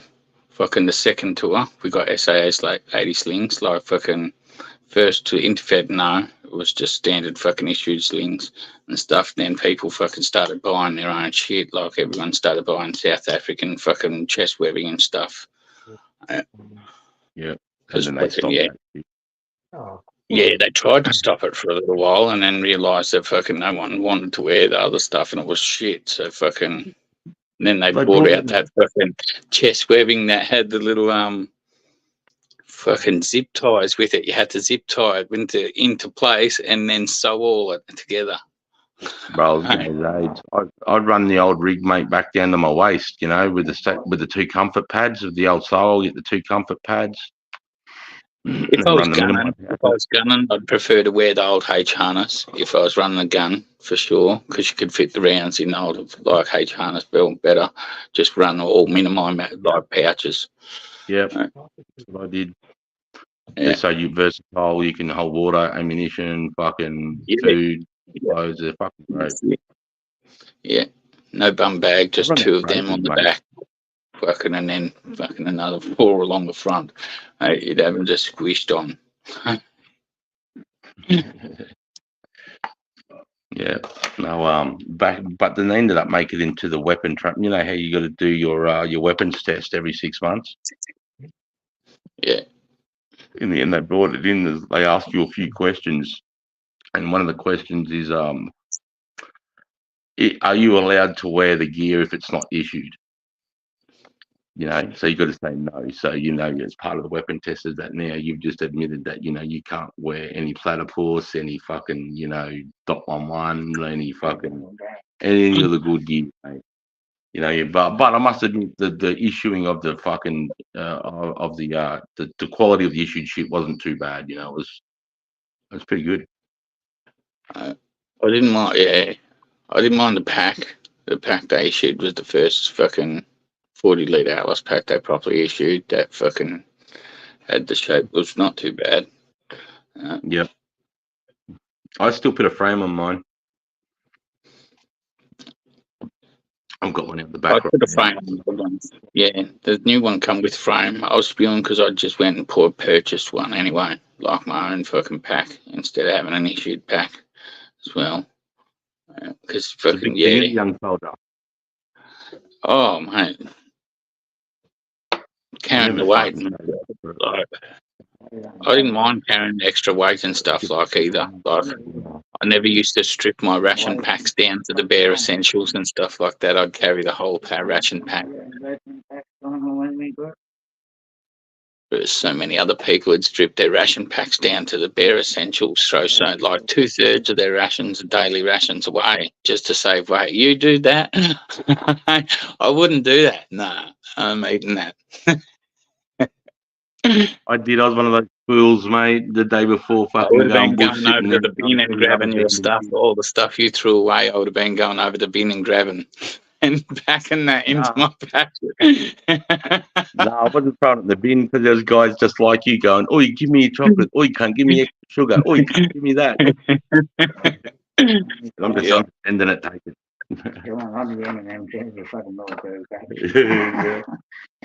Only everything I ever did was trade food. Like, I didn't like fucking e-packs, man. E-rations. I hated baked beans. I hate fucking shit. I hate baked beans. So and everyone else hated the chicken and vegetables. I loved the chicken and vegetables because if you added your 2 fruits or your pears with it, and then a bit of curry, it turned into a sweet chicken curry and vegetables. So like, I'd take out 2-minute noodles as well, mix that all together. Cold and all the fucking gristle. I'd take 2-minute noodles out there, fucking mix that up, fucking have myself a nice chicken and curry noodle, fucking, oh, it was so beautiful. And then everyone else loved baked beans. So I was like, here, I'll trade my baked beans, give me the chicken and vegetables. And then I could swear, yeah, it was nice. Gorge yourself on. When you ate that chicken and vegetables cold, bro, and it had that lumps of that fat that needed to It be was heated horrible. up. Yeah, the gravy wasn't very nice if it was cold. Yeah, it was lumpy and separated itself. Yeah, between the clear and the opaque gravy, it used to separate itself. And those chunks of fucking white. And when I couldn't heat it up, I used to fucking seal it back up and just keep smashing it with my fucking palms. I was like, good fucking hell. Because I was a dumb cunt. I was one of those guys that did it hard, and my second commander would say to me, anyone can do it hard, but it's hard to do it easy. You know what I mean? Because you got to carry the shit. You got to carry a fry pan. You got to have that little fucking Bunsen burner or whatever the latest technology and fucking gas burners was at the time. But not me. Burn pretty quick. that got around the fucking no burn and fucking no tack lights and stuff like if the fucking you didn't harbour up until it was going dark and that. Oh, it's dark. You can't have a fire now. Why So now you had to eat your food cold. I'm like, Troll fuck days. this. Fuck, if I didn't have Heximine, this wouldn't be a thing. So I'll get around this. Oh, were you there early enough when the Hexamine used to explode, bro? You used to have, mate. Do you remember that? The first stuff? I don't know if it went into the 2000s, but I remember in the 90s, I'd be sitting there, if you had it too close to your nuts, mate, some of the chunks Yeah, would it used to show off little bits. We'd go cook off it and rock it Yeah, off we to the had- side. Little fucking hot flames of jelly. It was new stuff and it would, and as it was fired, it'd break off and fly, and then just one guy starts screaming, and he's got a fucking hot bit of Hexy burning through his cams on his nut. Yeah, you're like, oh, fuck, even the Hexamine's They trying to used to fucking send hurt me. so much of that stuff out too. Like each trip, you'd never ever have a never-ending supply of Heximine. They'd come around every 3 days and give you another 6, 7 boxes to carry. You're like, what am I going to do with all this Heximine? So you just make mounds of fire, just make mounds of Heximine and set it all on fire and dry yourself out. I used to stick it everywhere. Just leave trails of Heximine. Oh, bro, I'd be down the bottom of me pack, mate, trying to grab a fucking, me set of jocks and just get a handful of broken. Yes, the man, the stuff that you weren't meant to be doing, like tax, we got no burying your rubbish. You'd always catching dudes sneaking off and ding, ding, ding, bury their rubbish. You'd deliberately burn the tins out, the inside out, so you'd get rid of all the old food, burn it out, so you couldn't, and then you could bury them. It takes you a while to learn that too. Mate, it took me a few exercises, and I'll be pulling up next exercise, and me pack's full of fucking ants. Yeah, I've burnt inside out and everything. Oh, for fuck's sake! Oh, bro. Did you ever have those water ants on your water bottle? And you go in the middle of the night, you're on patrol, and you go and you take a mouthful, and the whole top's just full of ants, and your mouth just starts crawling. You're like, fuck! But they're like little white little cunts, bro. Oh, mate, it's just because I was a dirty cunt. I didn't wash my water bottle properly in between exercises. But I learned the hard way. I did the hard way. I used to leave it where I got back, yeah. Yeah, No, where I I was got that back. dumb to only leave Where I about put quarter it of a when I water got back. bottle in there for a month. And I'll be like, we're going bush.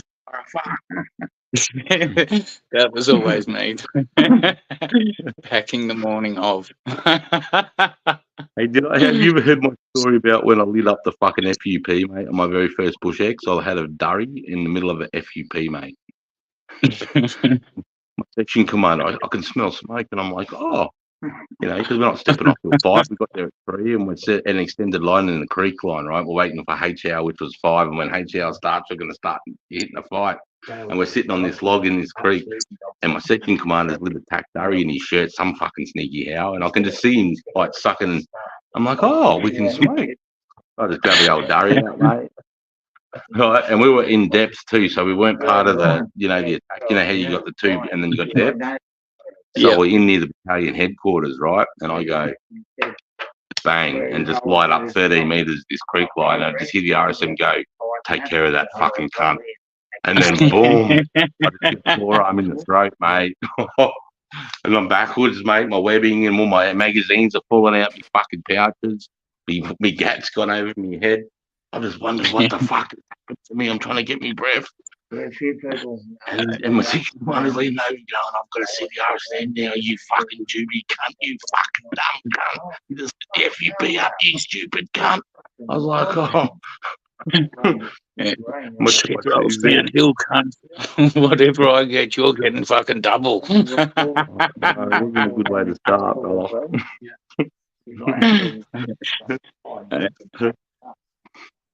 All the little clues that fucking made your life easy. Fucking not that morning routine.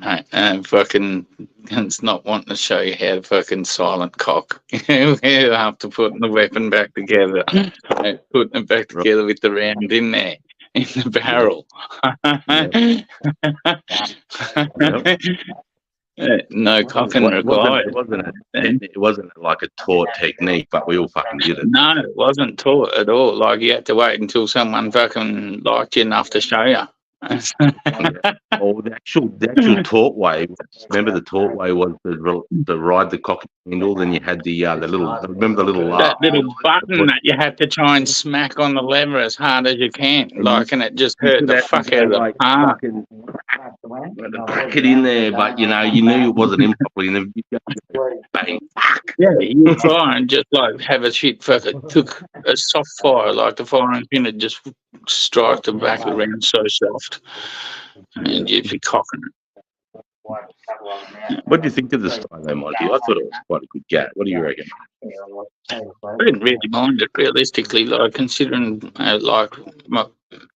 I know, like Australia, like you do, like Australia likes to fucking concentrate on their jungle warfare, like urban warfare. That gat sort of suits both those things. It's nice and short to maneuver around fucking thick shit and small, like, and the 3D world of urban environment. So I didn't mind it at all. A lot heavier than you'd expect for a short little rifle. It's a hell of a lot heavier than you'd expect for that size rifle. Like when you pick up an M16A2, like the old version of M16, like a long bird, like you expect that because it's like, that long. You go, this can weigh twice as much as the thing, and it's half the weight of the Steyr. And you're like, what the fuck? And like, gangs are picking up the Steyr, and they're going, what the fuck? This is heavy. Like, they're shocked at how heavy your weapon is, and you're going, like, what the fuck? This is aluminium.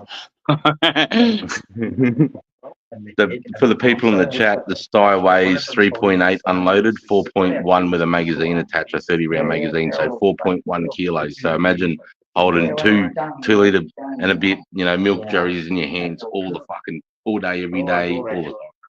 That's a Steyr. But I mean, when you're doing it with your career, like it's your job, it's just becomes the second part of it, really, doesn't it? When you're the gunner, that sucks because you're carrying about 14 kilos. It's just an extension of your fist. After a little while, you punch people with that thing.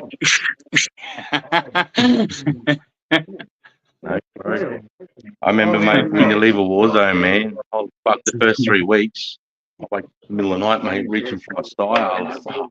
Fuck, it's in the armory, I'm in Dubai, I'm in back home. You're like, for the first few weeks, when you're looking for your gat straight away in the middle of the night. I was on a train. I was on a train and fell asleep. Right, we got to the fucking thing at Newcastle. I've woken up and all I was doing was searching my fucking feet for my rifle. I'm like, what? And then like, my rifle's not at my feet, obviously, because it was a weekend. In my head, it's meant to be there. And I'm like, someone stole my gat. Someone stole my gat. And I started running up and down the train carriage. Mate, I can't hunt whoever had my rifle down. Someone had it. No, they'd fucking snuck up and grabbed it because it was not at my feet anymore. People had to grab me and take it. We're in. We've just hit the city, mate. In the middle of Newcastle. No gats here. There's no gats here.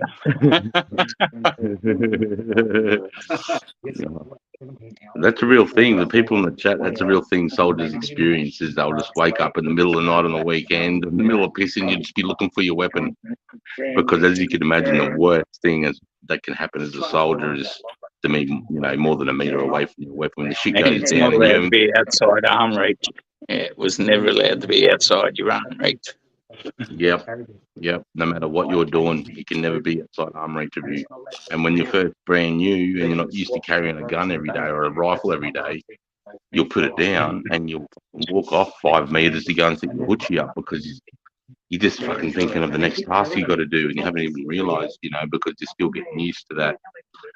But yeah, they do exercises and training to make sure that you wake up in the middle of the night sometimes going, where's my fucking weapon? On a train. Oh, they do. They like to do that at Singleton straight away. Have one fucking out, like one of the enemy fucking can sneak up and steal someone's gat while they're sleeping. The corporal usually gives the section a warning too, like, oh, be on the extra guard tonight. And yet this dude always still gets through and steals someone's gat. And then, because at the same time that's happening, usually the attack happens on the section 2, the night attack, and you got to fucking pack up the harbour and escape, run away.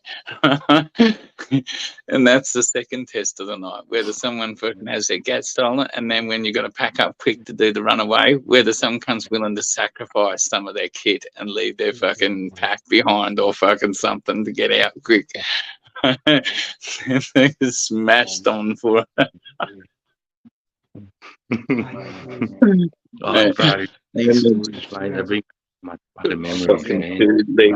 Fucking webbing behind and shit like that. Deliberately dumping stuff out of his webbing so he could get stuff done up quicker as well. Like, not only left his pack, but he was like on the way running out, he was pulling stuff out of his webbing so it was lighter. And then found the trail and his pack. He's like, who the fuck owns this? Oh, listen, no. Fuck. I love those days. That's funny. Even when you were getting screamed at, it was pretty fucking funny. It was, bro. It was, mate. You know, you're like, you're trying so hard not to laugh, and this cunt in front of you just wants to skull fuck you so bad. Oh, yeah. But, mate, when I was a recruit instructor, they did it to me, you know, I'd be that cunt. Ah, and you can see the little cunt's fucking trying not to laugh, you know, like that nervous, oh shit, he's losing his shit at us. Just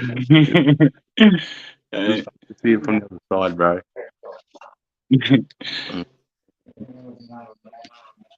I really enjoyed being a recruit instructor, mate. I thought it was a really rewarding job. I liked it. It sucked to see a lot of instructors. What's that, mate? Yeah, I dare say it would have been fun because, like, realistically looking up back, and I'd like to have you moulded pretty quickly. You have like a bond with fucking cunts so strong within a week and shit that you can kill and die for each other. You last forever, and then everyone's going off to their own call. You never speak again. Like, fuck. Starts all over again. But then you just get to the battalion, or fucking go off.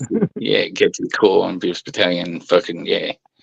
Like, they were the enemy anyway. They were different corps. And you learning the loyalty structures, friend. Like I used to make. Yeah. Well, here goes to your section, platoon, company, battalion, then corps. Yeah. What special company, what support company course do you do? SIG and fucking recon. Oh, nice. What do we call them? Handbags. The old handbag course. Remember those. Oh, my mate's leaving, lads. Dale's Nice to off. meet you all, folks. Have a good night, man. Nice to meet you. Yeah, you too, eh?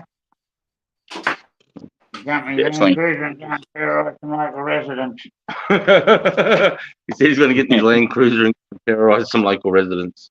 Thanks for coming. There's the block. You gotta have fun, do what you do. Oh, Saturday. Cheers, Dale. Love you, brother. Yeah, man, wouldn't expect Dale to jump over tonight. He's the first bloke pretty much I met outside the army that the fucking yeah. Yeah, brother. Yeah. Drive safe. You're mad at cut snake, mate. Yeah. But he's a good cunt. Like he made me this, he made me this walking stick, brother. And he's done a flag around it, and he's put like Anzac. My camera's no good, and put boots and a rifle, and then he's carved this out of wood, out of hardwood, and he's like made this all these weed leaves, mate, just pop out. Yeah. Okay. and he's like in the top of the handle. He's put like a little compass. You know, mate, he's been working on it for 2 weeks. You know, because it's fucking. He wanted to give it to me. I'm a mad cunt, eh? Yeah. And he's always first up on Anzac morning. Get up, cunt. We're gonna go do gunfire breakfast. Let's go in the RSL, boy. He's awesome. Yep. I can't wait to get my license back. I can't wait to go to Shepparton. I'm going to go to fucking RSL over there and get me some fucking lunches. Do you go to the RSL on Anzac Day? I used to be a member of the RSL up at next town up, which had a little small fucking off branch and stuff that we used to be part of and do the thing every Wednesday and stuff like that. And also do the marches for them and stuff like that, but I haven't done it for how long that'd be. It'd be close to fucking I don't know whether it'd be close to 10 years or something like that. Oh wow! I think the last time I went to was Albury Dawn service in fucking probably 2015. Yeah, in 2015 or something like that. Oh wow! Just here in my suburb where I live, they just finished building a cenotaph. Last year was our first proper Anzac Day out in our suburb.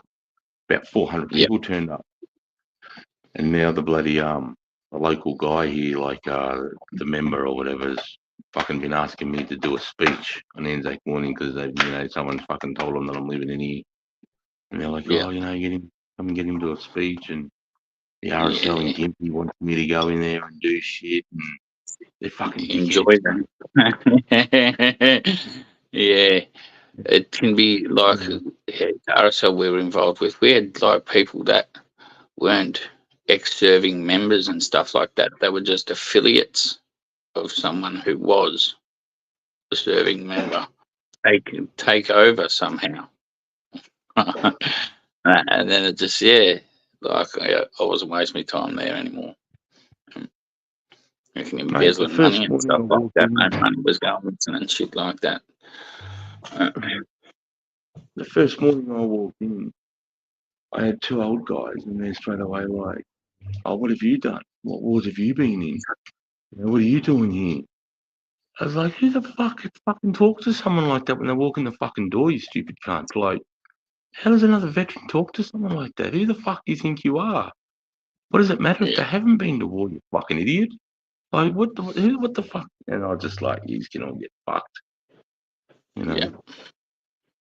And that I thought, bullshit, not this bullshit. These are the guys that,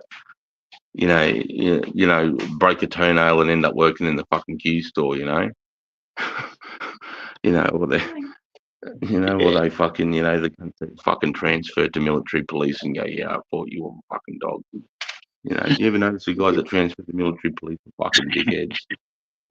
Yeah, I actually had one end up being a fucking running into one that also become a civilian cop after that. I didn't recognise him anymore either. Like, fucking hell. Like, if it wasn't for, I don't know whether he would have recognised me, but he recognised the platoon and the section tattoo. Like, I have a platoon, like, as well as company in the section motto for it, like Charlie 7 and fucking, and he goes, "I know that tattoo straight away." I'm like, looked at his name badge because he's like civic, like he's a cop, so he's still got a name badge on. Now I didn't recognise the name, and then because they're at the house, like I've had to give over names and stuff, and he remembered me straight away. And the reason I didn't remember him because he come when we were in Timor or something like that. He didn't get deployed to Timor. He come like a month. He joined the battalion a month before we got back the second time in 01, 02. And that was there for a little while. I went on the courses, and so it didn't have anything to do with him for like 9 months of that first year he was there, and then he transferred to fucking military police, and then but yet I must have made an impression that it stuck on his. Yeah, I stuck in his head though, Yeah, I was gonna say he was obviously a newbie doobie, and you're a senior soldier, and he's fucking heard about you and that. Yeah. Yep. Mm. One Yeah, thing, bro. like, I enjoyed being senior dig and stuff, like getting sub one. Like, even though like it was funny. There was a lot of jealousy because like I got sub one probably before. There's probably a couple of people that might be more senior in time by 6 months or so that could have got it and that, but there was no one else more senior. But there's also like a charge can get you noticed too. Like depending on the charge you cop, it can be a good or a bad thing. Some can be good, and depends on how you take your punishment too. If you handle that good and punch through that, like people can look good on that. Like, oh yeah. Yeah. First, I got charged in Timor the second tour, so that was the insubordinate language, which was bullshit charge. Fucking trumped up, fucking dickhead corporal. Yeah. He was in secret, like he couldn't cut it in fucking rifle platoon when he was a digger, so he got fucked off to sig platoon. That. And then was there for until he come out of there as a corporal, right? And he'd spent time as the CEO's personal fucking signaller. Of course he did. Of course he did. And got promised his own section by the time we got to go to Timor the second time, so he could be a leader over there and that. And he wasn't a leader's asshole. And I can't help but to speak like at the end of orders and your little mud maps and that, what's going to happen when you ask like what questions, and clearly something's going to lead to half our death, so I can't help but to point that out and ask. And yeah, a lot don't like it, and yeah, he didn't like it and stuff like that. And I got, because I was the senior dig as well, like we had also a lot of reinforcements just before we left, so they shuffled our fucking sections around to spread the senior digs around a bit better, and that helped with the reinforcements that we had. Also why I got moved into his section and that, and I was like, nah, this is going to end up bad. And I tried to create like, nah, I'm going to end up getting charged just because we don't like each other. Like, it's a personality clash. Like I've got nothing against him. Like he's just going to get people killed, and I can't not say that. And he doesn't like me for that. He doesn't like me for being a little bit more tactically clever or either. Like, and that, and wants to punish me for that, and I want out. And like, yeah, I shouldn't have let him talk me back into it. He used to, yeah, he appealed to the more mature side of things, like, oh, even though we have a difference, we should be able to work it out. And then they didn't get enough drivers qualified on the 6Bs before we went to Timor the second time, so they run us fucking 3-week drivers course over there. Right, and got enough qualifications to dodgy driving over in Timor, but when we got back to Australia, we had to do the rest of the driver's course to get our actual ticket to drive legally.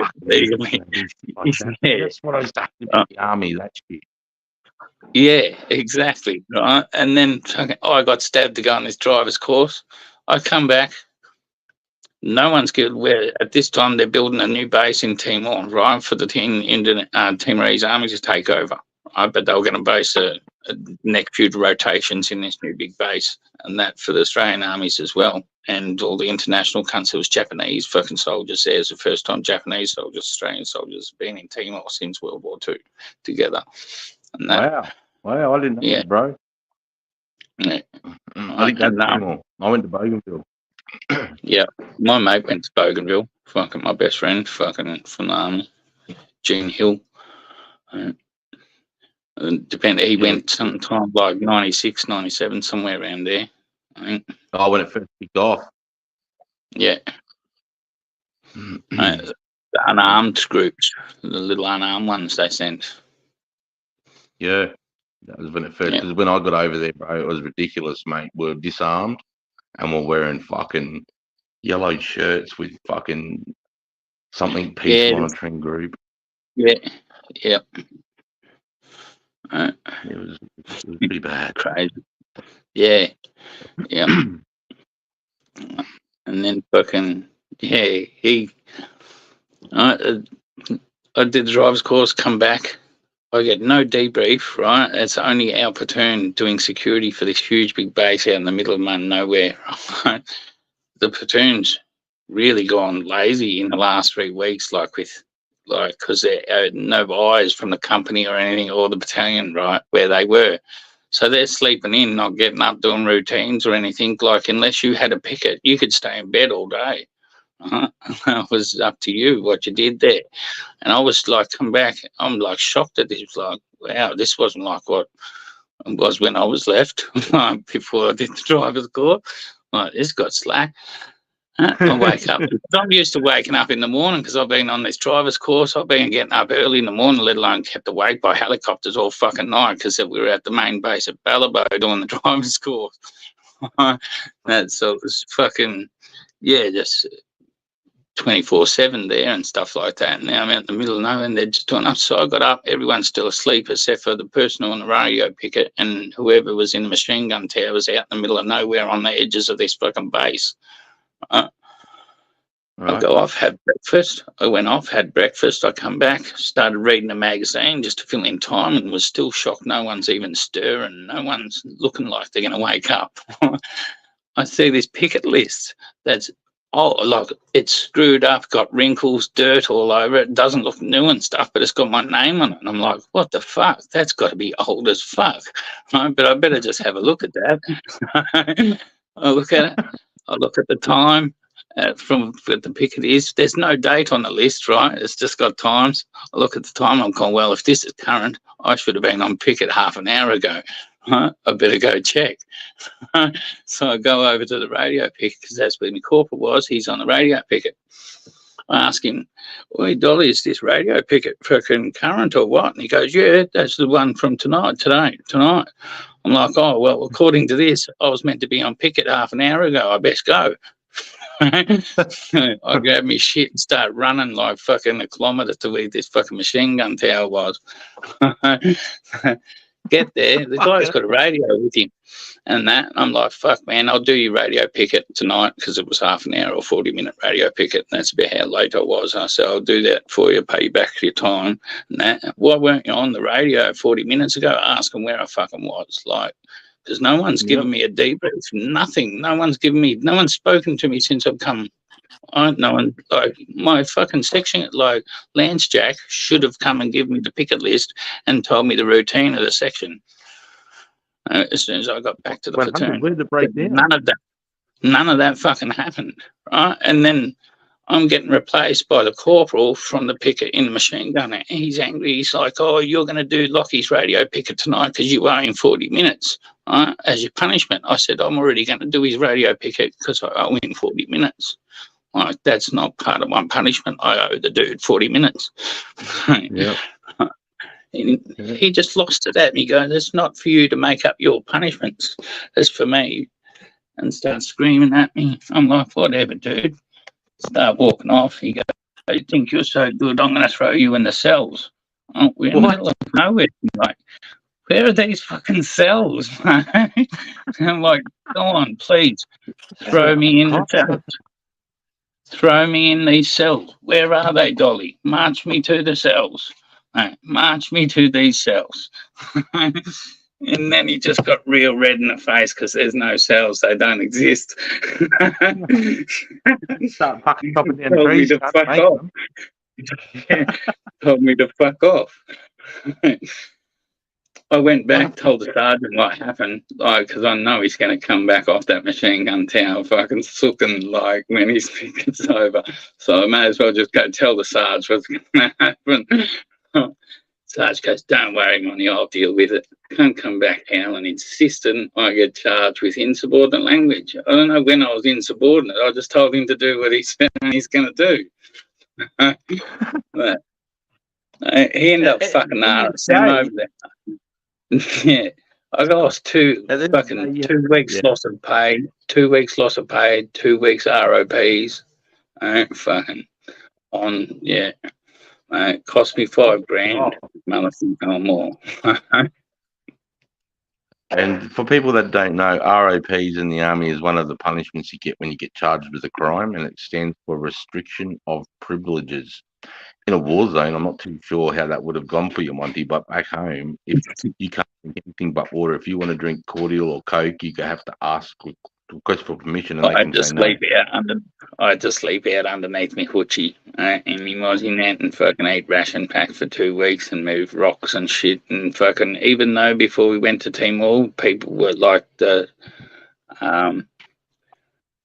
fucking commander of fucking the Australian forces over there said that like fucking people who get charged and that you can give them restriction and privileges, right? But you're not allowed to march them around for the hour in front for the morning and stuff, and in the afternoon. Belittling Australian soldiers in front of foreign people. They didn't want that to happen. But our fucking company, CSM, Irish, he was a hard man. He didn't get his bent nose from picking strawberries. And I loved the old dude, man. Like I didn't give a fuck him marching me around. Mate. I wasn't going to complain. Not a one other person in Charlie Company who got charged overseas, who got ROPs, completed their ROPs. They all had back injuries within a couple of days of doing ROPs and didn't complete like their punishment, like the hard way. I was the only one. Hence why I got sub 1 when we get back. Nice, mate. Yeah. Nice. All from CSM. My CSM, you ever hear of this guy, Laurie Nagel? He was a white guy, and he was a Thai kickboxing champion, and he married the female Thai kickboxing champion who was Thai. And this guy, he was a fucking lunatic, bro. He used to make us, every time we got back from bush, he'd set up the fucking boxing ring, you know, the grass programs between where you live and where the fucking company headquarters is. That grass program where we'd line up the, you know, your company parades, play touch footy and shit there. The touch ground. Yeah, he would set up like a makeshift fence and put some fucking like those high jump mats down, and he'd be like, right, any man gets called out by any man, they must fight for 1 minute. Mad minutes, I love them. Fuck, some cunts that don't even have drama just want to fucking fight. So like, oi, Woody, you're like, oh, fuck, you can't say no. Here we go. Head That's down, me. hard. That was me. No, I like that. I just like boxing for some reason, and so I'd always like be fucking putting on gloves and mad minute people. And the other one that was quite violent. Did you ever play? I think it was called. We used to call it King of the Ring, and we'd get a war rope, and we'd turn it into a big circle, and then everybody, your whole platoon would jump in there, and last man standing in the ring, and we just fucking go for it, mate. Mate, that used to be more violent than going 1-on-1, bro. At the pool, did you ever get the garbage bins and put them on either side of the shallow end, and then run around with fucking the rubber ball and try and like split into 2 teams? It'd just be tackle, fucking a slash between it, tackle rugby, water polo, and basketball. Yeah. And just end up fucking trying to drown each other, man. Yeah, pulling their shorts down and fucking cunts grabbing your dick. Yeah. And that's usually why 4 other people have got your arms and legs so you can't squirm while they're doing it too. Oh, bro.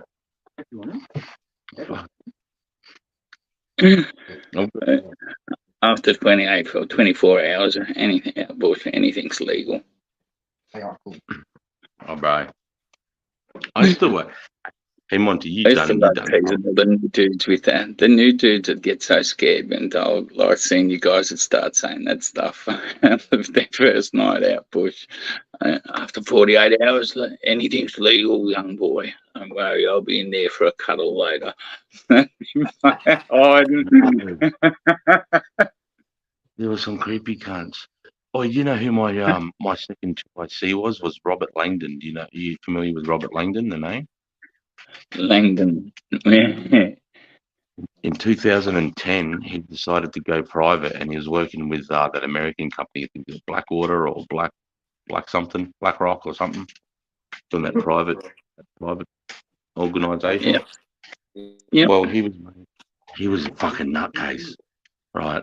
They got me drunk on the second night in the battalion, and they were talking because he was a Somalian vet. Do you remember how one RAR went over and did that random 9 months tour in Somalia in '92? Yep. Yeah. So all my section commanders and 2ICs were all veterans of Somalia. You know, like Michael Meehan, who was one of my secos. He was the first person to let off a 66 in a war zone since Vietnam, and you know, there's another guy called Tommy Aiken who got in a mad section attack on a bridge where his scouts were stuck on one side and he had the rest of his section and get across the I bridge. was lucky enough to go through. Yeah, lucky enough to go through Kapuka with fucking a corporal from 1RAR. That was Wilson. He was an Aboriginal fucking fella. His last name was Wilson. The 1RAR guy that fucking shot himself by fucking crossing the fence and fucking trading guns with the dude behind, like first and lead scout. He got fucking the second scout held his gun as he crossed the fence and then went to grab his gun and yanked it out the other dude's hand and made the other guy end up pulling the trigger into his chest. That. Fucking, yeah.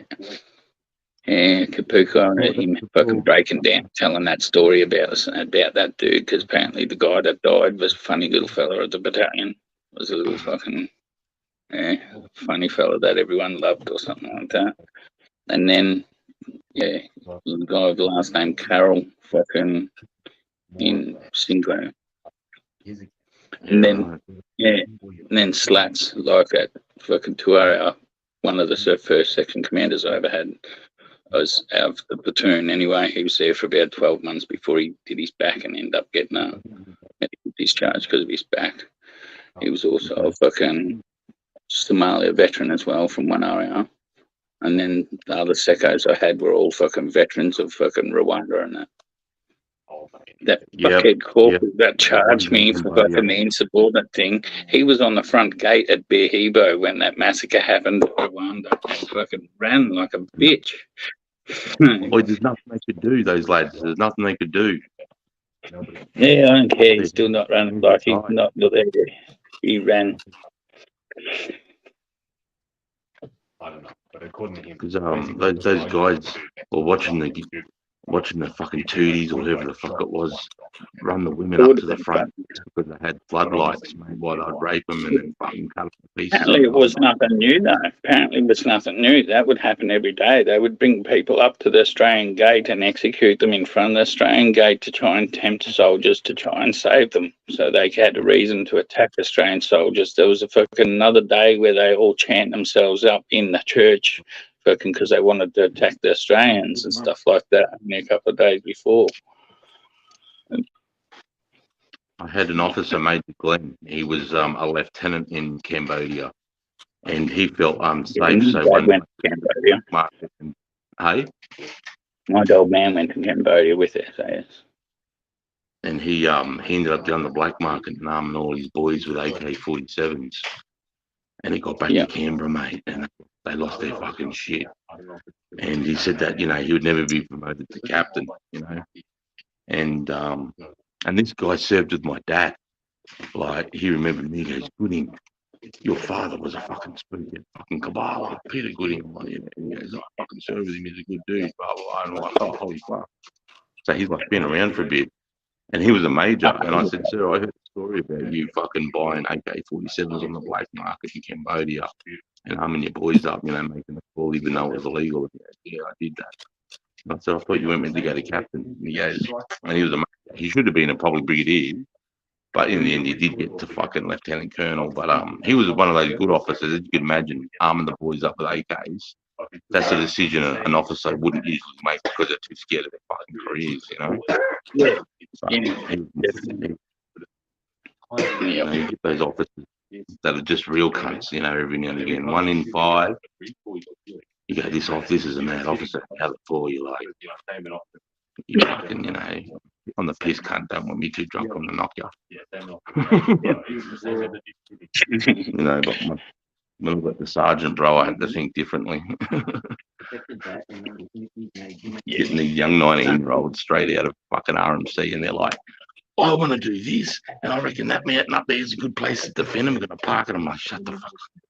We're not doing any of that because it's all been done and doesn't work. No, but you know, I've been thinking about it when I was, you know, doing my thing, my marching up parade, and my mates were thinking about we're going to do this. And then you go, right, you know, when it all falls to shit. You know, like I had a female lieutenant say, I want to bring my the corporals in on the first night and get them to critique what I'm doing wrong as an officer. And I'm like, no, you don't. That's not happening. And she's like, no, I really have respect. I said, you don't have to respect shit. You're the fucking lieutenant, mate. You don't do that. Otherwise, you're going to be crying in fucking 2 minutes. And she's like, I can handle it. Because this chick, mate, she comes out, Lieutenant Rome, and she's like, you know, does my ass look big in these pants? Bro, I did my fucking nut. I'm like, no one gives a fuck. No one gives a fuck about you. No one gives a fuck about your makeup, your tits, your ass. You're a fucking soldier. You're a fucking soldier. Shut your shit mouth, cunt. Oh my god, man. What You know? the fuck? And then she'd say it to one of my soldiers, mate, and I'd just be, fucking get over here, Lieutenant. You need to knock this shit off. You know, she was like 19, mate. And in the end, she goes, I said, right. I said, I'm bringing the boys in. They're going to critique you. And the boys come in. I said, just fucking go sick and whatever she asks you. And she says, what am I doing wrong? And the first guy goes, you're a fucking dickhead. You don't go around fucking wearing your cams the way you do. No one gives a fuck about you. You don't want to fucking install that into soldiers thinking that you're some sort of sexual object. Fucking. And she's bawling her eyes out in my section. You're already thinking it anyway. They're ripping her apart, right? I'm laughing at it. And my other secco, Gazy, I'm like, that's enough. Seccos, get the fuck out of here. And that's just me and her. And I said, how'd that go for you? You like that critique? You fucking dumb cunt. And then we ended up getting picking the teams to go Afghan and East Timor. And she ended up, I said, no, should we bring it again? I'm like, fucking no way. Send her, no fucking way. And at that time, East Timor was, wasn't, not much going on. It's 2010. And the first 6 weeks, I get a phone call in Tarankout, mate, from my corporal that's under her in East Timor going, she's decided to go for a run outside the fucking wire and she got bit by a rabid dog and she's having rabies shots and all the boys can hear her screaming down here 100 meters away from the An email as soon as you said that, reminded me of a dude who got bitten by a dog over there. He got rabies shot. It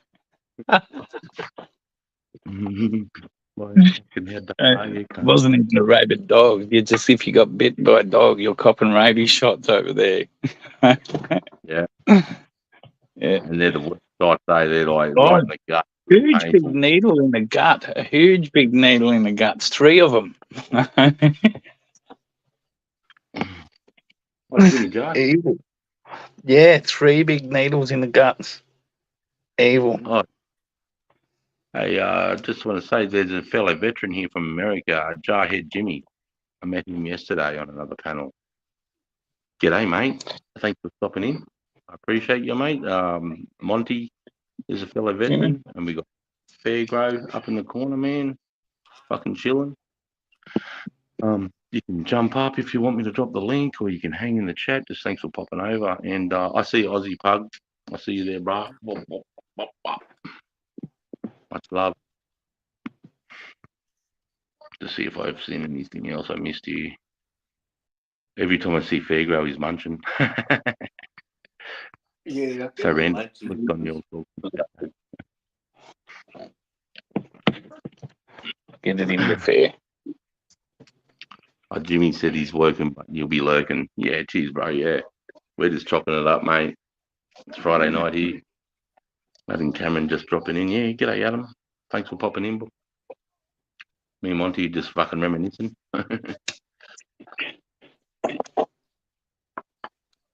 Yeah, Robert Langdon, that guy I was talking about, my first secco, this cunt, you'd be on picket in Tully, right? And you know how at night time, man, it's noises like it's almost like sight in the jungle, right? Loved it. Did you said, I don't know whether it happened in 1 hour. I imagine it would be all the same for everybody on picket in Tully. He's having, because especially what's written on the fucking walls in the Fuser there. Hey, you can't tell. But haven't you read that SAS fucking radio call? Fucking about the yowing. It's on the wall there. Hey, they were doing. They were doing X there, right? SAS. They had an SAS sniper out on a fucking watching a bend in a creek line that was a river crossing, and fucking some big hairy man come down and had a drink. He drew it in his sketchbook and all. Fucking reported in on his next radio sketch, and that he'd observed an enemy sniper. I was like, so I come down, collect water, and they're like, nah. We didn't play that serial. And he goes, well, if there's no enemy sniper out here, you best come get me the fuck and pick me up. Fuck, I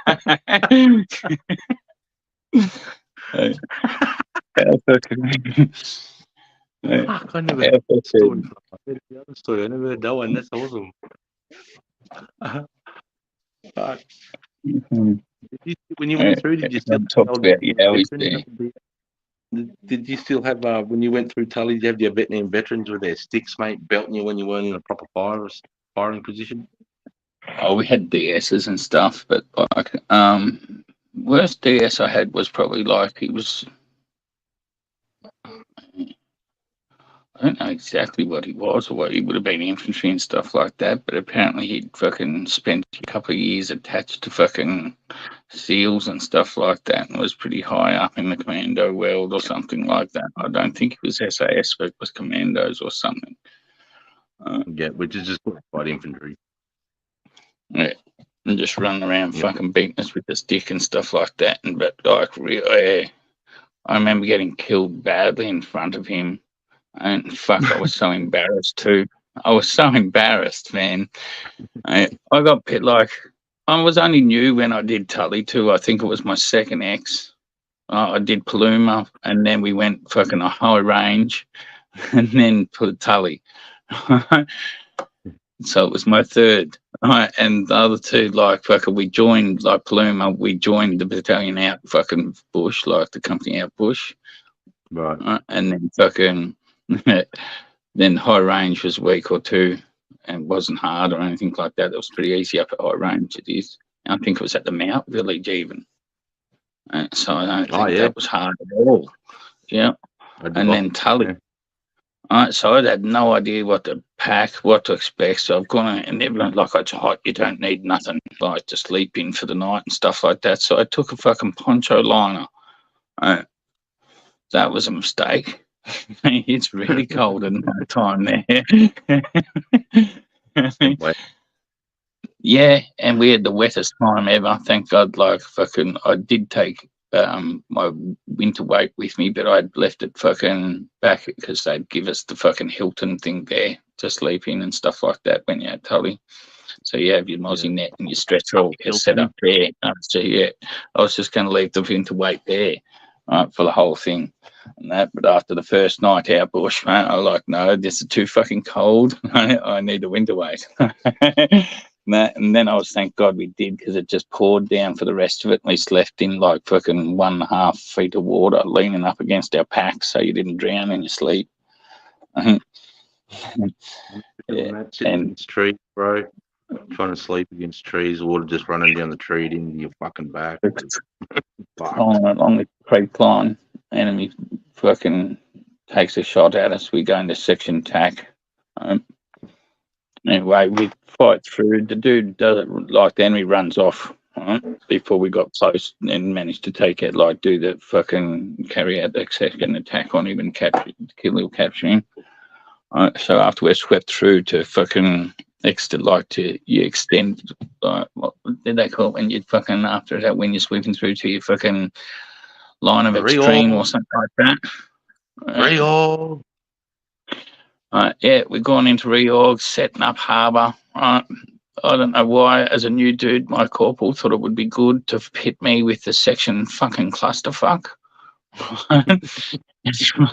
As a new guy, you wouldn't think you'd fit new people with fucking clusterfucks. You'd think you'd put them with either your best people in your section so they could learn good habits. This guy starts taking the 66 off his back and starts smacking it around, rattling and bashing it against his fucking pack and his ground. I could not hear nothing. I'm looking at him going, can you shut the fuck up, dude? And he's not like, he's just looking down at his knees and bashing his 66 around because it's been stabbing him in the back or something while he's walking. I don't know what the fuck he was going on about. And as this is happening, the enemy soldier who come down like I'm looking down a creek line, right? That's where my arcs were. The track that led in what we're harboured up on, the scout, the corporal's fucking pit and the scout pit were either side of that track. They should have been facing out that way. So I have no idea how this enemy soldier even got inside our harbour to walk up and shoot me point blank in the back. That's how much noise was being made. I did not hear this dude walk up and shoot me point. I heard the shout, that's for sure. But until that shot, I had no idea there was someone even there because this dickhead smashing the fucking 66 rocket around and that, and me obviously getting frustrated and put off by that because I could not concentrate, look out and hear, and took my eyes off. At least, like, if I had kept on looking straight down the creek, I might have picked the dude up out of my periphery, like, before he got close enough to jam the rifle into my back and flat me at point blank range. And the DS was only standing like 3 meters away to my right. He was over there. He was staring. He was watching the dude smacking his 66 and watching another dude creep up behind me. He was watching the whole thing. Yeah, because as soon as I got shot, I looked, because I was going to turn and do the contact, like, obviously return fire and then give out a target indication because, like, it's happening to me and that's what's expected. But in all reality, I'm like, I'm fucking dead. I ain't going to be yelling out nothing if this was real. So I'm playing this like it's real, and I'm just laying here now. And then I look back, I see the DS, he's got a grin on his face because he's seen that frustration or the fear, and then turning to react to do something about it, and then the realization that you're fucking dead, you idiot. And the frustration of that going in my mind, like, you just got killed, you fucking idiot. All because you let this cunt distract you. He should have died. Don't let that ever happen again. Then for the rest of the fucking time in Tully, he just had fucking those little fucking pen grenades fucking chucked at him the whole time.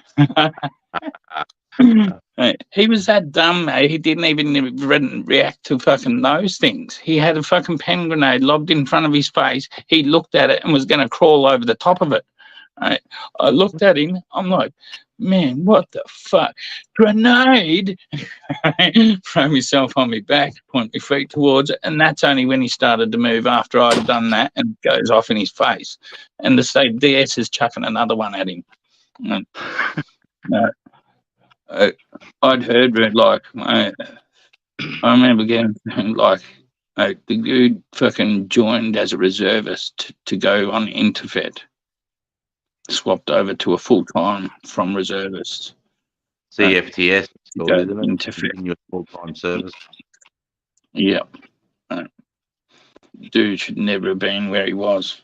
I'm surprised he didn't get anyone killed in Interfed.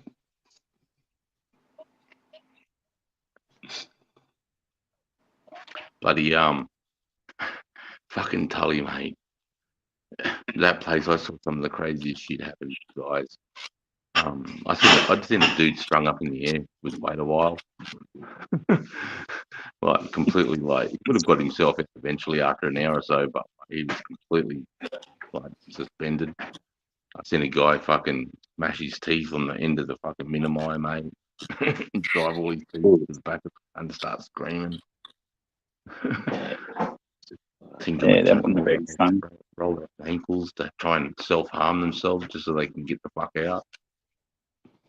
Yeah, when I was going through, mate, we'd had Vietnam veterans that were there from, like, you know, fire support base, Coral, all different battles that happened in the 10 years of our occupation.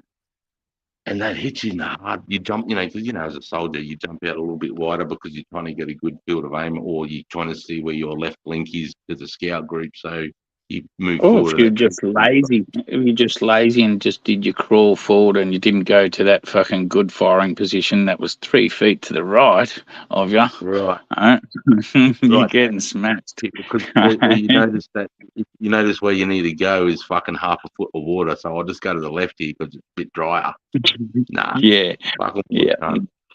And we had this old crusty bastard, mate, in his 60s, and he'd be hitting you on the inside of your thigh. That's a near miss. That's a near miss, digger. That's a near miss, digger. The next one's going to fucking kill you. Get Yeah. fucking tree. And you're like, oh, fuck. And then and then he looked at there and go, now have a look where you are. You're pointing to 3/4, and he'd teach you on the spot why that's a good firing position and why you should take that and make the effort to be there. It was, you learn hard. Fuck, sometimes, bro, they used to fucking hit you with those sticks. Sometimes I just want to duck Yeah, off and they still carried the DS stick around with them, and fucking he would hit you and stuff like that. Fucking, and that you're talking. he didn't about really need to though, like, because fucking it was one thing about the DS we had in Tully, like, because of his reputation. I think we were all trying to impress him. And me as a new dude, I just didn't want to fuck up and get killed fucking in the first fucking day or second day. Me fucking up, and I got away. Like, all he did was just have a smile on his face, because like I think he could see that I was punishing myself bad enough. I realised I was dead, hence why I didn't take him. My corporal fucking tried screaming at me too, because he's like, target indication. What happens after this shot's fired? When he actually started the thing with the question. What happens after this shot's fired? What's the deal? And I'm like, oh, a target indication would happen. He goes, that's right. So where is it? I'm like, yeah, but I'm fucking dead, dude. Dead people can't give target indications. So users all have to find the cunt. Or the worst one, Monty, your shot ring out and you're in the scout group and they're like, target indication, and you don't know where the cunt is. And you're like, target indication. You're like, fuck, where is this motherfucker? I don't even know where the fuck it is. So you just make something up. 60 meters, fucking gum tree. It's gum tree. And then you fire him. Yeah. But I remember too at night time that was making all the noise. When I was there, the DS would stand in the center of our position with his stick like this with his eyes shut. I remember, the boys that had sleeping bags would make the effort to get out their sleeping bags. When you do that zzz of the bit of the bag, I remember that used to be a pain of these cunts. And you could hear as you're like going on picket and stuff, you could hear zzz. We weren't allowed to do that. We'd get in trouble, mate, if you fucking zipped your fucking zipper without being tactical. If you run that fucking, you cunts are gonna be all night, and then you hear someone go zzz, and then you just want to run over there and fucking drive the cunt because you sit there, bro. Because next time you go camping in the chat, try and do your sleeping bag zipper up without making any noise. You can do it, but it takes about fucking a minute and a half. You're fucking going to sleep. And you're like, or run your thumb, have your thumb half over, like run your thumb over the top of the zip as you're fucking sliding it up, so it's almost trying to catch your skin as it's closing, because then you can muffle the. You can pull it a bit quicker then and have it muffled. Yeah. Otherwise, it's a very slow click, click, click, click, click, click, click, click, click, click, click, click, click, click, click. Going one click at a time. I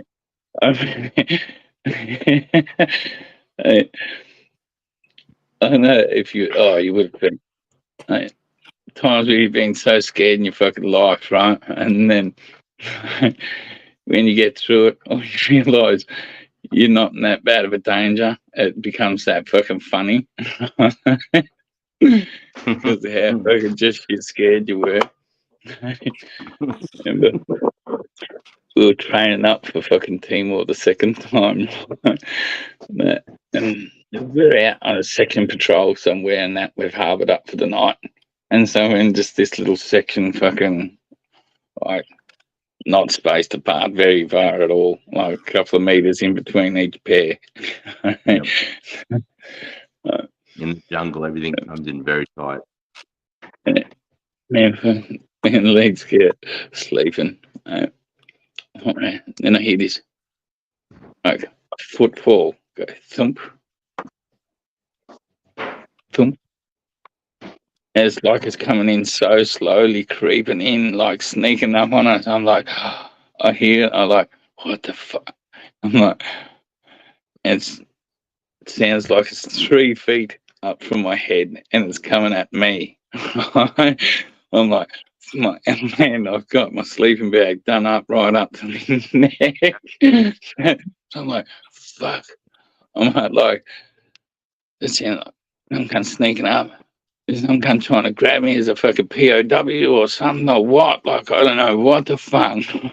I'm just hoping they can't see me properly yet and they're still just trying to sneak up together exactly where we are too so they can figure out which one of them they're going to grab.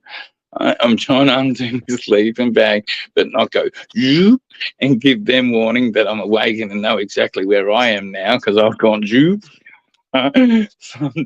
So I undo it as fast as I can, but as slow as hell, like you're going click, click, click, click, because this thing's right there. It's about to stand on my head on its next step. I'm thinking, fuck, they've got SAS out here. They've got night vision. They can know exactly what's going on. They're about to grab me. I'm like, I can't get out of my sleeping bag fast enough. And so I'm like, fuck, my only hope is my buddy's away. So I'm like, Daddy! And he says, what? I go, I always called his name Kenny. I'm like, because he's calling it, because his last name was Calendar. So we call him Kenny Calendar, the race caller. The horse races. So he was nicknamed Kenny, yeah. I'm like, Kenny, he's like, what? I'm like, can you hear that? He goes, yeah. I'm like, what the fuck is that? And he goes, I don't know. Right? And then all of a sudden, fucking, we're trying to both, because he's doing the same thing, obviously stuck in his sleeping bag and can't get out quick enough. Anyway, we fucking both trying to fucking get our shoulders out, and next minute I hear this. Fucking thing starts chewing on fucking grass, mate. It was a fucking little wallaby crept up, like that's why it sounded like a person, because it was going from front feet to back feet, front feet to back feet, not hopping. So it just sounded like a person going from 1 foot to 1 foot. When I heard that chewing of the grass, mate, I fucking never laughed so hard in my life because I thought I was about to be snatched. And then we're both sitting there giggling our asses off, trying to be quiet because we don't want to wake up the rest of the section and get in trouble for not being tactical anymore because we're laughing in hysterics because we just had the shit scared out. And thinking we're getting snatched by special forces. Oh man, it's just a fucking wallaby. Right. Hey, Van Dennis, goodbye. Good night, brother. You man, you man. Yeah, that's soon too. I would get up at 6. Yeah, mate. Yeah, I'm gonna jump down. So thanks for having us, Chris, and that. Monty, good to see you again. You too, Van. No? Pleasure, mate. I love you, brother. Always a pleasure, mate. Thanks to everyone in the chat. Yeah, big love, thanks. Big love, mate. One thing I miss is having the tribe of the army, like what the army provided. That's for sure. It is a good tribe. It is a good tribe to be belong to, like to be part of. I mean, it's all good. Yeah, I mean, once you've been in a few years and you start meeting other soldiers that have been in the same time, and then you're sort of not dealing with dupes as much, you know who's who, and you know that even if you come into a new environment, you already sort of know what type of guys they are. You're already going to be bonding at the, you've only met each other, you've been in the section a week, and you already know that you know, we got each other's back in the pub, we got each other's back here. You know, what I mean, it's a good feeling, man. Yeah. A great feeling. I miss that shit too. Took me a long time to find a new identity, that's for sure. I was still identified as a soldier for so long. For so long.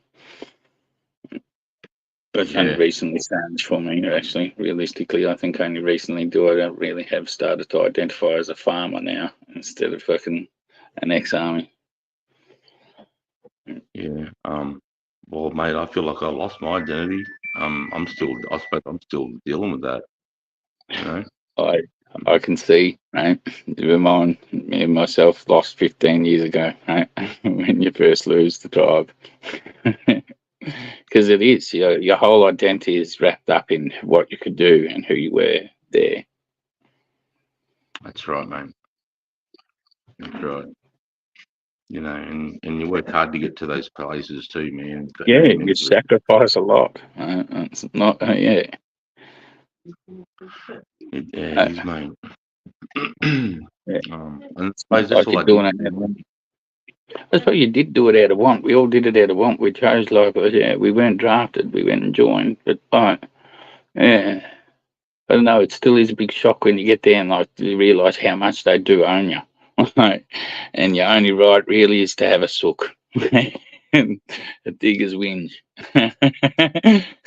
Well, mate, you know, I used to, you know, you laugh, but you know, as a digger, you're always doing it, and then as a sergeant, you're like, yeah, listen to all these cunts fucking gash bagging like fucking old women, mate. You know, in the retirement home, everything, because the boss will be going, oh, they're whinging and everything. I'm like, it's sweet as when they all sit there silent and their heads are down, and we need to get the fuck over there.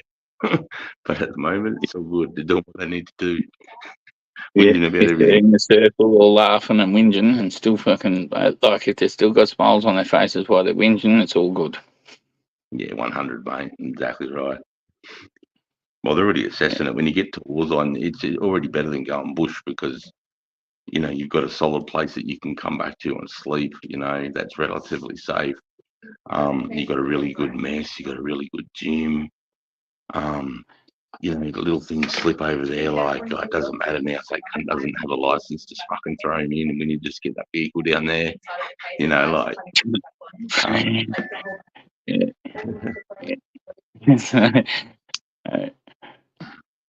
So the thing they tried to fucking punish me for in Timor, I fucking.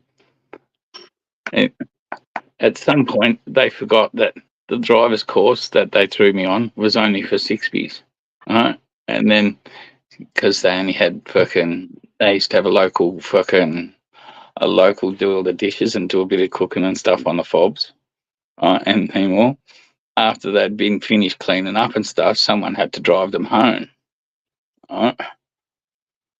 All the drivers started talking about, like, must have been between 3 dudes, one driver from each platoon, I'd say. And they started talking, and then they remembered that I'd done the driver's course, and like, can you take her home and that? And they're just showing me a Land Rover, a 4B. I'm like, all right, I'll take her, but I don't have no thing for this. I didn't do a course for this. Mine had 6 wheels. But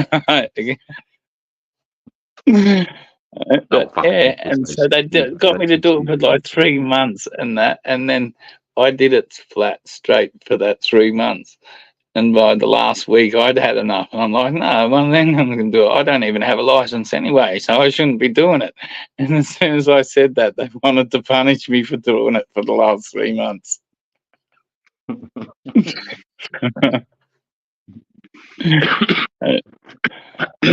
Taking the rules is always good as long as you don't use that not to get out of doing something. Yeah, that's it, brother. You make a decision, even if it's a bad decision. Remember that saying in the army? Make it a fucking decision. Yeah. Fucking make Own it. Yeah, own it. Fucking love it. Yeah, you made it. You fucking love it. Yeah. Yep, you just killed all your men, you fucking dickhead. Yeah. Just doing that for a while. What platoon did you go through, Singo? What platoon did you go through, Singo? Coral, I think. Yeah, I went through Long 10. Yep. Coral, fire support base Coral. 1 RAR. Fucking, Yeah, your Bodle Honours. Yeah. Samashon was 2. Yep. And then you had Capion for 3. Capion for 3. Yong, yeah, 24th of, because remember it was a big day for those guys down there. Anzac Day, Yeah, Capion Day it is. together. Yeah. Big day. And then 6 RAR had Long 10.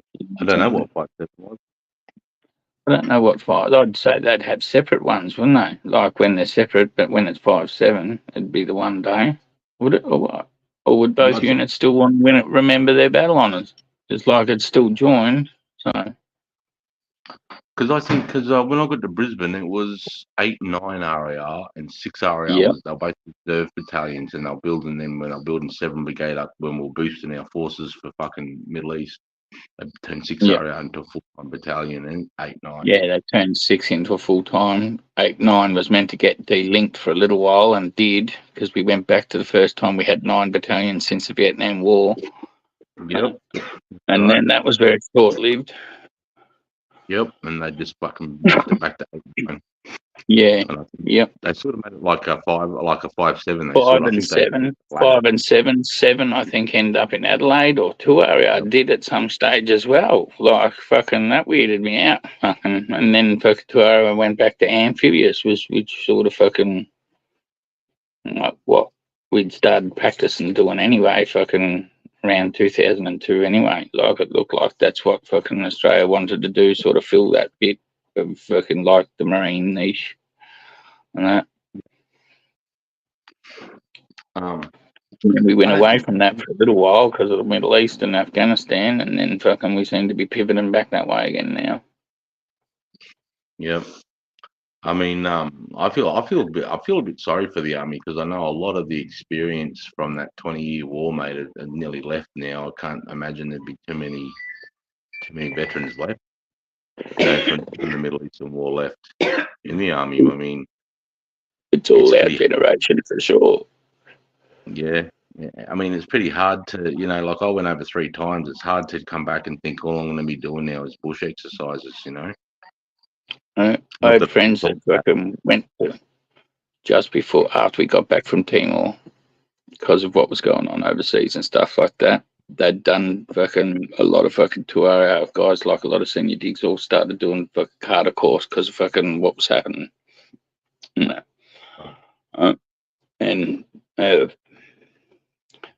See, especially for anyone sniper recon, they all fucking did it. A fair few of them guys got told not to do it again, like not to attempt to test just standard psych fucking aptitude and that. Yeah.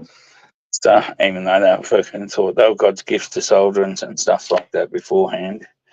Yeah. But the other half of them all got either like Giles, he was fucking, I don't know how he should have, like, he got failed by fucking on the last day of the fucking selection course because he gave his guys a rest because it was in front of time, like didn't have to be on time, like not allowed before, not allowed after. You have to be exactly on time. So if you're 10 minutes before time, should be allowed to give your guys a rest. The DS guy obviously didn't like how well or how easy Giles had done the selection course, so just wanted to fail him to see whether he wanted to come back again and do it again, see whether how much he really wanted it. But he'd passed good enough to go 4 RAR. So he went 4 RAR. They deployed to Iraq fucking to do that fucking secure that air base out western Iraq. Yep.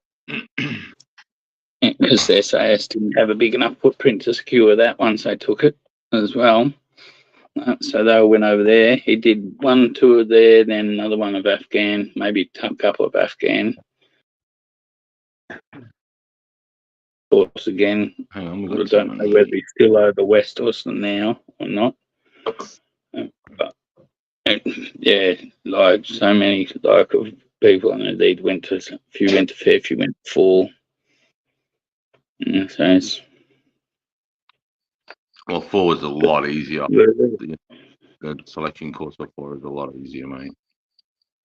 Oh, for sure. Mm.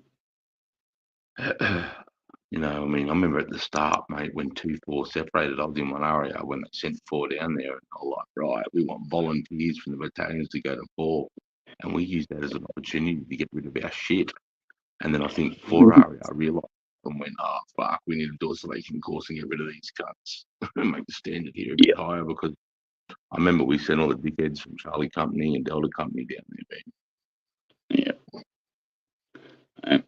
Realistically, I probably wanted to go 4 RAR or 3 RAR just to be at the parachute wings and stuff like that straight out of Singo. I put down 1 RAR and 2 as my second preferences after 3 and 4, because I wanted to do those things, and got sent to 2, which ended up being a blessing anyway. Because realistically, 1, because I chose 1 because, like, if you know anything about the regiment's history, 1 was always the first to deploy until Timor happened. Yep. Well, my second commander, And for the next 10 years, reckon it was 2 RAR that always first deployed. Standing planes. Yeah, right. Yeah. We used to love rubbing that into you guys, especially when Timor first happened, and they all come back with the knock-knock joke. Who's there? Not 1 RAR. Oh, that.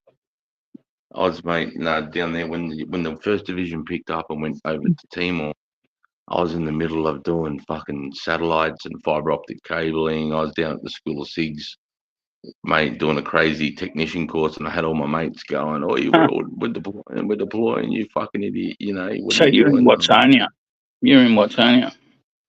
I went into Watsonia, mate. Yeah, for like 18 months, and you know, routing. And That's where my dad was based. That was where my dad was based at the time when I joined. We had a base. We had a house, like a married quarter, just outside fucking the entrance that led to Macca's, down onto Lower Penny Road. Yeah, we lived right. Actually, my house was right next door to the Blockbuster, fucking video store. That was the 2-story married quarter right next door to the Blockbuster, right on that edge of that fucking corner of Macca's and that, and the petrol station there. Had Blockbuster, the petrol station, and Macca's. All 3 of them there. I know very well. Yeah.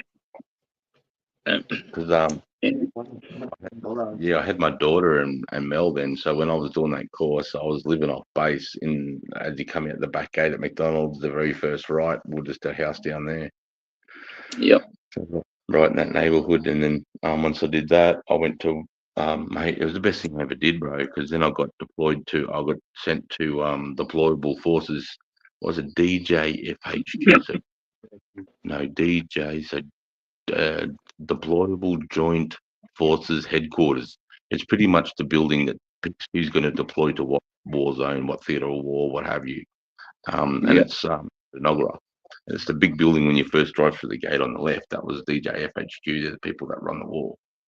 And outside, and the unit that supports them was a unit back then called First Joint Support Unit, and I got on my first day, these guys were trying to fucking put it over me in the locker room, right?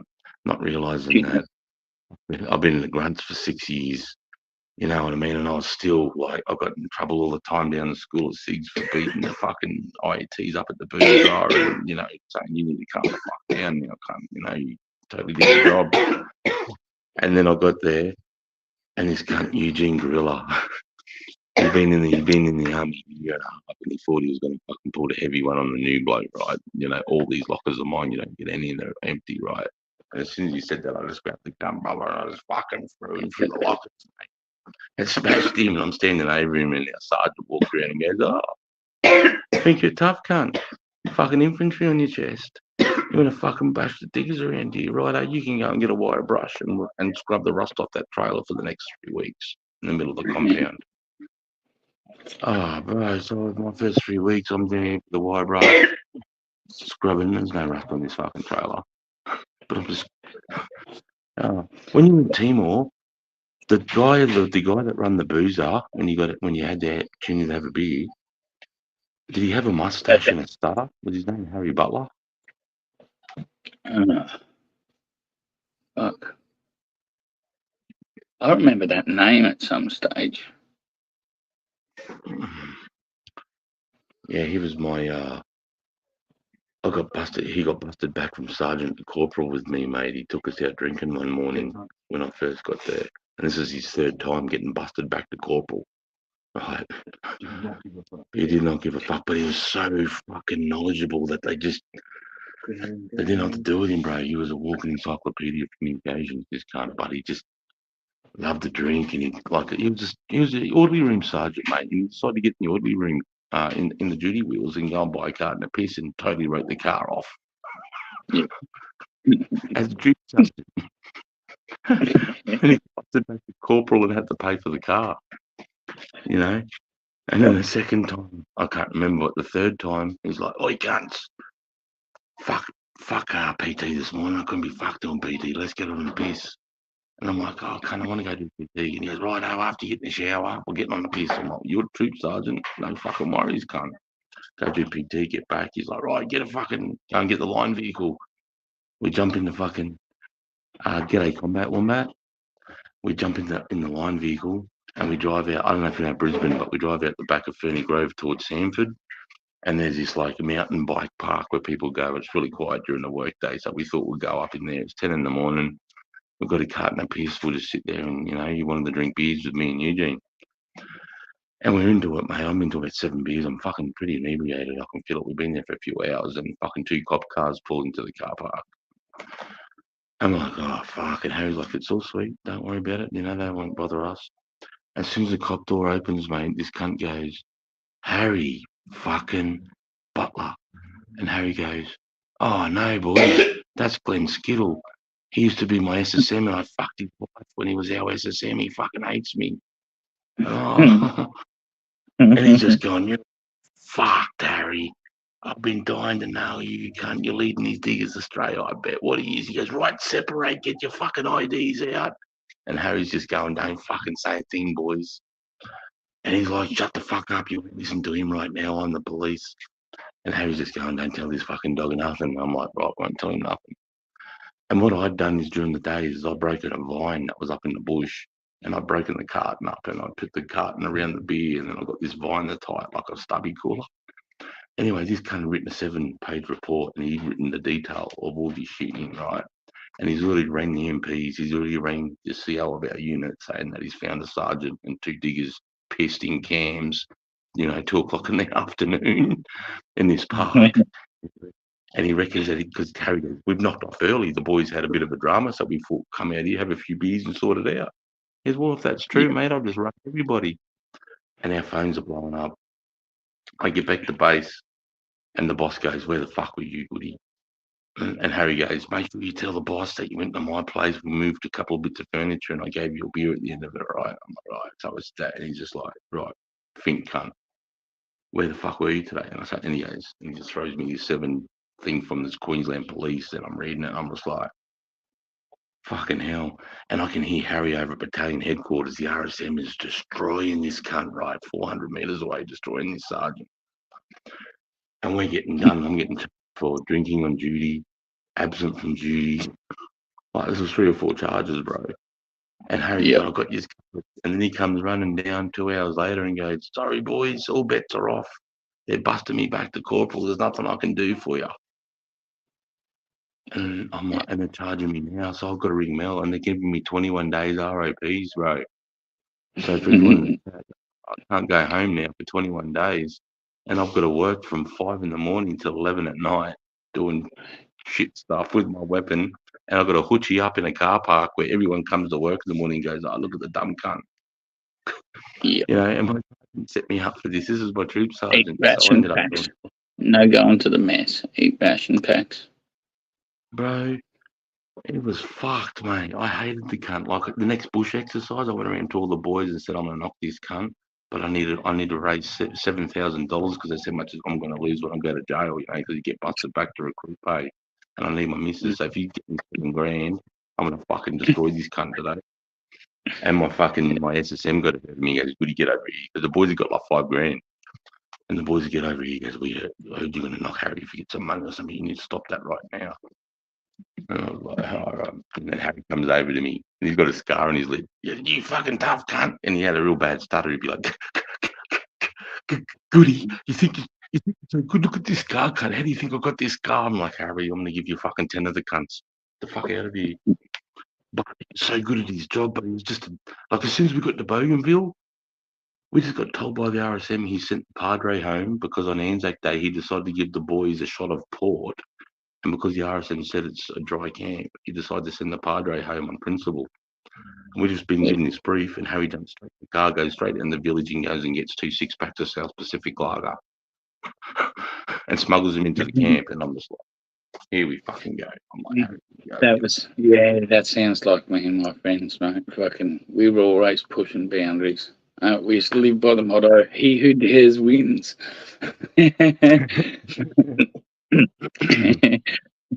Always, like, whenever fucking something, you'd like, something come up and there's a way to fucking skive out of it or fucking make it easier, but it's a little dodgy and, everyone gets, if we get caught, we're fucked. He's mulling it over. Someone would just turn and go like, he who dares, and that'd be it. There's like discussion over doing it. I remember fucking we're doing escape and evasion exercise. Fun. Yeah, they're awesome. They're the best exercises. First day we were the hunters. Yeah, we hunt down fucking the other fucking, because like it was during course time, so it was fucking slow down period. Yeah, slow down period. So the fucking rest of the company's just going out bush to do a fuck around X, Y. Everyone's on courses and shit, right? So, we get out there, fucking split the platoon up, like the company up, because there's fucking like a third of each platoon. So realistically, there's about fucking a little over a platoon's worth of people in the company left around. Split the hunt like fucking into prisoners that are escaped convicts that escaped from fucking prison somewhere, right? And the rest of us are fucking military called in to hunt down these dangerous fugitives. We fucking map out our thing. We're out the back of fucking army base, like fucking not high range, but fucking just where the fucking dam was for Townsville. Do you remember the dam just out the back of fucking? Yeah, buddy. I remember doing pack crossings. We used to do our pack crossings where you pack all your shit and you do dam crossings. Yeah, I know exactly what you're talking about. Out the back of the university. Yeah. So you're not going for high range, but you're halfway there. Like, cause what they call that fucking training range anyway? I forget what the fuck. I don't. Why it escapes me right now. Yeah, I used to do 40 clickers out there and shit. Actually, wasn't it at the back of fucking Stewart? Yeah, out the back of Stewart. It was. Yeah. Stewart. Yeah, I remember it out there. And there's that massive dam you could see. That's right. I know exactly what you're talking about. I used to get a straight length of 10-kilometre road to make it do 40 clickers on the cunt. Yeah. Yep. They did. And fucking first day, like we hunted all the groups down of prisoners except for one, and that were 3 dudes that were actually fucking training to go on selection course too next time it was being run. So they chose the hardest ground, fucking the most toughest terrain, and only walked by night. So we didn't catch them during the day. We were out there. We slept during that night. CEO must have thought we weren't taking it serious enough, so he decided to offer the next group of us, right, that went prisoners who didn't get caught, got to have a long weekend. Right, so as soon as he offered that Friday as well, like the stakes went up.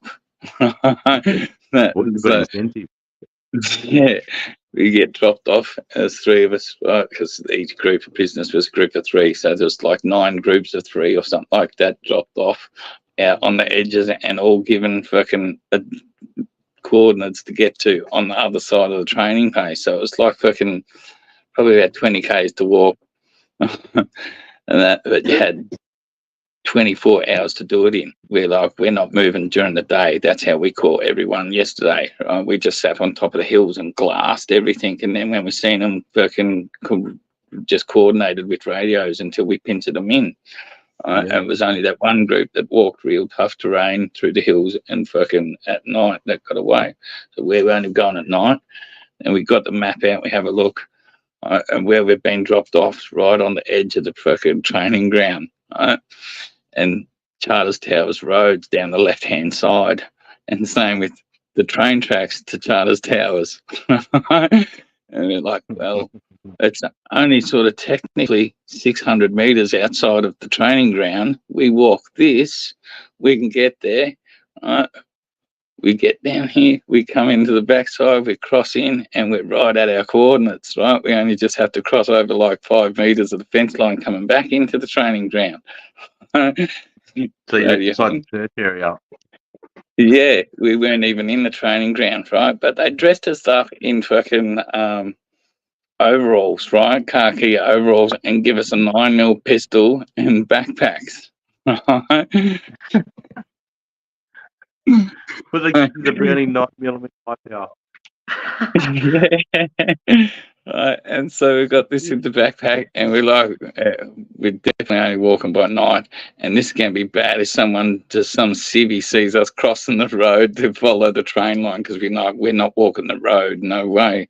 We were going to walk the train line because that's a good couple of 100 metres from the road, but you have to cross the road to get to the train line. If we get seen and someone just thinks that's odd and calls the police, this is going to be something we're not getting caught. I don't care how hard we got to run and escape and evade. For real, we're doing that with police if they come, because we're not getting caught with a fucking military weapon outside the military training ground and explaining this one away. We got away with that one. Fuck. The CO had no idea how, because we must have been the last group to report in out of the prisoners of that fucking group. And so he positioned all the hunter killer groups around our fucking grid coordinates, right? And so he thought he would have got us anyway, like, even if we walked by night and did it as quiet and that, they were all set up fucking, so they should have caught us and stuff like that. And next day, come up asking how we managed to slip through his net, because he had them all positioned and stuff and that. We're like, oh, they were sleeping. We heard them snoring. Just put them in it straight away, just made up rubbish and said we heard them sleeping. They were sleeping on the job. We walked straight past them. Pip soon. I used to choke my chicken in the shower and leave you. Fuck off, mate. You know this guy, Monty Pip soon? No, I don't. Yeah, I don't stand for that crap. Did you used to put your foot up on the fucking soap holder and thumb your bum too? G'day, Anna, Aussie chick. There you go, mate.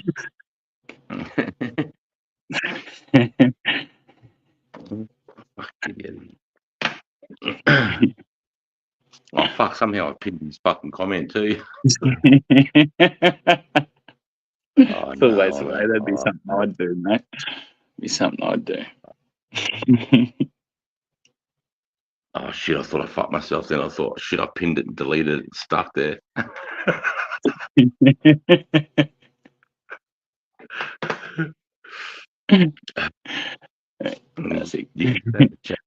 We don't want nothing vulgar like that, mate. Not in the chat. Me and Monty are talking about the shit like that, you know. Fucking nothing like a power finger on the vinegar stroke.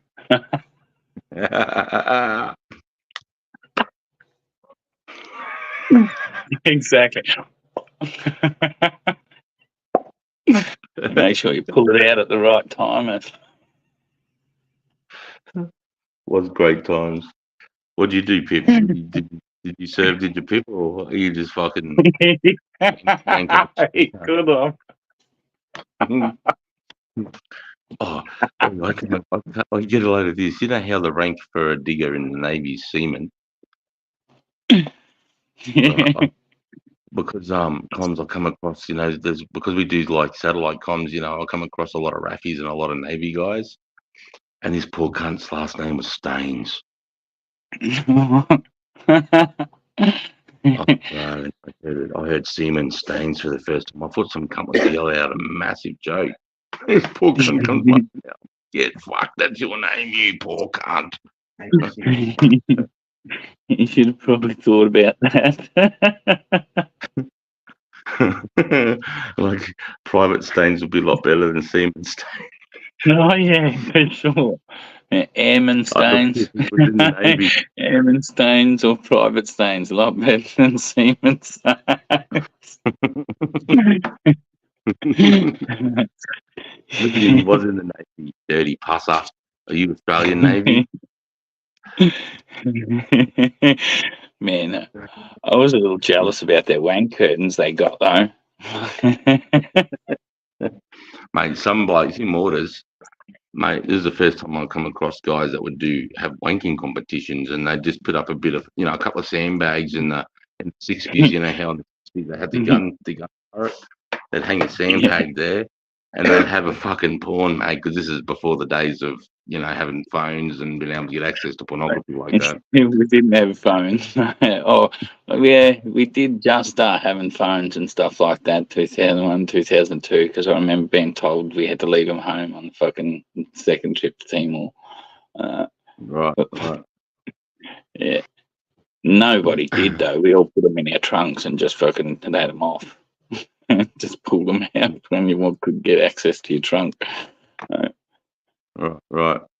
Yeah. No, well, I did all that. I don't think I really got it. I wasn't using mobile phones properly to when I was in Perth, 2005 was when I really started relying on.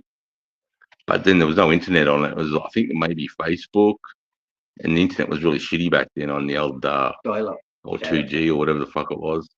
Yeah, 2G. Yeah. And I don't know whether I don't know whether I even had internet. I don't think we even. I remember copping like 6110 was the first fucking phone you could get sort of picture messages on, but it had to be made out of all dots and fucking stuff. Yeah, right. There was no colour, that's for sure. 5210, whatever it was. Oh, fuck, I punched on with Navy on Anzac Day, bro, and Raffy in Wagga Wagga, mate, when I was an RI, because that's where the, I didn't know that till I got down there. That's also where they do the home of the, the recruit school for the Air Force. Yeah. At the airbase there. So when it comes to Anzac Day in Wagga Wagga, bro, it's messy for the Air Force. My sister joined the Navy. What's that? My sister joined the Navy. I'm just too scared to go on the ocean, bro. Yeah, my sister, she actually did active deployment too. Fucking, because it was the same time boat peoples was happening. Right? The Navy got deployed to round up the boat peoples by Howard. So, yeah, when she got assigned to the ship, they were on active duty straight away. Went up through Cocos Islands and stuff like that, round up boat peoples. What remember you could get? Remember they were doing those 3-month deployments up the top end. Was that the Canimbula? We could go on the Canimbula and you do those fucking tours where you just toured up with North Force for 3 months. Do you remember them? I went on Canimbula and Madeira, but that was termed tandem thrust. Okay, no, there was an actual it was classed as an operation where you were just on a fucking ship, and I think you were just pretty much doing from the top of Queensland over to Darwin and back and sort of covering those waters there. I remember the boys thinking it was a great time and getting on there and getting emails from them. You're like, oh my god, fuck this shit. I reckon it would have been nice being on a patrol ship or something like that, fucking in the Navy. Getting hot feeds every time you felt because they did eat pretty good, man. Being on it, getting access to a toilet and shower every day, as well as hot meals, soft serve. I got really spoiled, and that's when they're doing it rough. That's when they're doing it rough, mate. And that was like paradise to us infantry. Right. And they do a shitty because they go blackout, they had to go full blackout tactical, and they were, that was just normal for us, bro. But it was it was still not their tacticals, not not Yeah, they still had red light. They still had red light everywhere, blaring everything. You could still see perfectly and stuff. It was awesome. Yep. I was just like, man, that sort of like semi-non-tag team of 10 in infantry somewhere, fucking in a bunker. It'd be black, the red out. Yep. Yep. Right. They used to One eat thing great. there. They used to get, once they went over that international line, bro. Remember they got duty-free cigarettes, duty-free fucking, Yep. lollies, fucking. Yeah, different tax rate too. Different tax rate. Yep. Yep. And they'd get beers too when they knocked off. The boozer would open, and they could have 2 beers per fucking whatever. Yep. And then they, the infantry see how they come down and go, "You're not giving the Navy men beers in front of these soldiers again." Because the first night we're all sitting there watching these cunts in the mess have their beers, and we're like, it would have been like fucking hyenas, mate. Yep. Over there, you can see the boys, the rat bags going, "We can break into that cunt tonight." What's where it comes from? Look where they get it from. We'll get in that fridge tonight. I remember on Manure or Penimbla, one of the two, they stored all their fucking ash bags in the front, fucking very front of the hull, and the pointy bow void. And they told us where to go to get our hash bags from, so we fucking go fucking searching for this thing. We end up finding it, right, where all our hash bags are. But there's 2 huge big bottles, right, of nitrous gas. There. At first, I just seen 2 big gas bottles and stuff. So, we better read this, make sure, like, no silly grunt be stupid and bangs into this and explodes us up. I read, I'm like, nitrous oxide. I'm like, nitrous oxide. We look at each other, we're like, nitrous oxide. And we're saying it, and like, that's laughing gas, yeah? Yeah. And that next minute, we're sucking on the thing. That would have been a sight. These 2 soldiers, Yeah. 4 of us all taking turns on nitrous oxide. We're fiddling around with their packs. Hey, Bill. What's going on, lads? Hey, Joe, mate. Chewing the fat, brother. Chewing the fat.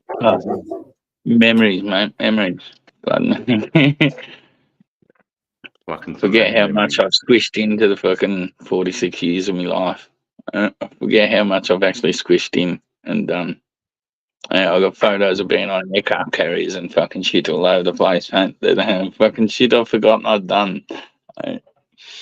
And you don't until you talk to another vet, and then you start talking, and little things. Like you only know if you've done Tully or high range or those stupid those escape and evasion, and jump outside the search zone if you can be a sneaky cunt, and all that shit. And you just forget about it. You think everybody wants to know about the big things, and you think about the big things a lot, and it's the little things that made you who you are. It's the little things which are fucking. They were the best times too. The little things, man. Fuck. Getting that long weekend for taking that risk, mate, was fucking well worth the reward. And the bond that the 3 of us had to have too, because with like any one of us opened our mouth, you could get all of us charged for fucking being outside with fucking doing that. So we all had to keep it secret. That's right. So you just bonded a little bit tighter. Me and one of those 3 guys, we end up getting our first charges together, right, for tampering with service ammunition, making little fucking bombs out of fucking blanks. Yeah. Fruit tin bombs. We made fruit tin bombs.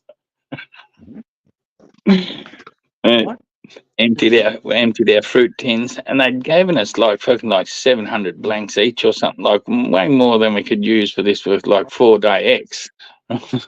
So we just sat around pulling them apart with our pliers and emptying the powder into our empty fruit tins, and then got the waterproof match and used that as a wick.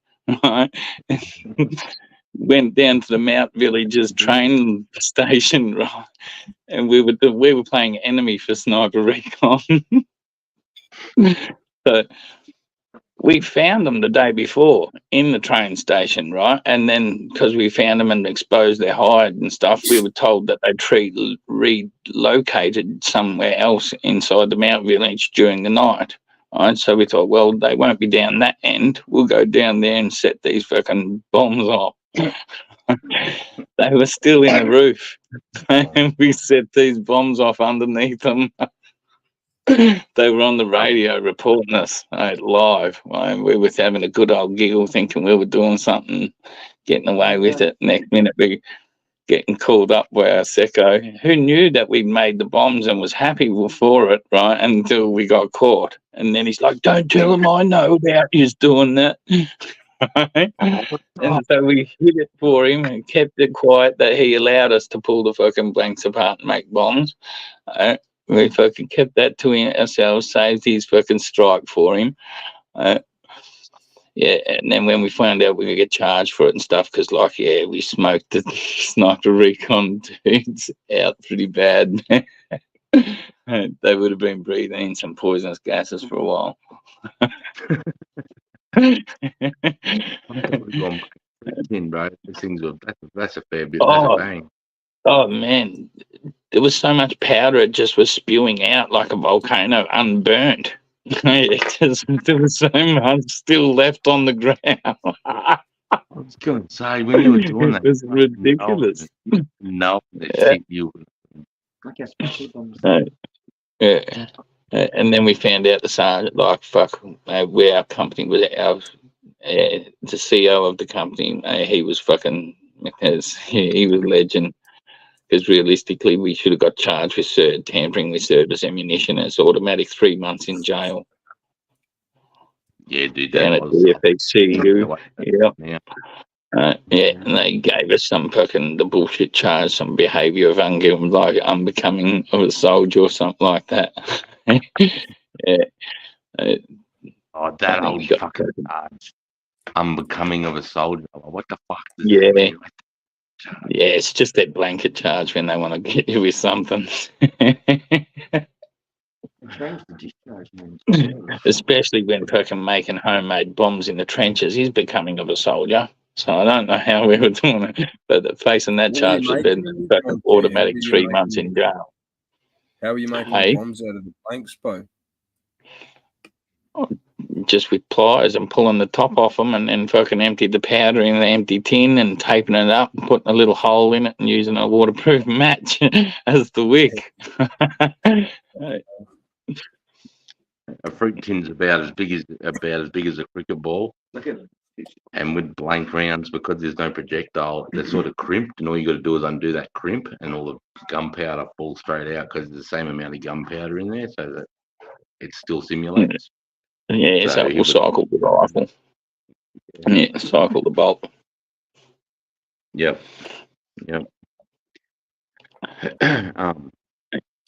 So yeah, yeah. We didn't get a chance to fire our weapons that whole exercise and stuff like that, so they'd give us a bunch of rounds for nothing. And we weren't like, you don't ever give them back at the end of the thing. So we just pulled apart and did the best we could. This is the first time I saw the worst unprofessionalism in my life as a soldier. Well, and this guy was all about, we're infantry, we got to do this hard, we got to work, everything's hard, we're just hard, motherfucker. And we got 3, and he's like, I want you boys, we're 3 days out from the end of exercise, right? And I know I've got 7 full mags, and I've got a fucking 1,000, the bags that come with 1,000 rounds.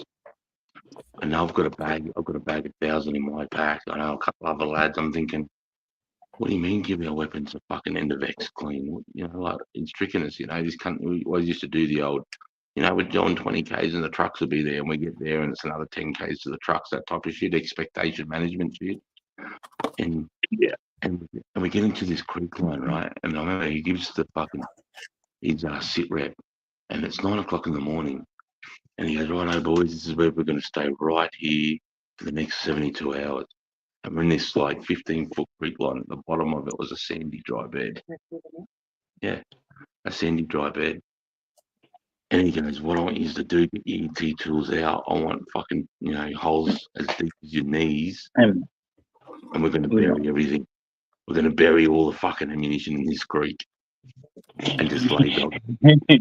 And after copping that charge and stuff and knowing what you fucking, automatic 3 months in DFSCE, I was like, that's no good. Just bury the cunts from now on. I mean, don't go pulling ammunition apart and making bombs unless you're actually in the trenches, because it's the only time you are allowed to adapt and overcome realistically. Can't be doing it for fun and burning out your fellow soldiers, smoking them out of their hides.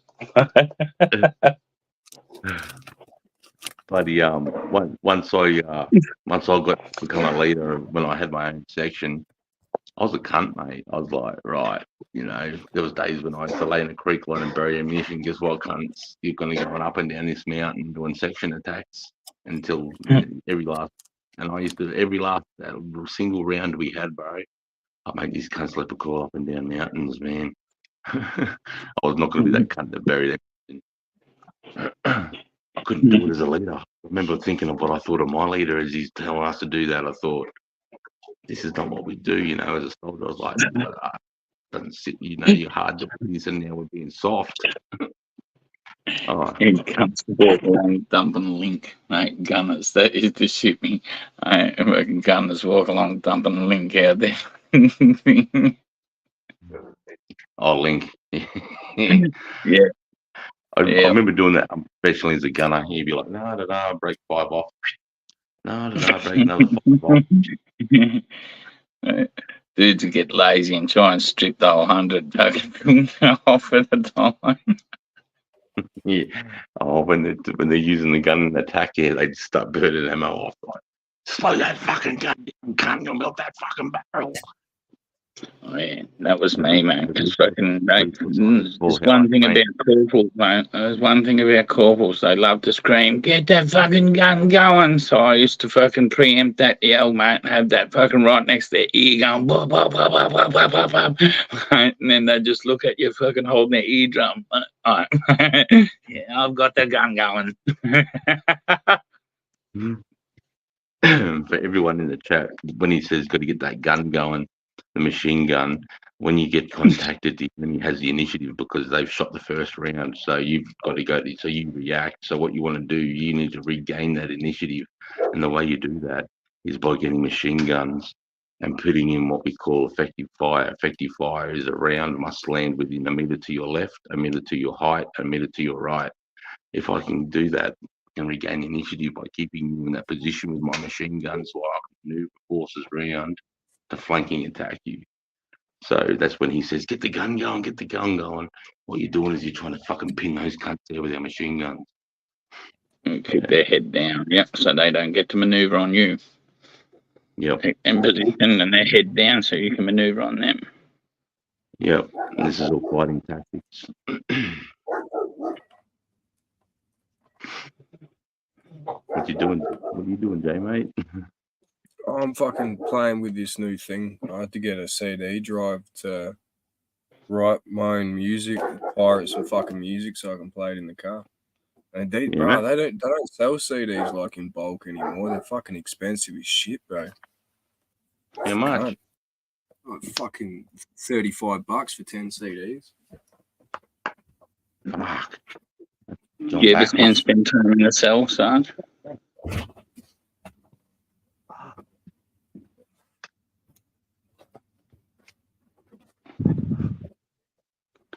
I spent 2 weeks in 2 hour cells. I've been in them too. My friend got sent back from Timor. Fucking the other scare. He got sent back from Timor for a couple of weeks at DFCE.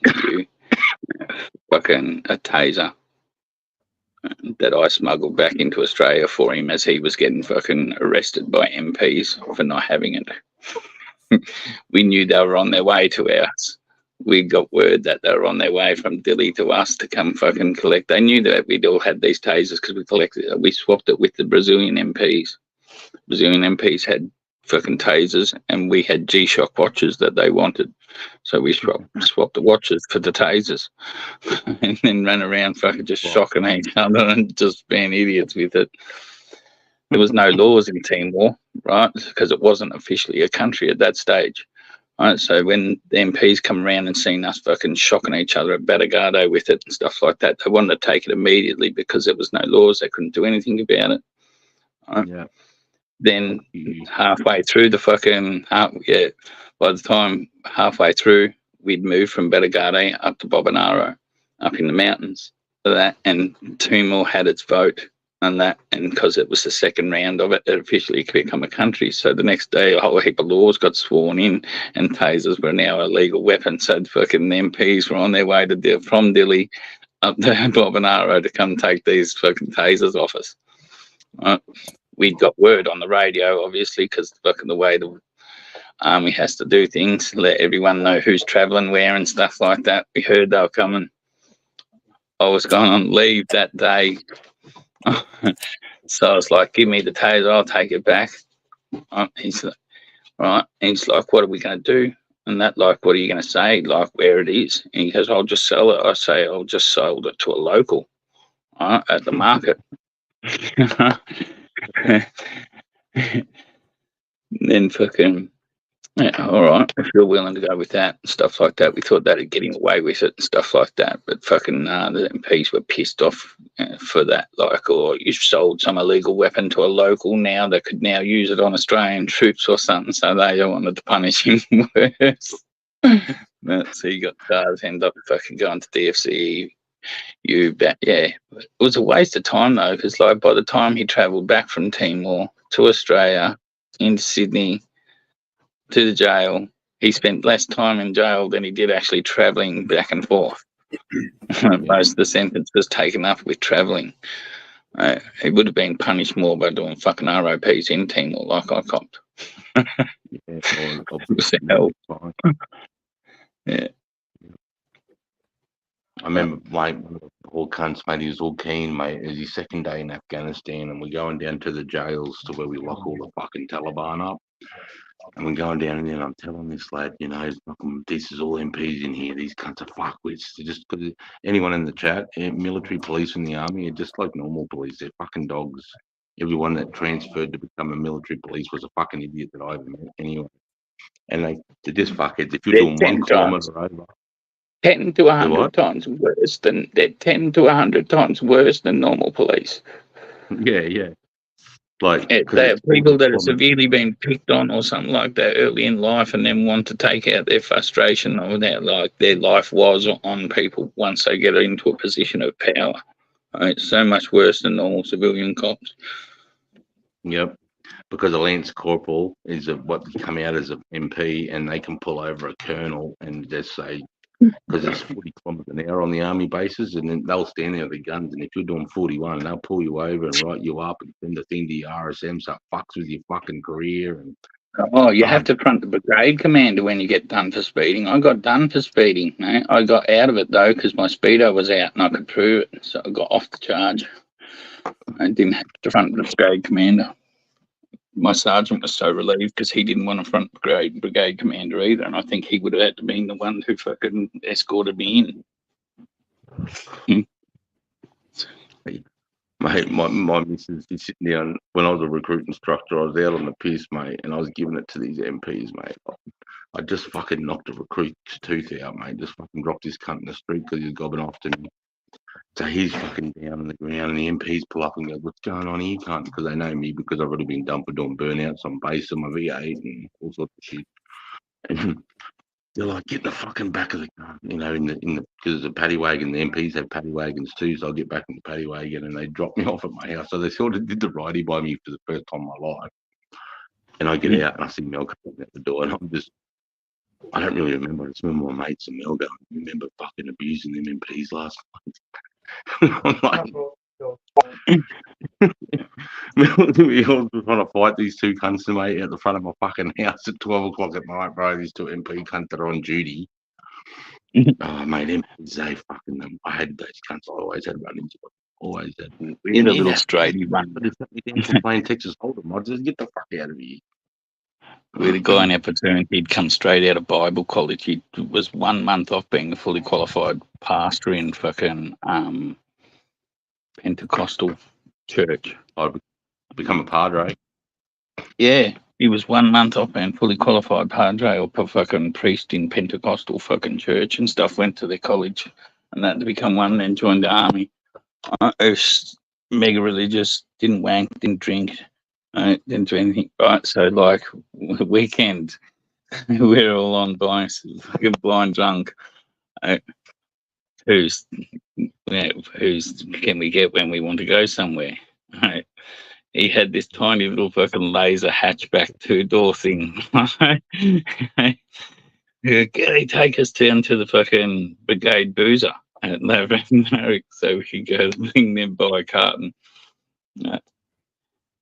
He's like, no, what? Like, no, you're taking us, it'll be all right. He's like, I can't fit 10 of you in the car. Like, we can fit 10 in your car. It's okay. We were hanging out his windows. Like, there was like at least 5 bodies half hanging out his windows while we're going up the thing at Laverack to go to the Boozer and get pulled over by the MPs. It's the only time I've ever seen MPs let someone off in my life. And that because he was we did force him into it. He didn't have any choice in the matter. He was taking us, whether he liked it or not. We probably would have grabbed his keys and forced him into the car and started and half drove it for him.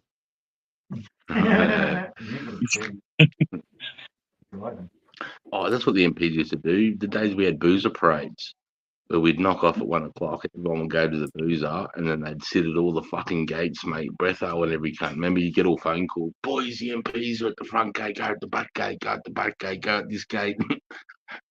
You know, when back then it was sort of, you know, if you got done for drink driving, it was, yeah. But now if you get done for drink driving, it's fucking show cause, get killed. Show cause. Yep. And if you're a senior, if you're a sergeant, bro, there's not even show cause. It's instant dismissal.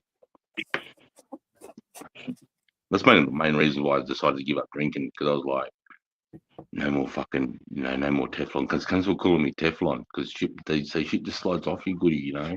Because the shit I got away with, Monty, like at the school of 6, bro, I blew up a fucking high ace and fucking punched on with a guard and got a whole building evacuated, mate. People thought the fucking buildings were burning down and called the commandant in, and oh, bro, they wanted to throw me in jail. But because I've got a Chief Defence Force commendation for my work in Iraq, and they had a real mad defending officer that was a World War I that just hated every cunt and just, I don't know, liked me, I got off with $100 fine. No. And I didn't even take the $100 out. Classic. We're ready for people like. Dude, I was famous for that. I was running the diggers going, oh, you that bad cunt, he fucking did that to the guard and blew that. And there's still holes, there's still 2 fucking holes in the tile where you blew that. I was like, I don't want to be known for that cunt. You know? It started making me think different. No, I don't want to be known for this. I want to be known for fucking being a mad soldier, not for doing that shit. Yeah. I remember having that thought go through my head.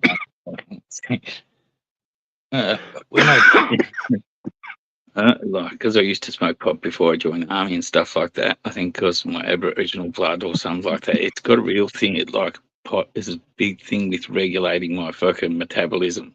If I smoke it, I can't put weight on. So when I joined the army, quitting, within 3 months, I went from 66 kilos to 86 kilos. And then 3.5 months later, from 3 months, I was 86. And then half a month later, I was 96 kilos. And then probably 3 days after that, I went from 96 to 105. Like, geez, I'm like marshmallowed a little bit from between 96 and 105 kilos. My corporal was all right. Yeah, everyone was worried about my heart because they're like, you put 1/3, like from 66 kilos joining, like to 3.5 months later, you're 96 kilos. That's like 1/2 of your original body weight you put on.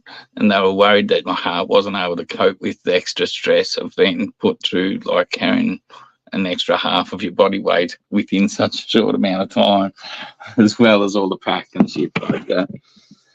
I was going to say, what time did that do to your BFA? That must have blew your BFA out. No, I always could run that in about 16:35, 16:32. I always ran it in about 16:32.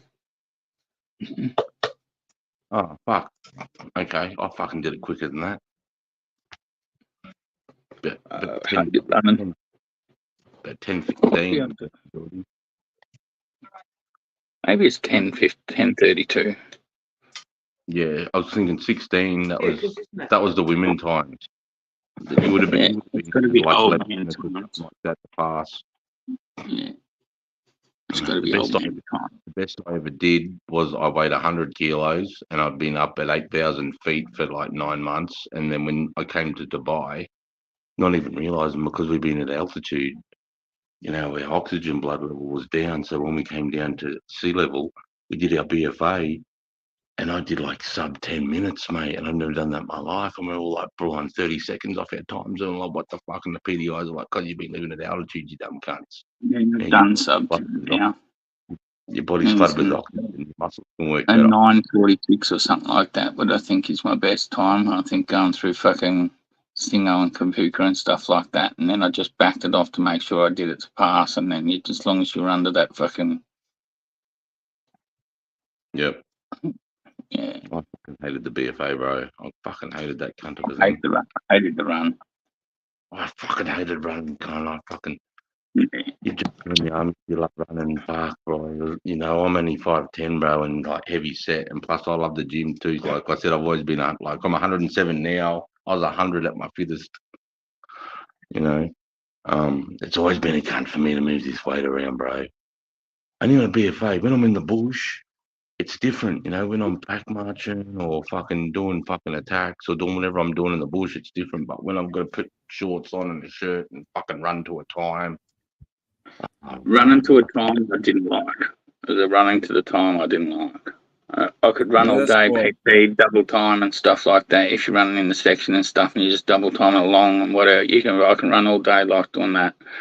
As soon as I made run to a time, I just, I don't know, it's something like about, I don't know whether it's just the type of thought on the mind doesn't allow my breathing to settle down or something like that, or the anxiety robs me of oxygen more often than just thinking of the time. And you create It's depends like, on it too. Like you're not just doing a run. You're doing a run because it's what you got to do twice a year to stay in the army. Yeah. Yeah, I only ever failed one, and like I did the thing the next day and stuff, and I only failed that because I was out drinking like the whole night before, and that, and I was spewing. They just put the SARS pulled a fucking pop up BFA like no one knew it was going. I'm like, oh well, I'm fucked. As soon as he said there was a BFA, I'm like, yeah, I'm fucked. And then he's, oh, you'll be right. No, I'm not going to be. We started the run, got about 100 meters into it. I'm already started like, before it come out. I'm like, yeah, this is not good. I'm not going to be finishing. I only just failed that by about 20 seconds too. I only just failed it by about 20 seconds. I'm going to bump over to Sarge as well as I'll catch you a bit after. Big love, Sarge. Sorry, brother. We're locked in. You're a good guy. What do you think? Cheers, brother.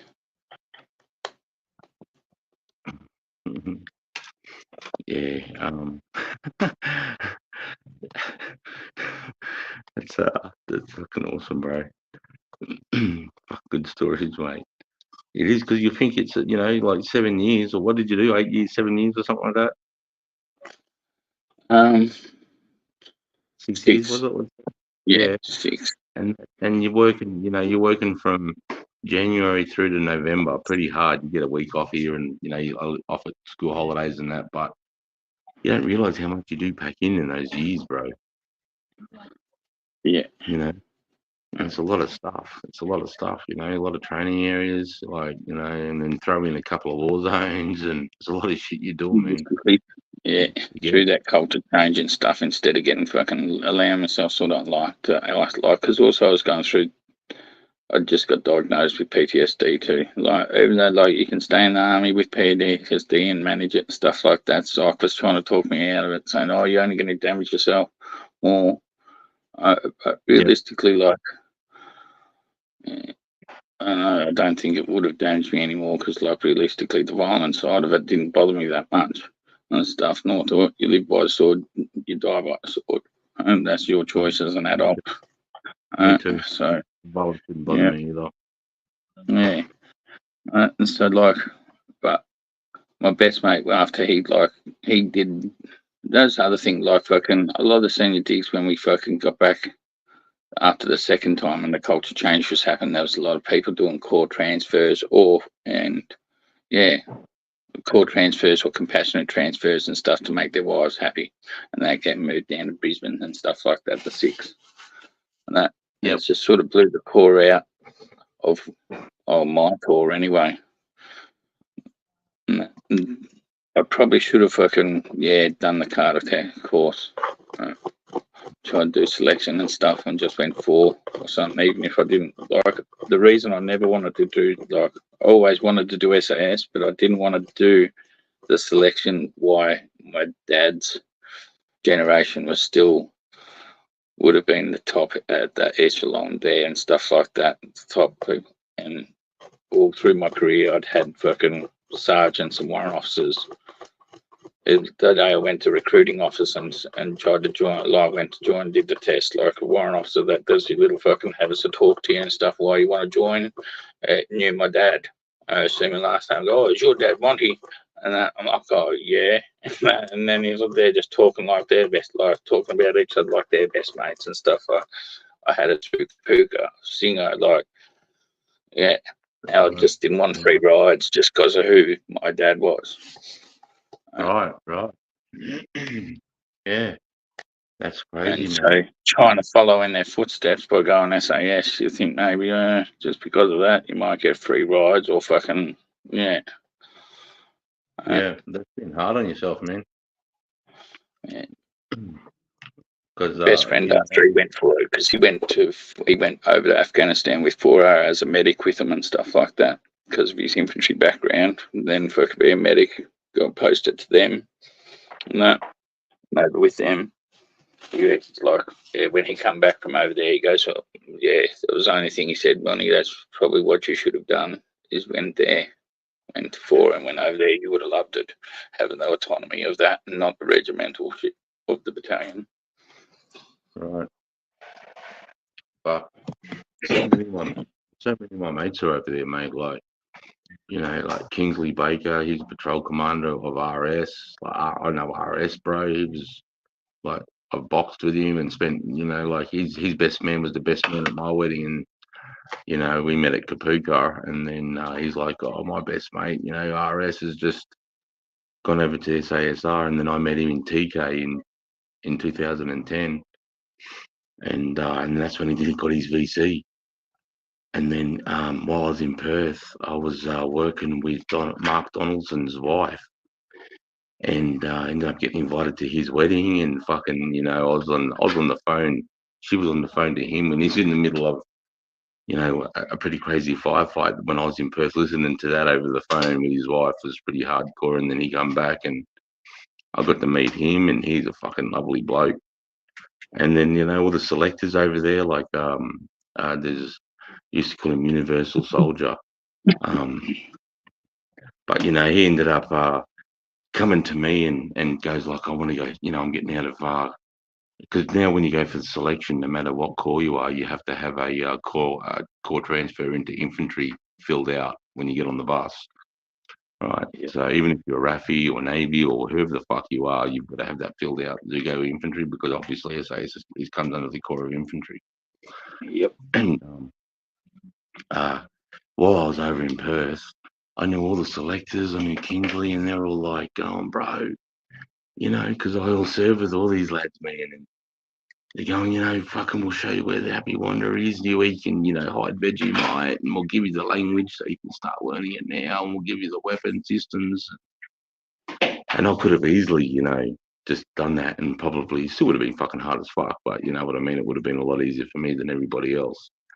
But the main reason why I didn't, mate, is because I got to work with those guys, and 90% of them, 95% of them, mate, they're doing such an awesome job, but their families are destroyed, and they don't end up with their wives and their kids. And I just saw the wreckage that was left behind from these guys, being at the most pointy end of what Australia's got to offer.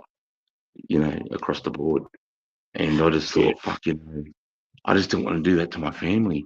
And I thought I can Yeah, still I have a don't mate. remember my dad being around through the 80s much at all. My dad wasn't around through the 80s when he was over west, when we lived Well, over you there. know better than anyone. You know better than anyone. Mm. But You I don't know, remember I don't remember being such a big deal, or us even really missing him as kids, or thinking it was a big issue like that he wasn't around. Like, I think the only time my mum ever complained that he wasn't around, because I always seemed to injure myself really bad and end up in hospital just after my dad would leave to go somewhere where you can't get him back. right. So that had always happened. That'd frustrate my mum a bit. Yeah. Like, because all my mates, everyone that I know, they're all, you know, broken up with their wives. Even RF, you know, he had beautiful twin girls, and you know, he's because of what's happened with him, with the bullshit fucking shit they're trying to pin on him, man. You know, break his family up. It's just sad to see.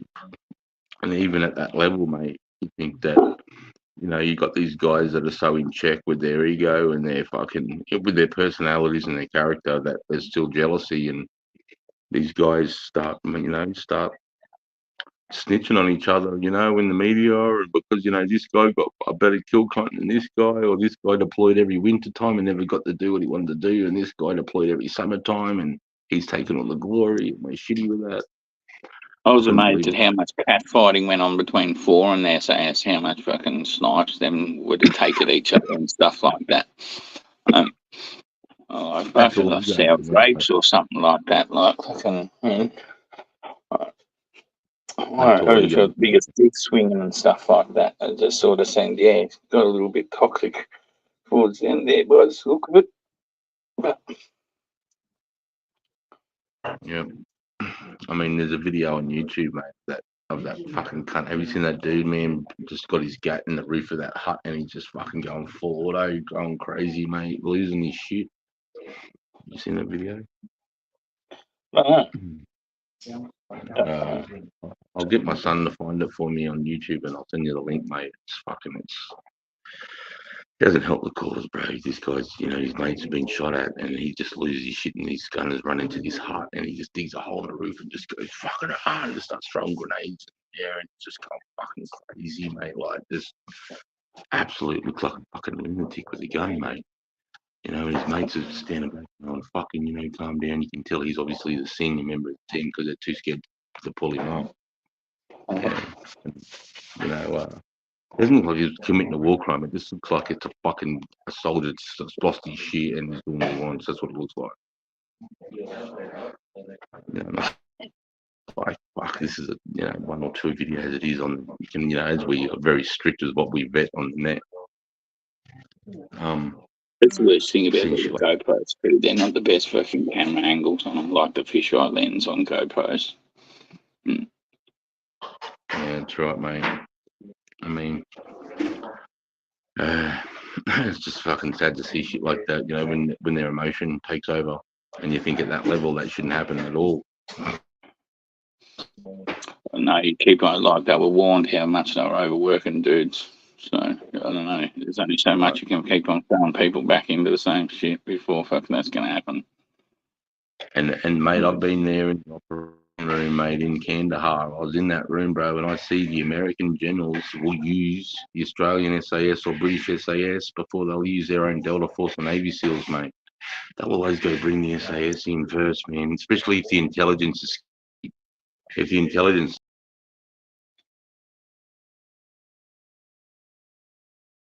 With Navy SEALs, bro, they fuck up so much. Nothing against Navy SEAls, they're all good operators, but they fuck up so much.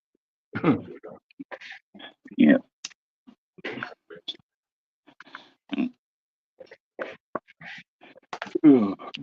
Cowboys sometimes. I'm going to get up at 7. I think I might put that off until about 7:30, 8 o'clock now. No worries, Monty. It's been a pleasure, mate. A bloody pleasure. I appreciate it. All good, mate. It has been. It's been fun for sure. Bring back old memories that I'd forgotten for a long time. Yeah, bro. We've got to do it I did a lot to suppress mine. I took it. Yeah, I did a lot of self-medicating to suppress my memory. Yep, I understand, man. I totally get it. Like I said, I emailed you back, so you got my phone number, bro. If you ever want to talk to another vet, brother, my fucking ears open anytime, man. Fuck yeah, bro. Be good for sure. Yeah. Oh, mate, have a good night. Much love, man. You have a good one. Look Same, after mate. yourself, Have a mate. good evening. I'll see you tomorrow. Same. Talk to you tomorrow, mate. Fucking oath, bro. Later. Later, brother.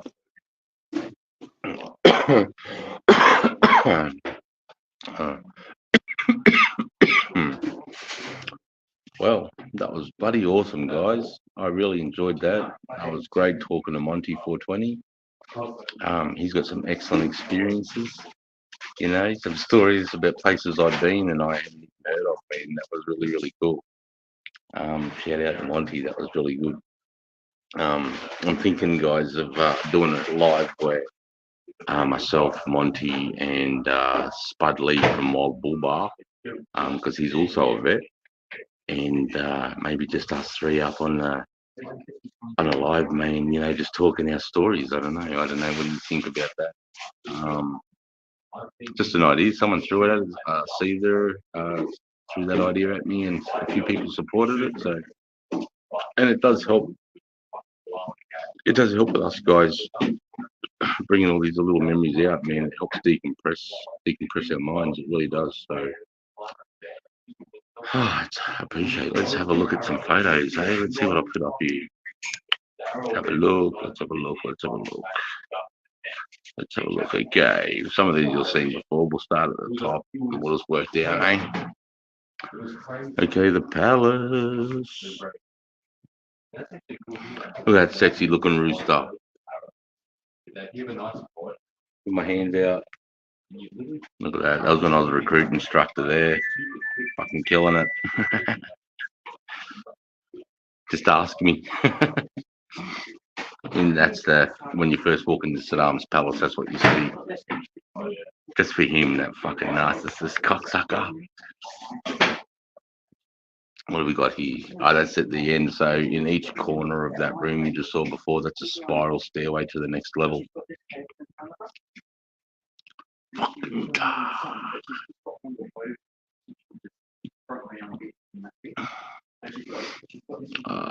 That's can I make them bigger? I can make these bigger. No. That's just me and my patrol in Baghdad. It's Baghdad. That's Saddam's bedroom where they dropped the Moab.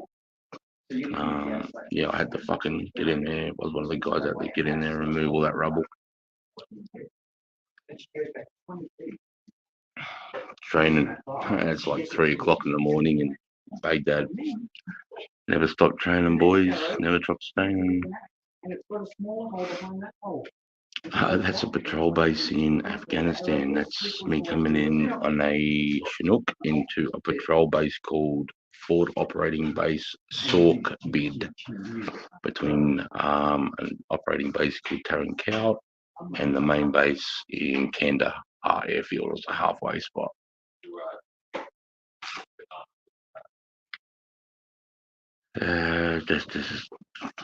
That's just me after I've taken some recruits through a challenge. I've just taken them through their last test. That's the boat I stole. That's the tinny right there facing us. That's the tinny I stole. If you go back to my videos and you look at the story the day I stole Saddam's boat, that's the motherfucker there, bro. Made Australians famous. It was awesome. Yanks couldn't believe it. It's me and me mate fucking around at the range before we go out. No, that's my first day's leave out of Afghan. We've just got out of Afghan and we've been given 10 hours in Dubai. We weren't meant to drink. So I grabbed one of my fucking best soldiers and we went up to a restaurant, bro, and we drank $25 Coronas at $25. Only had 2.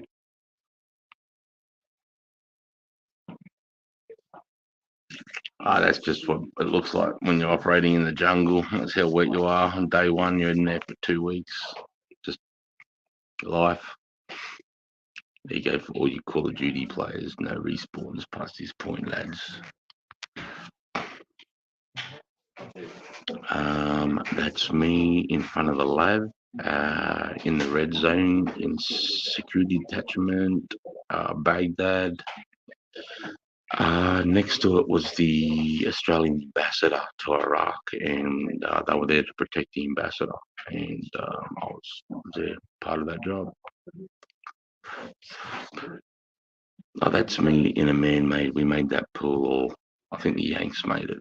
The Yanks made that pool. It's in our forward operating base, Hadrian.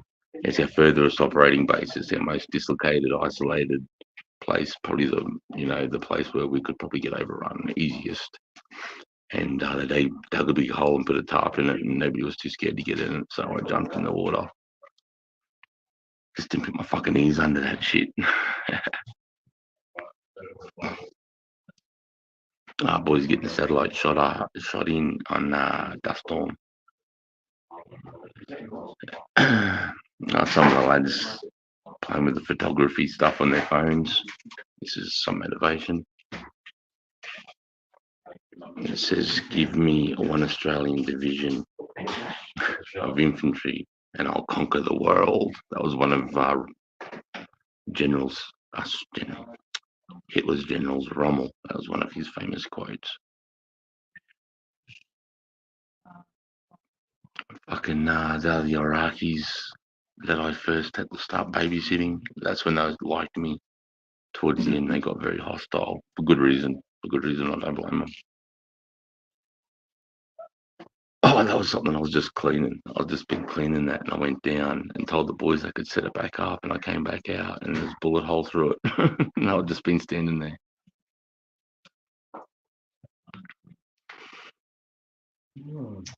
Interesting. Some home apparatus. Ooh, more home apparatus.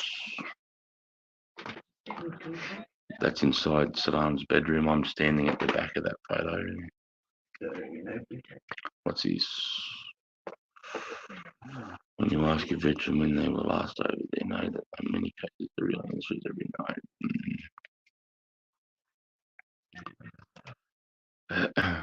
It's a cool shot. The boy's been firing in one position for a while. Obviously, when you're shooting a machine gun, it kicks the dust up. Part of the gig. This is a photo, I believe, from rounds that were found in the Western Front from World War One. Can you imagine the amount of munitions being fired for 2 bullets to cross past and engage like that? That's a lot of ammunition coming down range.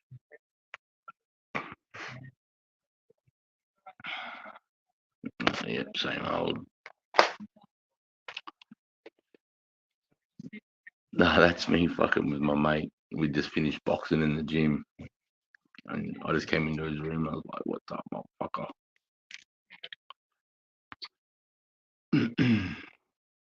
Alright, it's me and my daughter.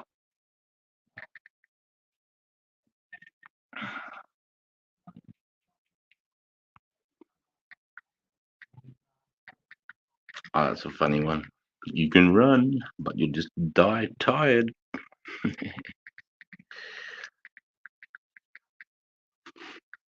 There you go. That's me in Iraq.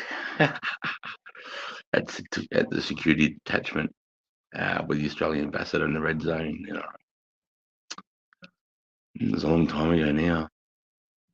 You can see the barrel short there. I'm running a carbine, so I'm running a shorter barrel, so I can operate a bit better indoors, carrying up stairwells, what have you. Oh, that's first beer out of Afghan. Oh, that's me. I've just because of what you need to do every 3 days is you need to empty your magazine so that the springs don't decompress, and when you need to operate, because if they've been compressed for a long period of time, when you go to need them, it won't push the next rounds up. So we empty our magazines every 3 days, and that was just me emptying them and Oh, it looks like I just cleaned my 9mm too.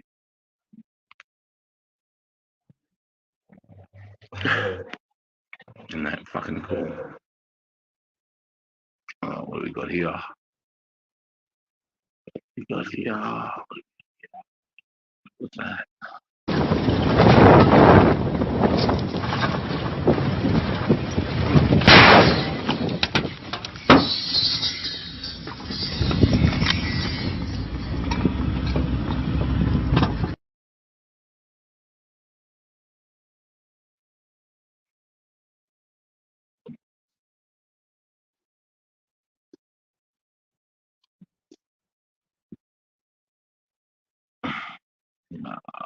Did you see what that video ended up being?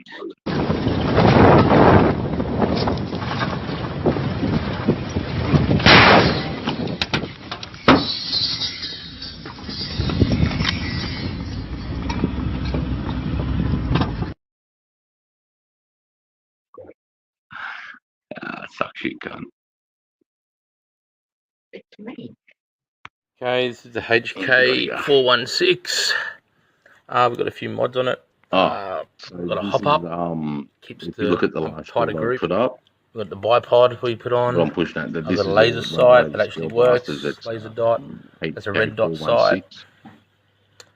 416. It's a different magazine that can shoot balloon balls. Rifle's real on that. So That sight, ACOG sight's real. I've makes got a it pretty red dot fucking on cool. that. It's got a hopper up, so it can fire up to 380 feet per second. And if you look at that short, I last posted, that's me firing up with glow in the dark gel blasts. It's cool shit. Wrist twisted like it's stir fry. Put it in the kitchen. Wrist twisted like it's stir fry. Put it in the kitchen. Wrist twisted like it's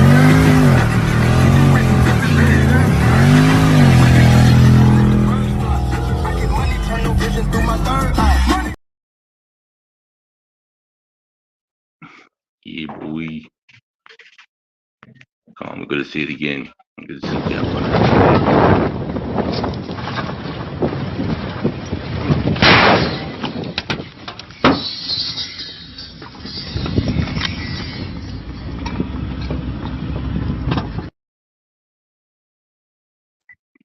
Yep, but you get it. You fuck around and you find out. I don't even know what the fuck that is. Right, let's see how this works.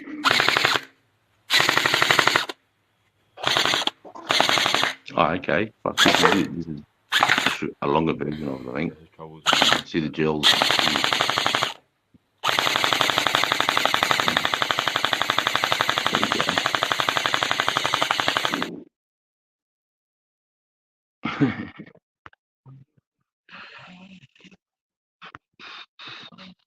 Right, let's see how this works.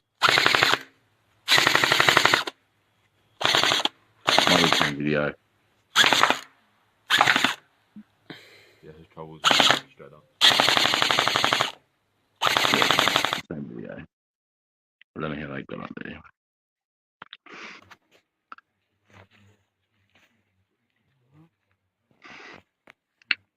My queen being deadly.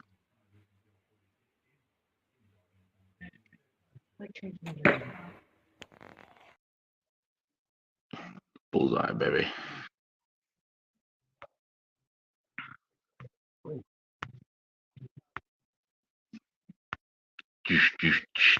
Yeah, well, there you go.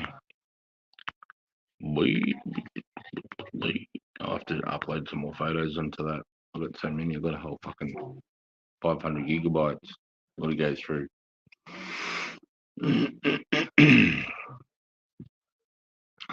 What I've got to do here. What the time is it? It's 2 in the morning.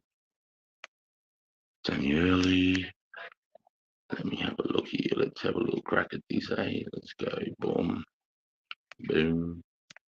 Boom. I've got to do this on the laptop. I've got a laptop here. And then boom. I look like a dickhead. Boom. Boom.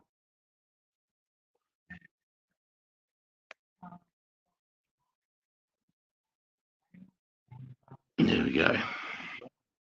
Boom.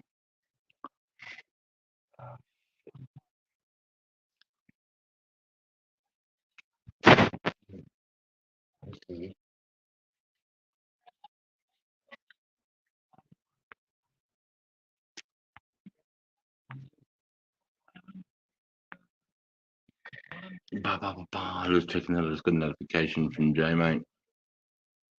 Well, might.